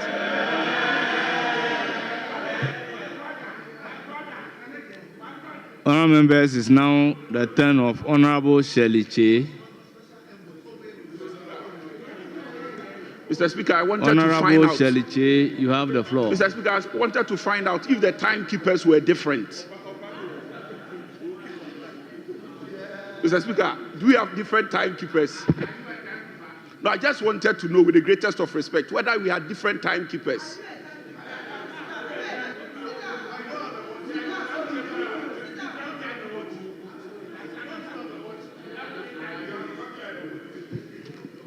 Honorable Member, I think we know exactly what we are doing.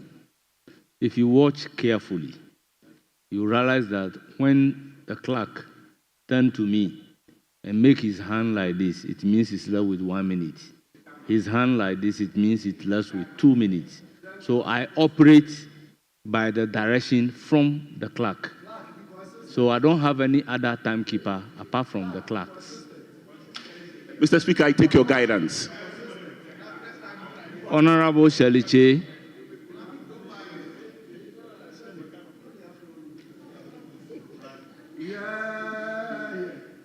You have the floor. Thank you, Right Honorable Speaker, for the opportunity to Well, Honorable Shirley Che, are you a ranking, deputy ranking? Deputy ranking, please. Very well. Then you have 10 minutes. Thank you. Thank you, Mr. Speaker, for the opportunity to contribute to the budget statement made by the Honorable Finance Minister. Mr. Speaker, a close study at what the NDC promised in opposition and what is delivering today in office can best be described as underwhelming. Mr. Speaker, it's a classic case of promising heaven and delivering proo la proo. More fittingly, Mr. Speaker, promising Honorable roses Member, and delivering you were pebbles. in the chamber. Order. Honorable Member, you were in the chamber when we indicated that the chamber is not a music studio. So please don't sink. Comment on the budget. Thank you, Mr. Speaker. Or more fittingly, promising roses and delivering pebbles. Mr. Speaker, the NDC promised big in 2024. They promised to give the youth of this country jobs by creating millions of jobs for them. Mr. Speaker, what do we see now? Mr. Speaker, they promised that they were going to implement a 24-hour economy policy. Mr. Speaker, this they tagged as Agenda 133. 1 job, 3 shifts, 3 people. Mr. Speaker, I have been looking at this budget closely, and I'm finding it difficult to see where in this budget that there is a single institution with an increment in their budgetary allocation to implement this Agenda 133. Mr. Speaker, there is zilch in this budget. Mr. Speaker, the disparity between promises and delivery is not new with the NDC. Mr. Speaker, the NDC we are seeing today is the NDC of yesteryears and the NDC of years to come. Mr. Speaker, they are very good at giving promises, giving big promises, and giving little. Mr. Speaker, a classical example is the one-time NHIA premium we were promised. Mr. Speaker, this policy never saw the light of day. Mr. Speaker, would I be wrong in thinking that this Agenda 133 or this 24-hour economy may just be one of their failed promises and may never see the light of day? Mr. Speaker, during the 2025 SONA, the President, Honorable President John Dramani Mahama, stated, and I quote, "One of the biggest crises we face is youth unemployment. Youth unemployment has led to despair and frustration. The latest estimates show that about 2 million of our young people are unemployed. This poses a major security risk for our country and requires urgent attention," end quote. Strangely, Mr. Speaker, a paltry 1 million Ghana cedis was promised for the much-touted Ejumera project. Mr. Speaker, this was aimed at job creation. Mr. Speaker, I ask, is 100 million enough to alleviate the despair and frustration Mr. President talked about? Mr. Speaker, looking at the Ministry for Youth Development and Empowerment, Mr. Speaker, there is only an allocation of 7.2 million cedis for its capers. Mr. Speaker, would I be wrong in asking if this is enough to positively impact the youth of this country? No. Mr. Speaker, in a sharp contrast, a whopping 4.1 billion Ghana cedis has been allocated to the Office of Government Machinery. Mr. Speaker, 4.1 billion choppable cedis has been allocated to Office of Government Machinery. The good book says, where your heart is, where your treasure is, that's where your heart is, in Matthew 6:21. Is it the case that the treasure of the president lies in the Office of Government Machinery and that his heart is not with the teeming youth suffering out there? Mr. Speaker, the verdict is out there. Mr. Speaker, now going on to look at other allocations that were made for critical sectors like the road fund. When the local minister was speaking, he was talking about roads being more trouble. Roads being more trouble. Mr. Speaker, would it surprise you to know that the road sector, which is such a critical sector, has only 2.81 billion Ghana cedis allocated for it? The begging question is this fund enough to fix the roads in Achoma Agogo? Is this fund enough to fix the roads in Agboakwa Menchia? Is this funds enough to fix the roads in Korbin Amanchia? Is this funds enough to fix the roads in Achoma Abuakwa. Mr. Speaker, I'm not surprised. I will not be surprised if we find that some of these roads are not fixed. Mr. Speaker, considering the huge allocations made to other sectors, Mr. Speaker, I would like to know if the allocation made to the District Assembly's Common Fund of 7.51 billion Ghana cedis is commensurate with the ruling by the Supreme Court. Because, Mr. Speaker, I am willing to hold this government for contempt of court if it is not. Because I'm sure my learned brothers here on this side will be willing to support me on this noble cause. Mr. Speaker, as a woman and a gender advocate, I would like to thank the President, Honorable the member, erstwhile government, Nana Honorable Akufo-Addo, member, for showing the way. What is contempt of court? Mr. Speaker, if the money, because there's a law that 5% of the total budget should be allocated for the District Assembly's Common Fund. But as it stands now, we do not know. So I'm just hoping the allocation is commensurate with the Honorable ruling by member, be guided accordingly. Yes. Contempt is quasi-criminal. And Thank the you, rules Mr. are Speaker. clear. Thank you for your guidance, Mr. Speaker. Yes. Honorable Speaker. Patrick Boma, let me hear you. Mr. Speaker, as a woman and gender advocate, Yes. I would like to Your thank time the is erstwhile preserved. Akufo-Addo I government. recognize Honorable Patrick Boma. Mr. Speaker, the chamber was dead silent listening to the erudite submission from the member for Achuma. And I saw you nodding your head in appreciation, enjoying the debate. So we expect you to protect the ladies in the chamber, Mr. Speaker. So I think you should add some 3 more minutes to her to enable her to conclude. Honorable member, I just asked a simple question because my responsibility as the chair is to guide using the rules. That is why I asked, what is contempt of court? Because specifically, court has been added. Not only contempt was used. In this case, contempt of court. And you and I, we know what a contempt of court is. Honourable members, I listen to everybody with rapt attention. Mr. Speaker, you know she's not a lawyer.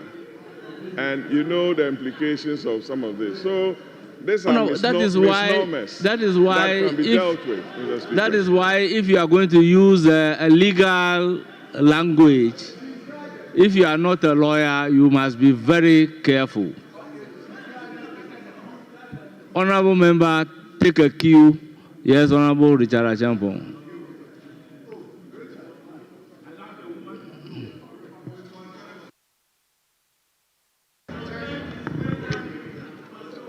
Mr. Speaker, thank you very much.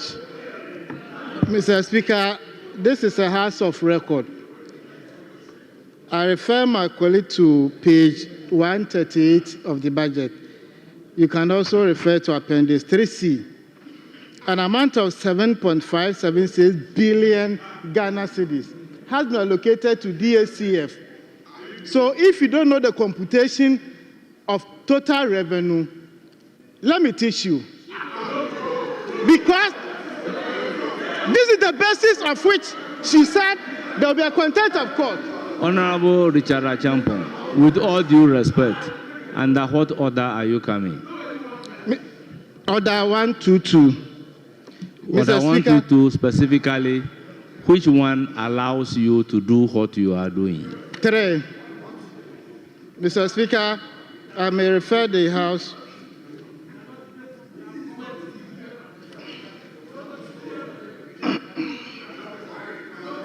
Mr. Speaker, Order 122, debate may be interrupted. A, by a point of order being raised. So I was on the point of order and you identify my presence and you called upon me. And I want to provide information to the honorable member. Mr. Speaker, before you do the computation, you need to take off GRA retention. Do you understand? So we are talking about total revenue minus other expenditures. So if you don't know, you can't say that the allocation made here is inadequate. Honorable. So the honorable member should be guided. Don't misinform the public. Honorable We've Richard given more Achampong. than 5%. Because if you read Honorable Article Richard 252, Achampong. the Constitution is clear that we should transfer not less than Honorable 5%. Richard Achampong. Honorable Richard Achampong, please take a cue. Honorable member, take a cue. Meanwhile, I direct that the word contempt of court be expunged. So, honorable member, you have the floor. Continue. Mr. Speaker, thank you for your guidance. Mr. Speaker, as a gender advocate and a woman, I would like to thank the MPP government for paving the way by removing taxes on all sanitary towels that were locally produced. And I would like to thank this government for following this good gesture and now making an allocation for the distribution of free sanitary towels. But the allocation of 292 million Ghana cedis may simply not be enough for this. I would like to call the sector minister to take a good look at the budget and come out with clear guidance on how this is going to be done. How is the distribution going to be done? Is it going to be done on a monthly basis? Is it going to be done on a termly basis? Are these kids going to benefit from these free sanitary towels when they are home on holidays? Mr. Speaker, the sector minister needs to come again. We need more information on this, because if it must be done, it must be done well.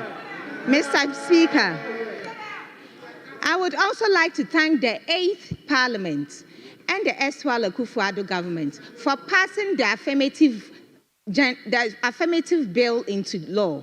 Mr. Speaker, this affirmative action bill is by far one of the biggest successes struck by the Akufo-Addo government, and I would like to commend him and this House for it. But Mr. Speaker, in the 2024, the Akufo-Addo Nkunim budget projected an allocation of 4.7 billion as a total funds for the gender ministry. However, the budget that was read by the Honorable Atuforsen made 2.7 million allocation for this ministry. This is a shortfall of over 2 billion Ghana cedis. Mr. Speaker, one may ask, why this drop? Is it because this government does not believe in issues of women and children? Well, the Ghanaian people deserve to know. Mr. Speaker, there is nothing interesting about Mr. Speaker, there is nothing interesting or exciting about the allocation made for the Women Development Bank. Mr. Speaker, unlike the MPP government, when they decided to set up the development bank, please listen, you would get it. When they decided to set up the development bank, they made funding. They showed how they were clearly going to fund it. I would like the minister to come back and show us how they are going to fund this Women Development Bank, because a seed money of 51.3 million is simply not enough to set up a bank. The women in Dadiase market, the women in Nkaria market, the women in Ebuakwa market, who were joyfully looking forward to the establishment of this bank. I don't know how I'm going to go back and tell them a different story. Mr. Finance Minister, please come back again with clear funding lines. In conclusion, Honorable Mr. Member, Speaker, your time is the up. youth and women of this country deserve better. Your they time deserve is a up. budget that prioritizes their I proceed needs. to give the floor to Millicent Yeboah A Amankwa. budget You have the that floor. puts the local economy Millicent first. Yeboah Amankwa, you have the floor. Honorable member, your time is up.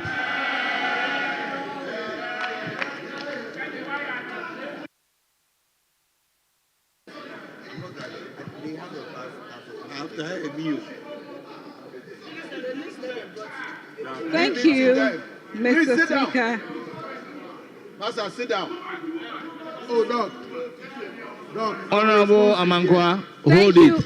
Thank Honorable you, Mr. Brana Speaker, Champon. for the opportunity given to me. Thank you, Mr. Speaker. Mr. Speaker, we're grateful for how you have moderated the debates so far. But, Mr. Speaker, the leader, Honorable Champon, raised an issue per 1223. It is, Mr. Speaker, we all heard him. He said 1223. And please address the chair. The Speaker, he referred to order 1223. And 1223 clearly is a deviation of what he intended to do. And it's because this is a house of record. Yes. Mr. Speaker, I want to bring to his attention, he can always correct himself.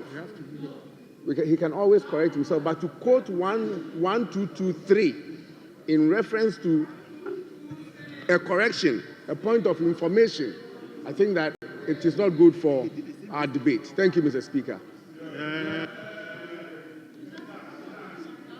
Yes, Honorable Richard Achampo. Mr. Speaker, I can conclude that my good friend was not listening to me. You asked me and I mentioned 122, and I read the A, but the ground was on the C. But since you got understanding of what I wanted to do, I did not bother myself to read the C, but it was 1221C. For the records. So next time, try to listen to me and listen to me well. Thank you very much. Honorable members, I heard order 122. Then I followed up with a question. Which aspect of order 122? Honorable Millicent Amankwa, you have the floor.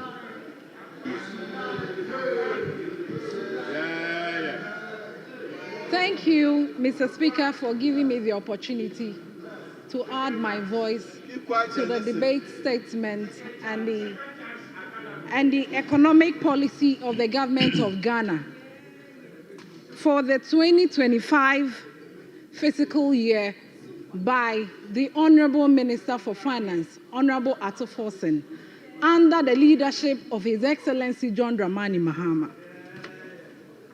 Mr. Speaker, the theme for the 2025 budget is resetting the economy for the Ghana we want. Clearly, it shows as all-inclusive.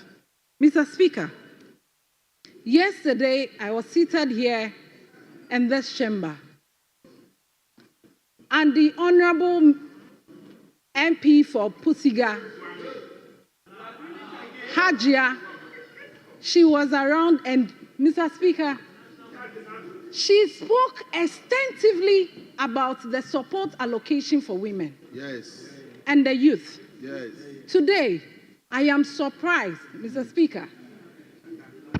Since the Fourth Republic, there has never been a clear allocation to support women. Indeed, this 2025 financial year budget is a clear reflection of the hope, the future as a country we have long awaited. Mr. Speaker, I will not speak much about the women and the youth initiatives, but Mr. Speaker, I would want to take our mind to one thing, that is the lifeblood of every economy. That is the energy sector. Mr. Speaker, I would want to take you to the page 19 of the 2025 budgets, which indicates key issues in the energy sector. Mr. Speaker, paragraph 95, it says, Mr. Speaker, in 2024, the Ministry of Finance supported the energy sector with a payment of about 1.5 billion USD, which is equivalent to 20.8 billion. Mr. Speaker, this amount of money would have been used for any other project like road schools. But I believe in the ministry and the minister of roads with this initiative that His Excellency John Dramani Mahama wants to implement. That is the big push. Yes. And so, Mr. Speaker, if we look at this amount of money and we ask ourselves about this recent exercise conducted by the energy sector, the modeling team under the Energy Sector Recovery Program, Mr. Speaker, it has revealed that the energy sector financial shortfall has increased to 35 billion Ghana cedis in 2025. Yes. Mr. Speaker, let us ask ourselves, where are we going as a country? With this whole budget, Mr. Speaker, without the energy sector, we cannot work. And let us go back again, Mr. Speaker. If you look at the current state of the energy sector, there is massive financial shortfall. Mr. Speaker, the independent power producers, we owe them 1.73 billion USD. Hey. Mr. Speaker, which is even more than what the former finance ministry gave as a support to the energy ministry. The debt is what they gave to us. Mr. Speaker, as we speak now, the ECG is owing 68 billion Ghana cedis, which they can't even pay suppliers. Yes. Mr. Speaker, even when you go to Cocoa Board, they are owing 32 billion Ghana cedis. Mr. Speaker, which is going to affect power supply to any industry that is dependent on them. Then they come and complain. Mr. Speaker, the cost of power generation is very costly. Good. Mr. Speaker, I would like to take you back a little, but before then, I thank God that this particular year we have His Excellency John Dramani Mahama. Yes. Because, Mr. Speaker, when we look at the cost of generating electricity with the hydrant, it's very costly. The history tells us when His Excellency Kwame Nkrumah started with the Akosombo Dam. Yes. He started with 900 megawatts. Yes. We give us about 400 megawatts. Yes. And Pond give us 200 megawatts. Yes. Mr. Speaker, it is not enough. Yes. And it's very costly. And during the 1983, then we had the drought in this country. The Akosombo got the drainage, Mr. Speaker. That is when His Excellency Rawlings set up a committee to find a way to solve this whole issue, and it came about to the thermal plant. Yes. Mr. Speaker, Go on. with this dam, these three principal dams in this country, it's 5 cents per kilowatt hour. Yes. Go on. Mr. Speaker, when you go to the page 53 of the budget, Yes. Mr. Speaker, it clearly shows that the energy sector has given up measures. And that is, they would have to renegotiate with the IPP, that is the independent power producers, so that it can help the country. The ECG metering system, they will monitor it with the private sectors. Yes. Mr. Speaker, it's very important because of an election, we were in this country, then the government subsidized power, electricity. Yes. For what? Yama Menshenkwa. Yes. And at the end, Mr. Speaker, we have supported and make sure that our people, because we are giving things to them for free, they have engaged in illegal connection, which is not helping the country. Mr. Speaker. Mr. Speaker,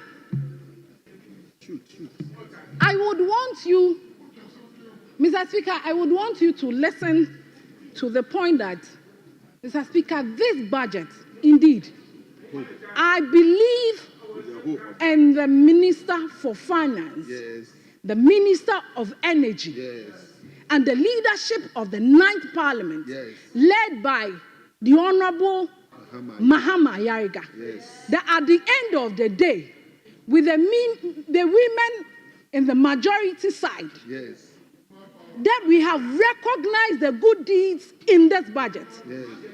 We would entreat every member in this chamber to support this budget, because this budget is a clear reflection of hope and the future. Because every young person, knowing the provision of the energy sector that has been catered for, and yesterday the energy minister was here to come out with so many things, even Honorable Member, conclude. Even that we haven't gone to much of the month within a year.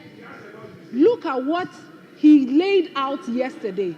I believe in the leadership of His Excellency John Dramani Mahama. Thank you, Mr.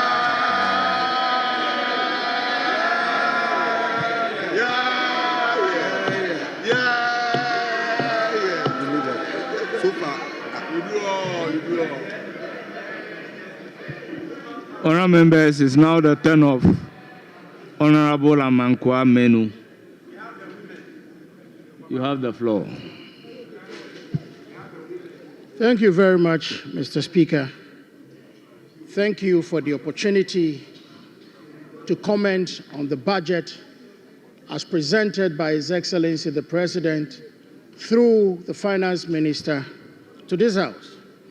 Mr. Speaker, in commenting on the budget, I rely on two materials: the State of the Nation address as presented by His Excellency to this House on Thursday, 27th of February 2025, and the budget as presented by the Finance Minister on March 11, 2025. Mr. Speaker, we are here talking about a man who is so unique in the politics of our nation, and I mean His Excellency President Mahama. This is somebody who has been a vice president, a president, and came back and now a president. Having occupied all these positions, Mr. Speaker, the President, His Excellency John Dramani Mahama, does not have the luxury of excuse. Mr. Speaker, I have looked at the budget, and this is a budget I term the Kosciuszko budget. Kosciuszko in the sense that, Mr. Speaker, we were promised of a lean government. Yes, His Excellency has succeeded in reducing the number of ministers. But, Mr. Speaker, the question I ask is, has he succeeded in saving the public purse? Yes. The answer, Mr. Speaker, is simply no. If we look at the amount of money going to government machinery, Mr. Speaker, this is not an indication of a government that is prepared to save the public purse. And that is my definition of Kosciuszko budget. Yes, the top is slim, but the stomach, where the chop is going to be, is big, Mr. Speaker. And anybody suffering from that kind of disease can only be described as Kosciuszko. Mr. Speaker, let me take you to page 40 of the State of the Nation address as presented by His Excellency, by His Excellency the President. Mr. President, at page 40 of the SONA address, told this House that Ghana, or a country, was handed to him in peace and stable. Mr. Speaker, less than 3 months in office, can we confidently say that Ghana is peace and stable? Mr. Speaker, we live in a country where soldiers are being killed. Just a couple of days ago in Boko, a soldier was killed by an unidentified person. Mr. Speaker, we live in a country where civilians are being emboldened day in and day out to attack our security agents. Mr. Speaker, Obuasi is so fresh on our minds, where a particular party actually emboldened its supporters to have the courage to attack soldiers. Mr. Speaker, this is so foreign in this country. Mr. Speaker, within 3 months of assuming office, Galamsey is on the ascendancy. There is a sharp rise in Galamsey. Mr. Speaker, on 7th of January 2017, on the assumption of power, His Excellency Nana Addo Dankwa Akufo-Addo was bold enough to tell the Ghanaian people that he was going to deal with the issue of Galamsey. Mr. Speaker, the first time I heard about the word Galamsey was under the NDC. Galamsey existed before Nana Addo Dankwa Akufo-Addo became president. This is somebody who confronted the issue to the extent that he was prepared to put his presidency on the line. Mr. Speaker, today, in our beautiful Ghana, the Minister for Land and Natural Resources told us that forests, certain forests, 9 out of the 44 forests in this country have been taken over by armed thugs, to the extent that the agency clothed with authority to have access to this forest were unable to do that. Mr. Speaker, just yesterday, the land minister came to this house to tell us that they have been able to crawl back some of this forest. I will be glad to know which of the forests have been crawled back. Mr. Speaker, so mamiawu nasa wosi wada wona kombedo to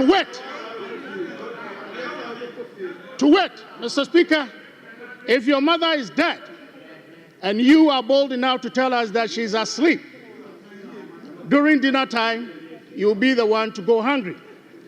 Mr. Speaker, I am worried about the sharp rise in Galamsey for the simple reason that Galamsey, especially where people have become emboldened and armed, has a direct impact on security of our nation. That is where my problem is. Not too long ago, Mr. Speaker, we had the Brekum boys and the Poku Chrome boys engaging in a shootout as to who control an illegal mine site. Mr. Speaker, this resulted in the death of 3 people. Is it not sad? If we are not careful, and this is not nip in the bud, this country will be the loser at the end of the day. Mr. Speaker, it is important that we deal with this issue. If we don't, soon, and very soon, Mr. Speaker, this site will be infiltrated by insurgent and terrorist elements. Mr. Speaker, who will lure unsuspecting communities into act by way of offering them weapon and training to really go in under the guise of protecting their mining site, only, Mr. Speaker, to end up being recruited for violent and extremist action. And so, Mr. Speaker, it is important that we deal with this issue. It is time that the President, His Excellency John Dramani Mahama, and this is why I said that he does not have the luxury of an excuse. He's been a president before, and during his time, Galamsey was there. Mr. Speaker, His Excellency must be bold enough to come up with pragmatic solution for us to deal with the issue of Galamsey. Mr. Speaker, what even makes the whole thing laughable is what is happening now, where innocent Ghanaians are being trained as blue water guards. Mr. Speaker, when His Excellency Akufo-Addo decided to use the military to fight Galamsey, our brothers and sisters from the other side of the political aisle chastised him and bastardized the idea of using the military to fight Galamsey. What do we see today?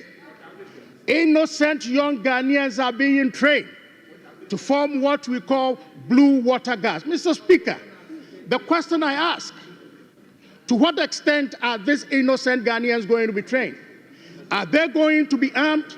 Are they going to be in a position to really deal with people or thugs who are armed?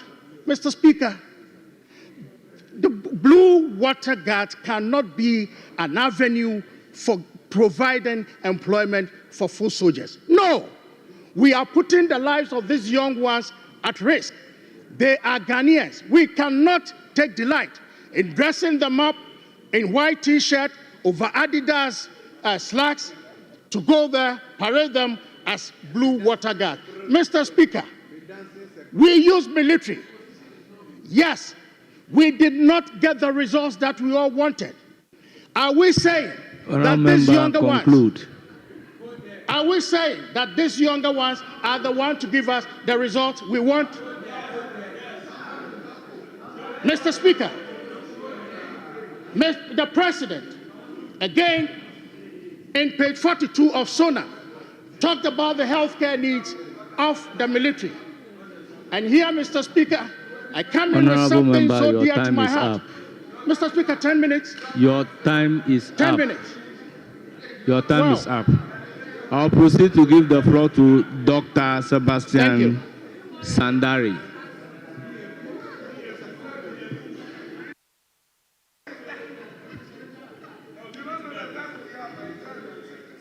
Thank you very much, Mr. Speaker, for giving me the opportunity to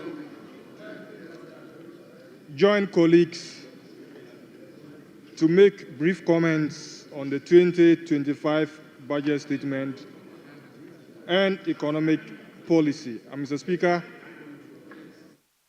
I also agree and say that the budget statement and economic policy 2025 inspires hope for all Ghanaians and indeed serves as the foundation for resetting the economy for the Ghana that we want. Mr. Speaker, this is my 9th year of being in this House, and I can say with all the confidence in me that this 2025 budget is the best among the 8 that I've seen since 2017. Mr. Speaker, the budget statement addresses the fundamental social, economic, and the health needs of Ghanaians. Mr. Speaker, there's enough evidence, and I'll go to show, that the disease burden of any country reflects the socio-economic status of the country. Mr. Speaker, I'll just use some data on the health sector to demonstrate why I say this budget statement is good and meets the needs of Ghanaians. Mr. Speaker, the World Health Organization has developed data since 2021 that shows the leading causes of death of Ghanaians. The top 10, Mr. Speaker,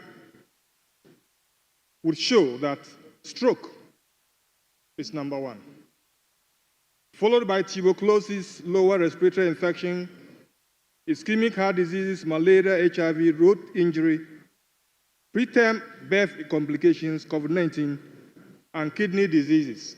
Just to stress the point that non-communicable diseases is among the leading cause of death for Ghanaians. Mr. Speaker, if you look at the broad causes, just about 4, you realize that non-communicable diseases represents more than 50% of the causes of death in Ghana. Mr. Speaker, this shows that when the economy was not performing well under the NPP administration, it shows that Ghanaians were dying from conditions that they should not be dying from. Mr. Speaker, not only that, it's surprising that the NPP administration did not only hand over a collapsed economy, but it surprises me and everybody that they also handed over cholera in dry season. I mean, it's shocking because we know that cholera is a disease that during the rainy season, we can say that, you know, due to bad water, sanitation and things, you get cholera. In dry season, they handed over cholera. That tells you how they manage the economy. Mr. Speaker, just a few days ago from the Upper East region, they have reported that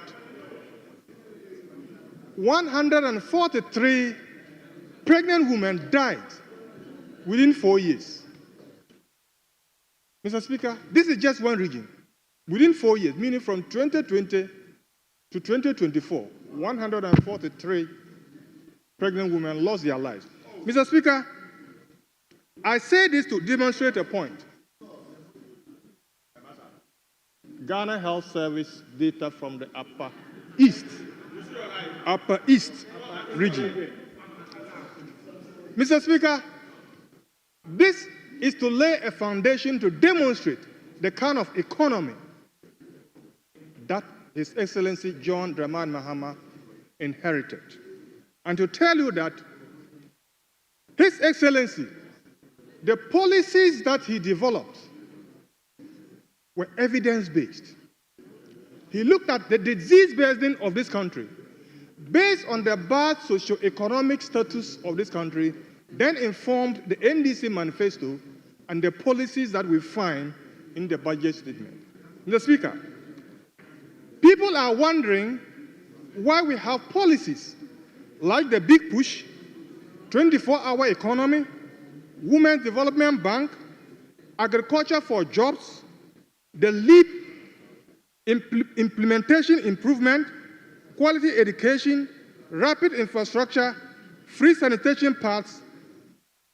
All these are policies that will help improve the socio-economic status of this country and thereby, by implication, improve the health status of the people of this country. Come to the health sector. You have His Excellency, and the budget statement is talking about uncapping the National Health Insurance Levy, the Ghana Medical Care Trust Fund, free public health care, Agenda 111. Why so, Mr. Speaker? If you go to paragraph 384 on page 72 of 2025 budget, you will see that boldly the minister is stating that NHIL will be uncapped. and that will release funding to the health sector, an amount of 9.93 billion Ghana cedis will be programmed for claim payment, vaccine payment, bridging the USAID funding gap, free primary health care, the Ghana Medical Trust Care, known as the Mahama Cares. Mr. Speaker, yesterday, the ranking member on health made a statement that the Ghana Medical Care Trust Fund, known as Mahama Cares, is to compete with other departments. Mr. Speaker, this demonstrates lack of understanding of what Mahama Care really is about. Mr. Speaker, the Medical Care Trust Fund, Mahama Cares, was launched on the 12th of this month. And there is a task force that is tasked to develop the legal and funding framework for Mahama Cares. Mr. Speaker, why the name Mahama Cares? That is of interest to all of you. It just demonstrates that Mahama has the heart that cares. Mahama has a heart that loves Ghanaians. That while Ghanaians are dying from non-communicable diseases, Mahama is saying that I will not fly in the air, take a shower in the air, while my people are dying of communicable diseases. So Mahama cares. Mahama will never do that. Mahama will never say, "Seats." Honorable member, conclude. Mr. Speaker, I'm concluding on Mahama Cares. And to say that not only Mahama Cares, but the fact that he's talking about primary health care is also to ensure that and to demonstrate that the foundation of every healthcare system is built on primary health care, which... Remember, your time is up. Thank you, Mr. Speaker, for the opportunity. Mahama Cares. Mahama Cares. It's now the time of Honorable Asafoji.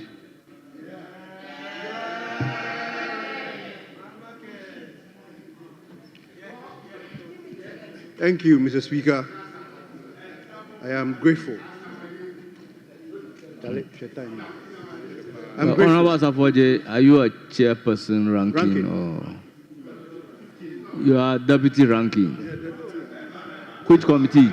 Foreign Affairs, deputy ranking Foreign Affairs. Very well. You have 10 minutes. Thank you, Mr. Speaker. I am grateful and for giving me the opportunity to contribute to the budget that was presented for the President for the President. Mr. Speaker, I am hearing a lot of cliches, a lot of nomenclature or names being given to the budget. Some are saying it is a whole budget. Some are saying Ghanaians are happy. Some are even giving it an A+ budget. All on the basis and the grounds of some 6 taxes that have been taken off. Mr. Speaker, I hold in my hands the budget statement and economic policy 2027 financial year. Theme, sowing the seed for growth. Yes, 2017. Mr. Speaker, the theme, sowing the seed for growth. Mr. Speaker, at page 136, tax incentives. With your leave, I want to read. Mr. Speaker, a number of tax measures has been introduced in recent years in an attempt to deal with revenue shortfall. Some have proven to be nuisance taxes. They have low revenue yielding potentials and at the same time impose significant burden on the private sector and average Ghanaians. The following specific measures shall be implemented in the short to medium term. Abolish 1% special import levy. Abolish 17.5% VAT on financial services. Abolish 17% VAT on selected imported medicines that are not produced locally. Initiate the steps to remove import duties on raw materials and machineries for the production of content of ECOWAS tariffs. Abolish 17% VAT on domestic airlines. Abolish 5% on real estates. Abolish excise duty on petroleum. Abolish special petroleum rates from 17.5% to 15%. Abolish the importation on spare parts. Abolish the Kayayo levy. Abolish the imposed levy on the religious institutions by local authorities. Mr. Speaker, abolish the public lighting levy from 5% to 2%. Abolish the tax rate, 17% tax rate for traders, and implement the tax credit and other incentives for businesses who hire young graduates. Mr. Speaker, 17 taxes. 17 taxes. These taxes, Mr. Speaker, these taxes affect the core heart of the average Ghanaian. Mr. Speaker, what did we see in this budget? Mr. Speaker, this budget goes ahead to abolish 6 taxes, which in normal sense do not affect the ordinary Ghanaian. Mr. Speaker, number 1, emission tax. I dare ask this House, who ever paid the emission tax? No one. I dare ask the House, tax on motor insurance. Mr. Speaker, who paid a tax on motor insurance? Mr. Speaker, this government told Ghanaians that he is coming for them. Yet, even the taxes incentive that he has given do not affect every Ghanaian. No. Mr. Speaker, I watched a TV program where the Makola women were being asked, and also the betting tax on one bet, and the betting tax no and cano. Mr. Speaker, we don't. So, Mr. Speaker, this is to tell them that when you are describing a budget as a budget of hope, as a budget that is making every Ghanaian happy, you must be measured. Mr. Speaker, again, this government told us that he is going to form a lean government. Yes, indeed. President John Mahama has formed a lean government. Mr. Speaker, but per the budget, the allocation in this budget, in fact, it is a lean government, but with a Koscioko stomach. Mr. Speaker, in 2014, the total budget for government machinery was 326.9 million. It's got now, the total budget for government machinery, the Speaker, is 3.8 billion. The Speaker, in 2014, we had only 8 agencies. We had 8 agencies under the Office of the Government Machinery. Now, Mr. Speaker, we have only 4 agencies under the Office of the Government Machinery. Yet they are spending 3.8 billion. Mr. Speaker, I turn my attention to the youth programs. When you go to the NDC manifesto, they have listed some few youth programs they want to do, and programs that they seek to do to change and help the youth of this country. One of them, Mr. Speaker, is the 24-hour economy. Mr. Speaker, the President of the Republic had the opportunity to speak at his own inauguration. He had the opportunity to speak in Parliament, State of the Nation address. He had the opportunity to speak at the Independence Day celebration. All these 3 opportunities, he never gave any significant roadmap for the 24 hours economy. Mr. Speaker, the finance minister came to this House and told members of this House that the policy on 24 hours and the budget on 24 hours will come to this House later. Mr. Speaker, the Agri Minister was heard on radio saying that the legislation for the 24 hours economy is not even ready. Yes. Mr. Speaker, at the post-budget workshop, saw Guzitano, who is the special advisor to the president, come to this house and claim or tried to even explain the 24 hours. That was a confused policy position. Mr. Speaker, this was the basis and the grounds for the creation of for Ghanaians to vote for the NDC. Yet they are in power and they cannot even explain, they cannot even find a significant roadmap for the 24 hours economy. Mr. Speaker, they said they want to do the codes, 1 million codes. Mr. Speaker, paragraph 603 and 604. Tell them. Mr. Speaker, paragraph 617 and 618 speaks about the codes. Mr. Speaker, they promised Ghanaians they are going to do 1 million codes. Now listen to them. Mr. Speaker, to commence the 1 million coding employment program, we will train 100,000. Mr. Speaker, the 1 million has now moved to 100,000.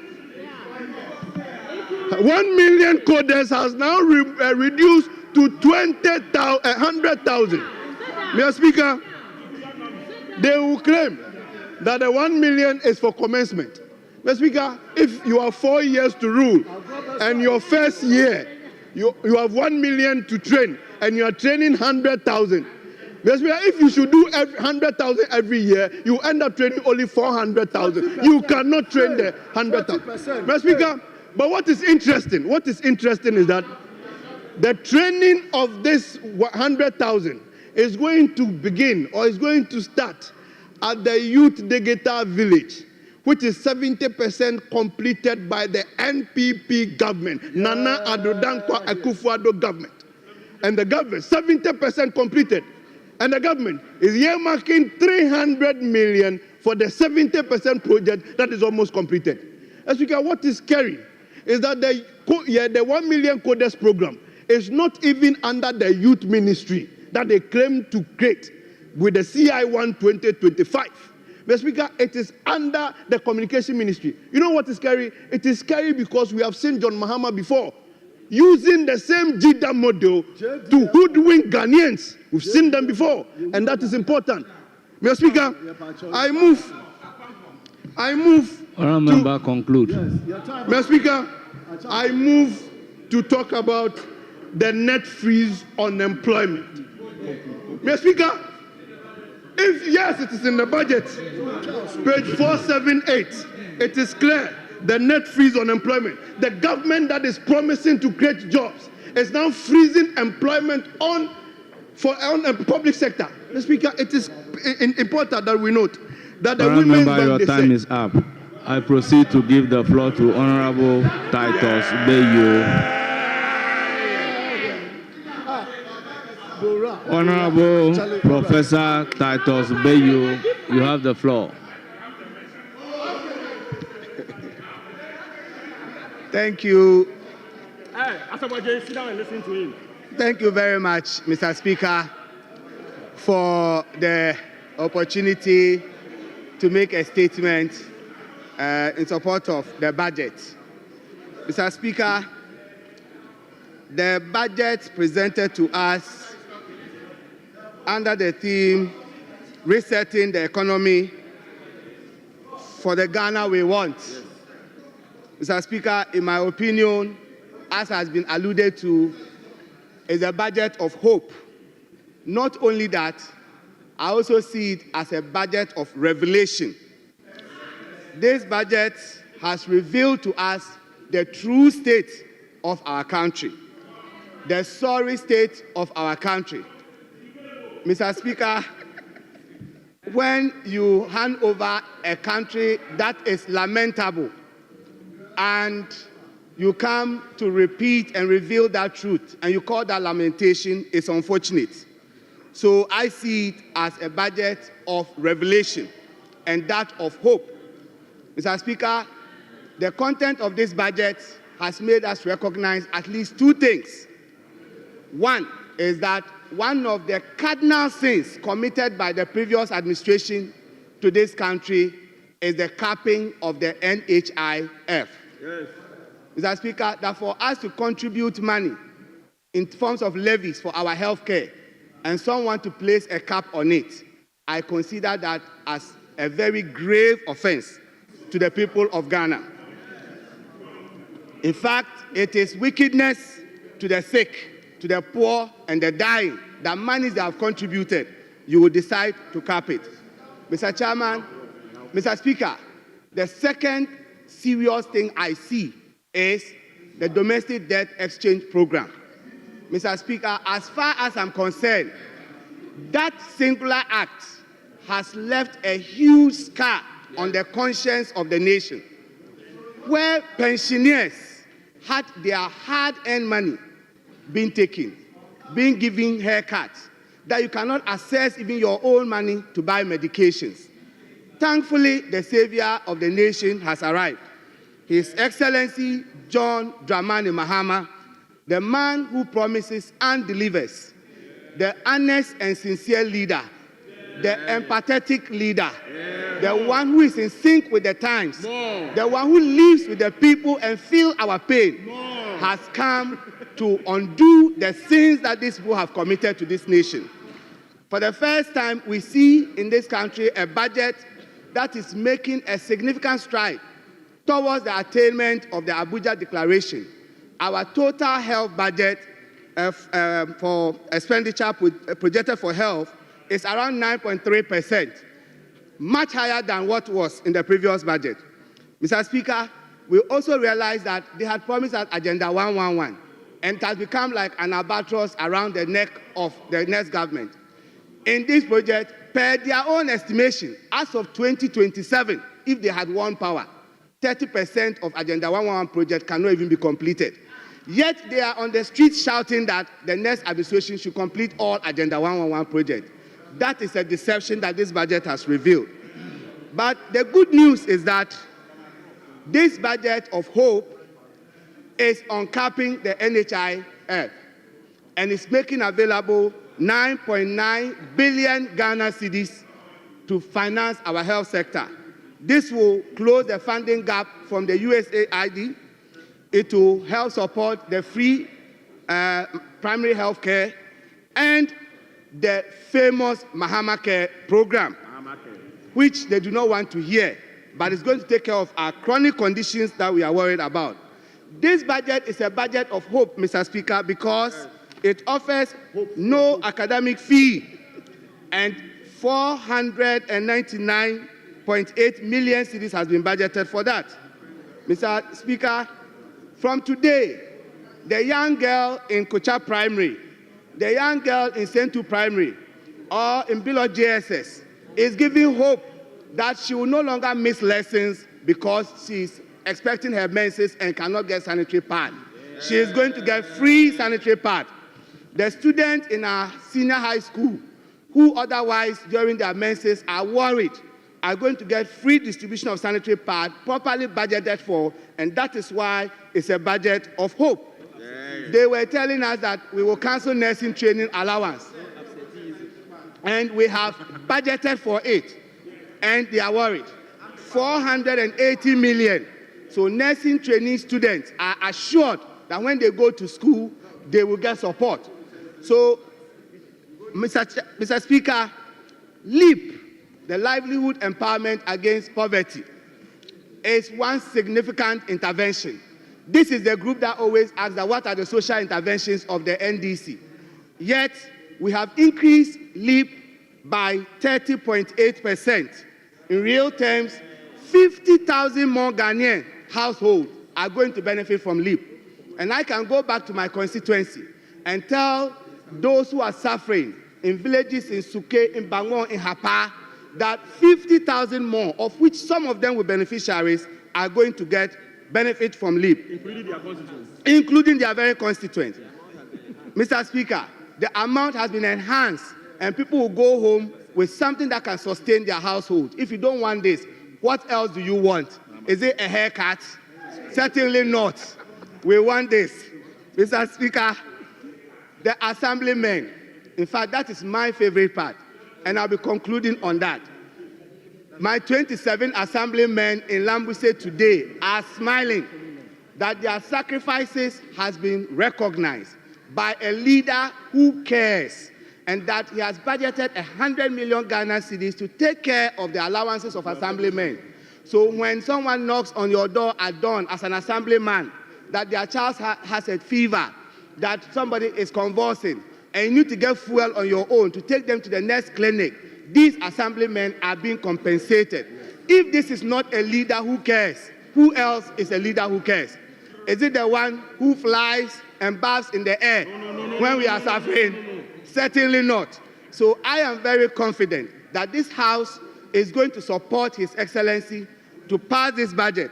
Mr. Speaker, before I will say it, I just want to make reference to the last speaker before me, the Honorable Asafo-Adjei, who, following after his earlier speakers and just like them, decided to be disingenuous by reading portions of our budget and leaving out the rest. Mr. Speaker, with your leave, I will just read it full. On page 103, paragraph 618, it reads, commence the coding for employment program to train 100,000 of the targeted 1 million. Mr. Speaker, he left this 1 million out. When we say we are doing it in phases, and that by the end of this year we would have trained about 300,000, he has decided to present it that we have changed our stance and we are only training 100,000 this year. They will all be exposed in due time. And we are grateful for the opportunity, Mr. Speaker. Thank you very much. And I urge all Ghanaians to support the budget of hope. Thank you.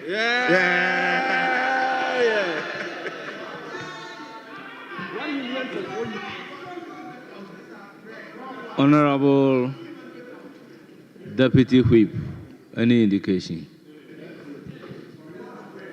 Yes, Mr. Speaker. Mr. Speaker, we have the last person from our side to speak. So I have discussed the issue with the front bench of the minority. They've agreed that we can allow the one person to speak so that we'll adjourn the House to tomorrow.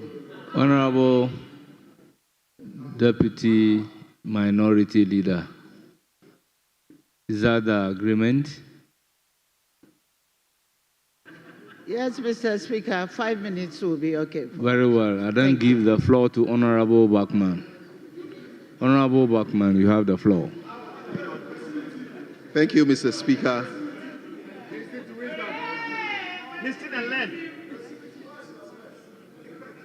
Mr. Speaker, may I make this statement in support of the budget of hope.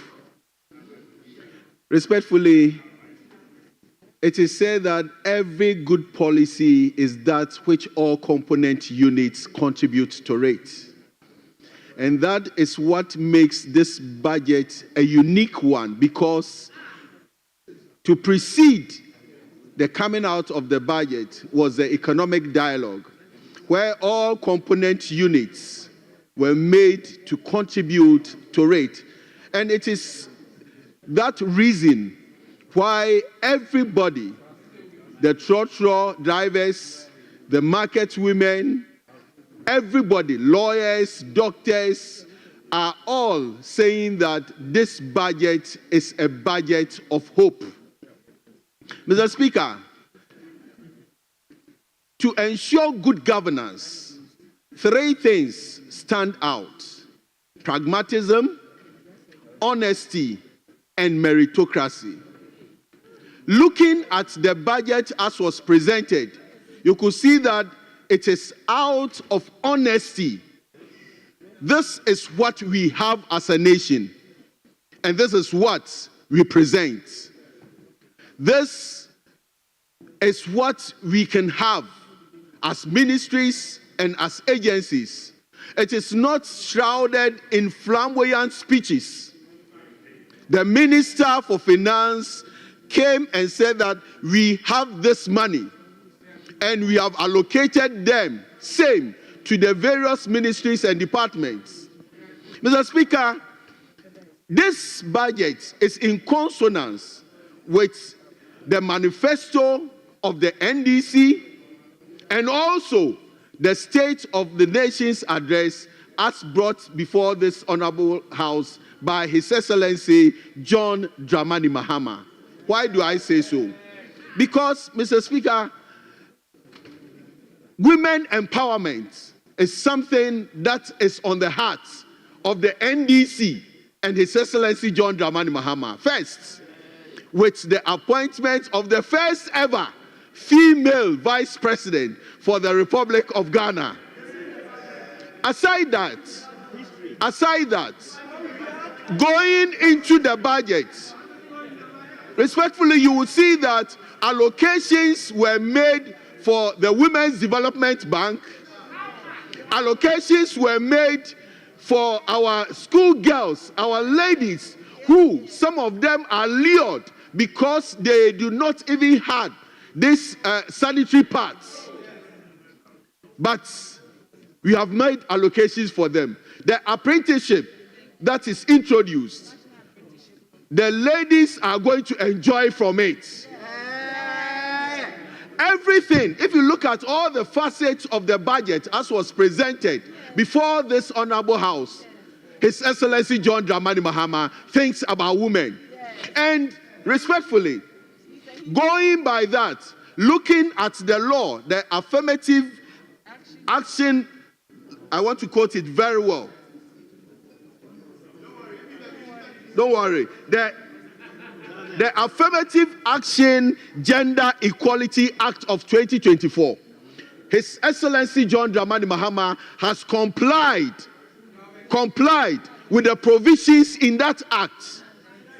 Going to the schedule, the first schedule of the act. So sometimes when I am in this house and I hear complaints that His Excellency has not appointed 30%, etc., looking at the schedule, the first schedule of the act, it is progressive. Honorable Bachman, I recognize Honorable Patricia Fiaji.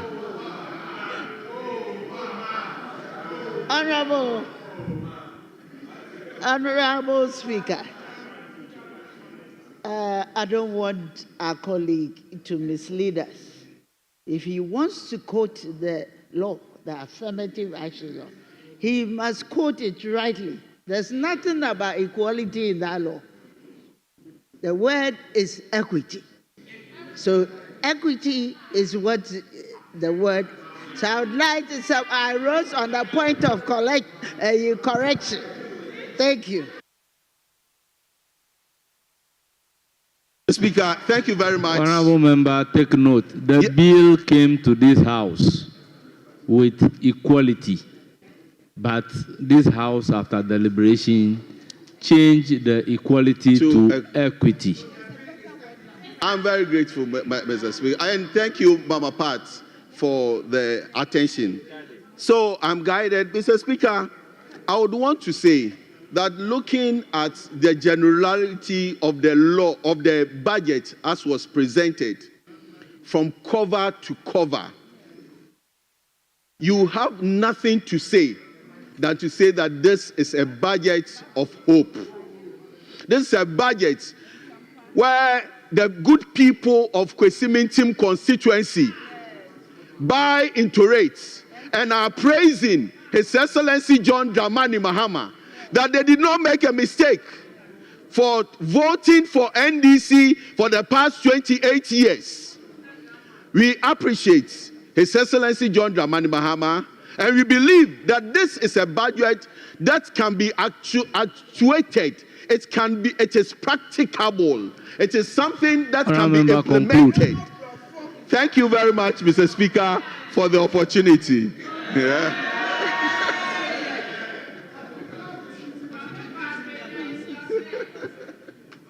Honorable members, after 5 hours of sitting, I stand on Order 56-2 to adjourn the House without a motion. The House is accordingly adjourned till Friday, the 21st day of March 2025 at 10 o'clock in the forenoon.